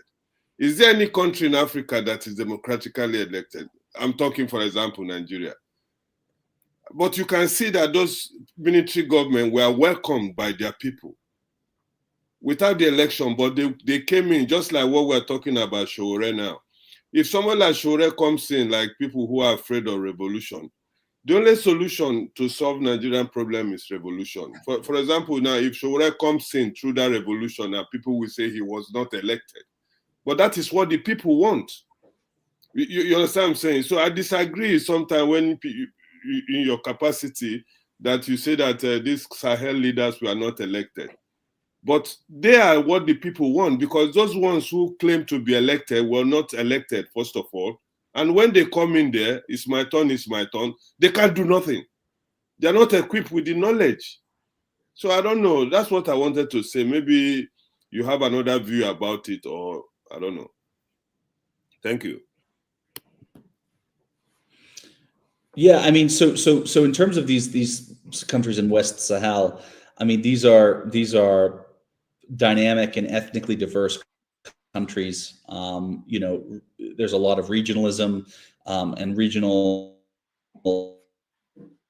political attitudes, and nobody asked them what their feelings were in terms of the way forward. What you had were, which is typical of coups, you had middle rank, not senior or junior rank officers, seizing control because they had, a couple dozen, not hundreds, not millions, more soldiers, and then they occupied communications installations and the presidential palace, and then they said that they're in charge. There's lots of people who are supportive of this, right? And this is where a lot of analysts get it wrong. They say, okay, well, this is just blatantly evil and wrong. There are lots of people who believe that that what they did was correct and representative of their attitudes, and there's lots of people who don't believe that. And the idea of democracy, particularly in pluralistic societies, is that we need to find a way to make both sides kind of meet. And that everybody in, let's say, Burkina Faso was in agreement with how their leadership is constructed, then the government would not be spending so much time yelling about the French and blaming other people. They would kind of get on with governance in their work, and that's not what's happening. They don't know how to do it, and they won't. I don't think they'll be successful. All right. Look, I'm going to ask my question. Yeah. Is that okay? Oh, I thought forefathers. Okay. I just want to ask. So, Declan, I just following up on what you just said. Do you think there's any justification for a military takeover when there's people who are in power, the civilians, are not practicing proper democracy or are not really yielding the dividends of democracy? They're doing things like changing the constitution and extending the terms instead of like finishing at the second term. They will change the constitution to have third term, and then they'll be able to run again. So essentially, doing a constitutional coup. Do you think does that setting offer some level of justification to having a coup?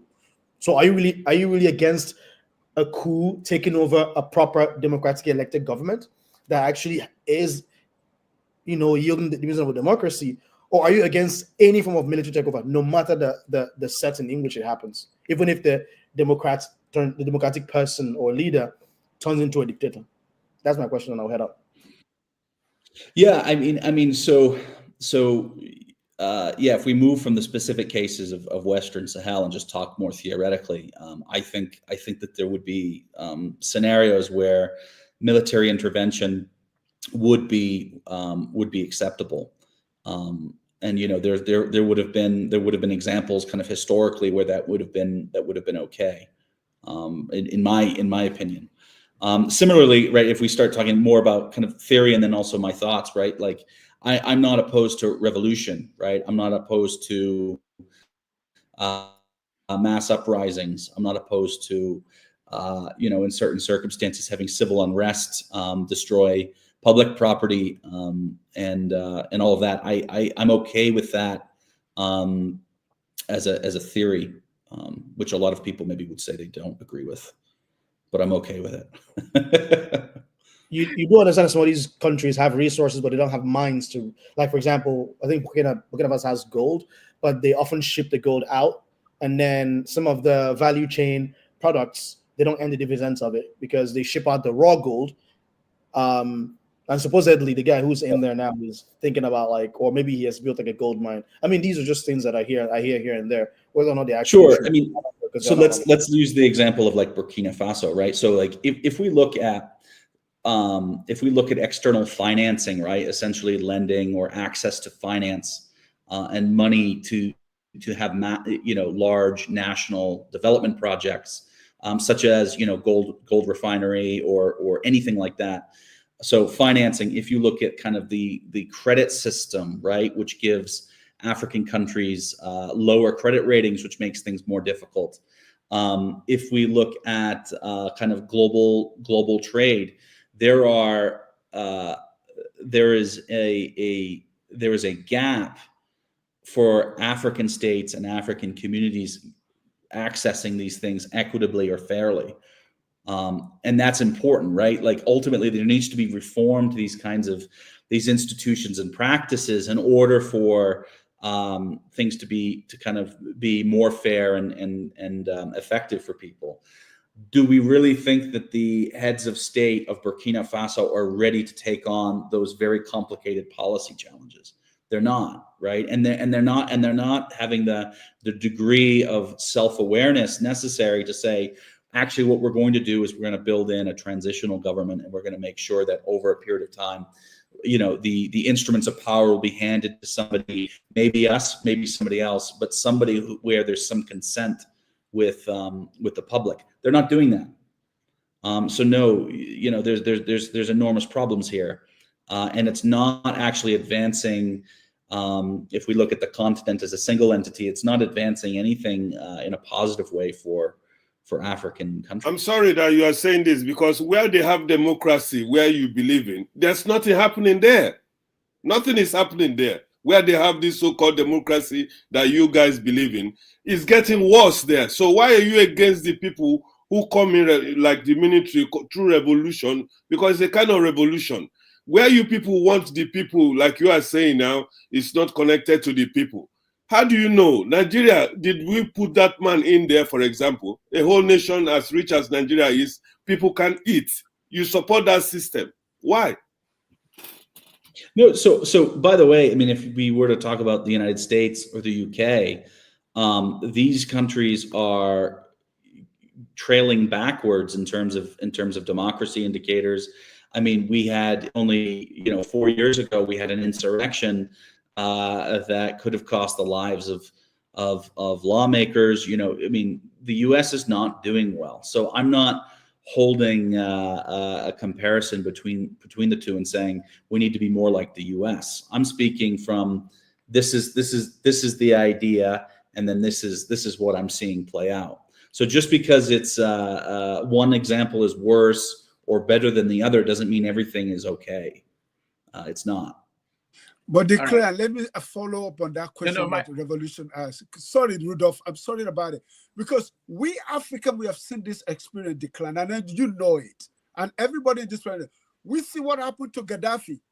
Libya was the best nation in Africa. Every citizen in Libya, when Gaddafi was there, please, everybody go and read the history. They have free education, free medical, free everything. They have houses entitled to them in Libya. Even some of my colleagues when I was young, you're talking about the 70s, I have a Ghanaian who lives with me. He wants to go to Libya. Gaddafi was good for that. But the moment Gaddafi said that, because remember, Gaddafi was trying to create another African Union within this current one, that they want to tie their economy to their own natural resources. This is what brings the Western world against it. And I know you know that France was really, they really engineered, and I will say it clear, they really engineered the removal of Gaddafi. That they won and they created all this story. Libya was the excellent example of African nation in Africa. They have the money, and Gaddafi was able to use that money for every single citizen with their oil money. They have everything in Gaddafi. But look at Libya today. That's my close. Thank you very much. Could I go on? No, Pansad, no, don't do this, because there are people who are here to speak, and I'm about to make an announcement, and we have to round up. But I want, I think it's Forefathers that will say something, then I'll make some announcements. Yeah, Forefathers, go ahead. Thank you for having me. This in greetings, Declan. I'm curious about your thoughts on this. I don't want to hold you responsible for the scenes or whatever you want to describe it of people of your cousins, let's put it that way. In the context of Nigeria, I'll ask one question regarding the current government, what you've seen that they've gotten wrong, that has gotten Nigeria to this state of affairs. And secondly, regarding Africans, part of the problem with African countries is that they are not secure. And say, for instance, one African country is looking to go nuclear or ballistic, whatever you want to call it, submarine, whatever you want to call it. We want to be able to defend ourselves. Is that the kind of stuff you will support? And do you think, because the people that tend to stop other people from doing it are your cousins that want to stop other people from doing it. And would you recommend that they don't stop Africa because we need to be able to defend ourselves? And if they don't like it, do you see a situation whereby Africans should stand their ground and reclaim their own sovereignty. In other words, be able to defend and protect their own sovereignty. Because going back to what you just said about the Sahel nations, Macron just this week basically said African countries don't have sovereignty. That's basically what he said. He said without France, African countries don't have any sovereignty. So, and the reason why he said we wouldn't have sovereignty is because of that their security capability. So if Africans are going to do that now, we want to take charge of our own affairs. I will get your own opinion from that in terms of, do you think Africans should have a right to do that without your cousins coming along to tell us, no, you can't do that? And that's your own opinion. Then what do you think Africans should do? Should we have to do that while you are amongst Africans? Should we have to do that? Because if we don't do that, we know the consequences eventually. Now that is that. Then I'll go on a more geopolitical. No, just wanted, three questions. This is the first time I've asked three questions. So one is about Nigeria, what the current government got wrong. This one is, the second one is about we as a people, do we have a right to defend ourselves? Do you support it? And if that's your own personal opinion, then in terms of even without your own opinion, should we go ahead with it knowing the consequences, whatever it's going to lead to? Then in terms of the greatest threat to the world today, based on reward, when you get rewarded by what you've done in the past, if I'm to contextualize it, I would say some people won the First World War, won the Second World War after they nuked a few people here and there, and now they created a new world order. And you can see that order they created, they are actually watching it fall apart because of their own actions, and because the world that they created, another power is rising. And they are willing to put us in a serious situation, to the point whereby they are fighting a nuclear power right now. So the question I wanted to ask you was that, based on this, who do you see as the greatest threat to humanity today? Thank you. Yeah. Okay. So in terms of what I think went wrong with the current Nigerian government, I think that was the first question. I mean, it's the same as all others, right? Essentially, we've got people in positions of power who aren't servant leaders, right? They have been waiting for their turn to eat, and they don't want to be distracted by people calling for accountability or proper governance.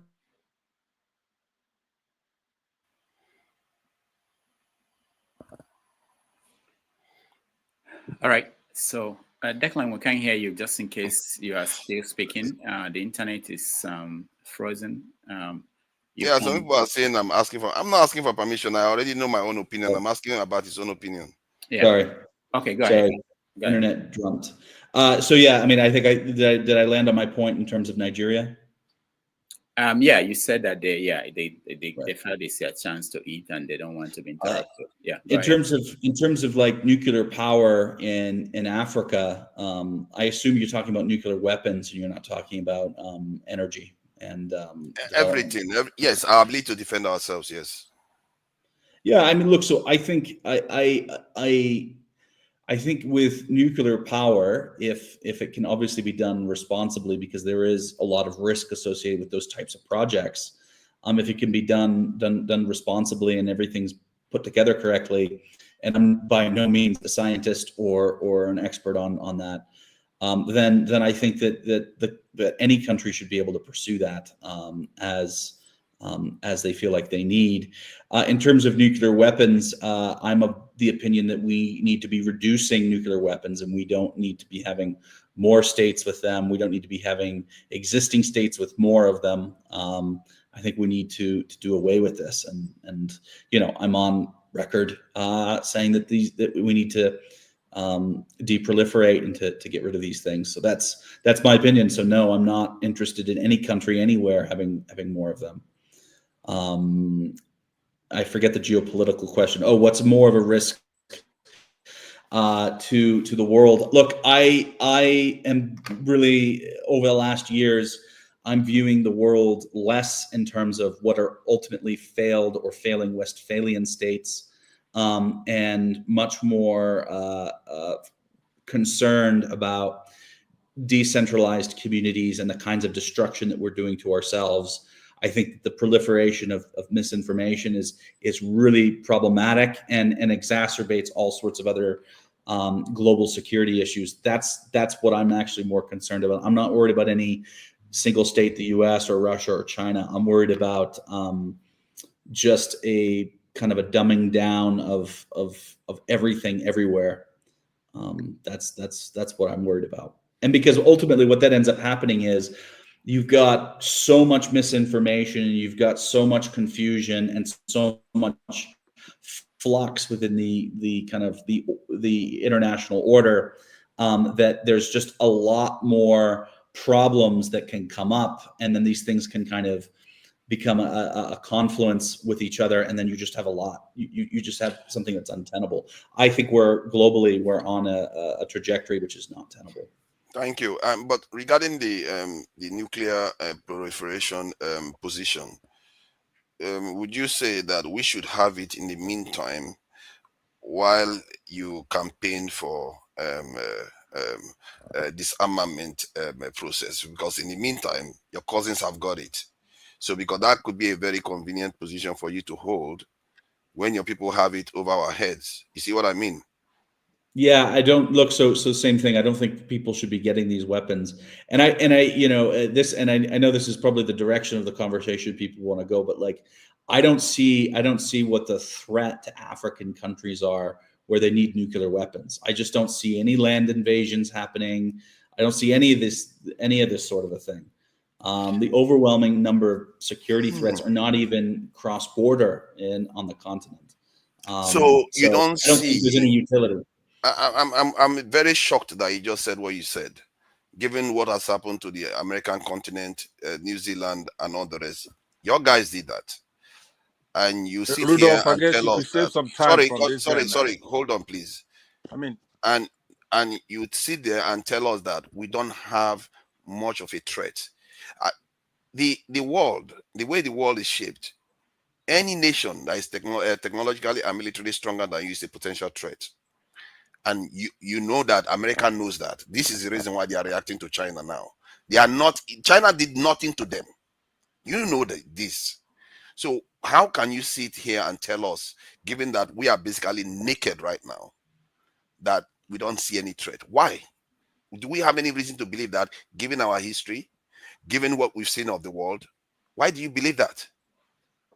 Because I don't see any country that wants to blow up, send IBMs or land invasions to take over the continent. I don't see why anybody would think that that's anywhere in any practical scenario.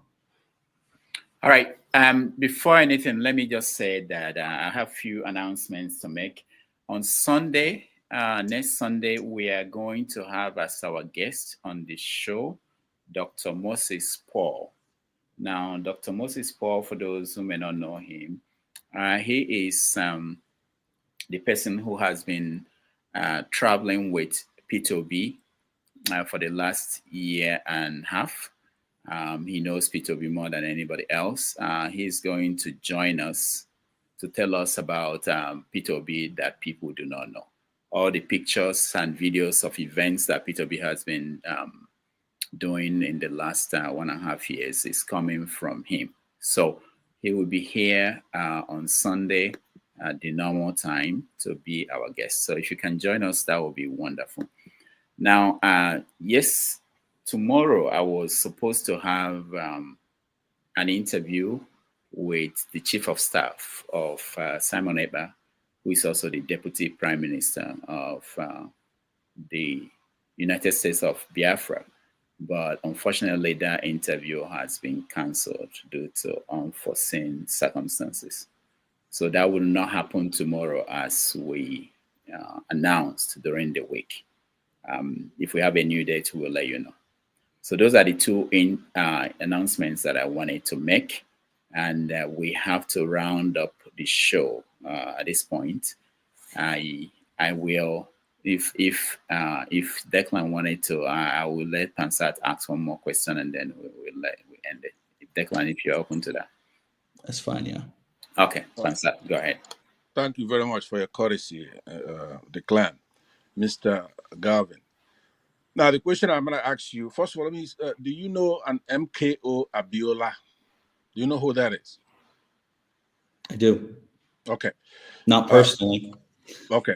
You do know that it's like cause celeb for Showore wanted to make sure, even if it's posthumously that he was made president of Nigeria, he feels that that man won an election.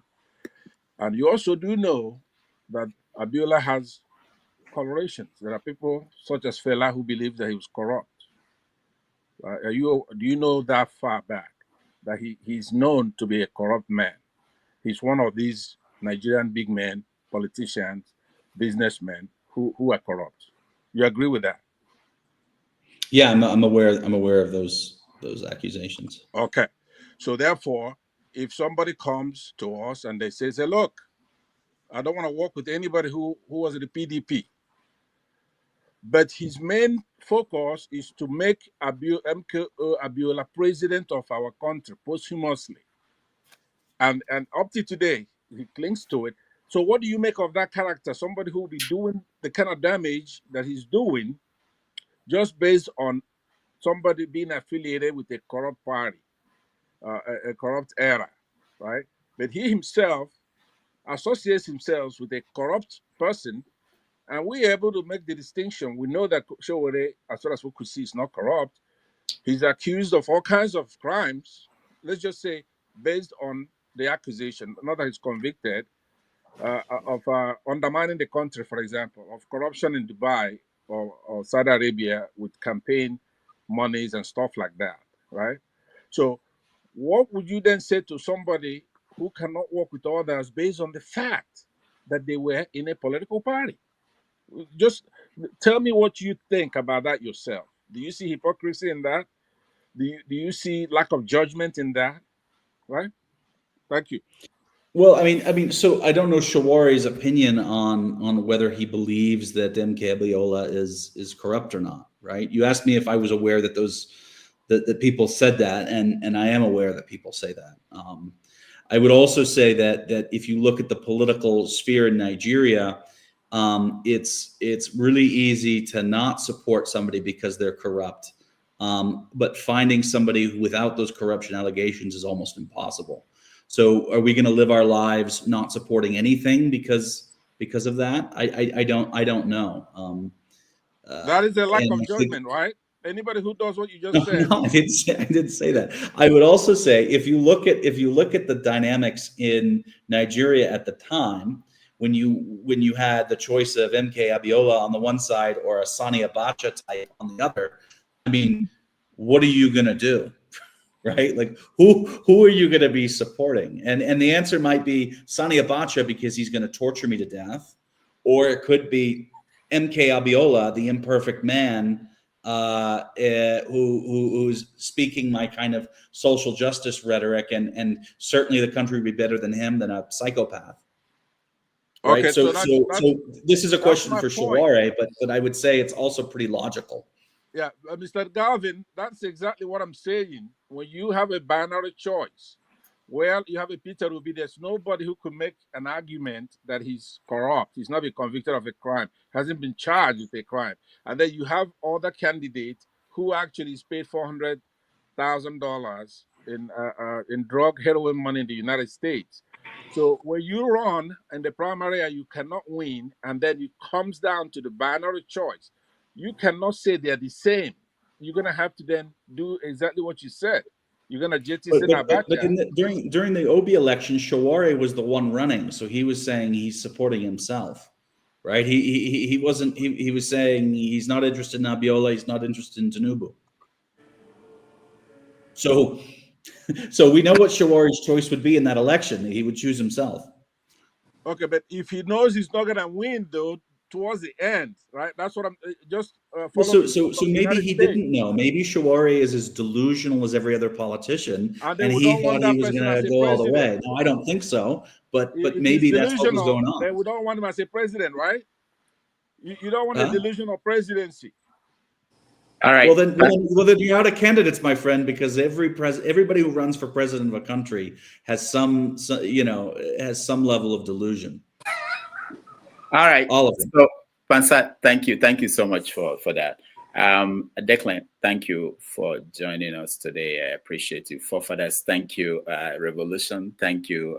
Comrade Omori, thank you. Jonaba, thank you. Pansat, thank you. We thank our guests. Can you give Omori a minute to ask a question? No. We're ending. Omori, thank you. We have to go. Really, it's almost five hours. I don't think Passat want to hear what Thank you, everybody. I want to thank those that supported us: Man of Prestige, Team Ajek, Kulata, Alexander Gomez, Emir 4 of Abuja, AY for real, Tijani Lanre, and we appreciate all of you. And next week, like I said, we are going to have Dr. Moses Paul, who will join us for another interesting edition of the show. On behalf of all our technical people who helped me behind the scene, I thank everybody who joined us. And I wish you all a very beautiful, fruitful week. And I will see you back on Saturday. Thank you, everybody, and all the best. Take care.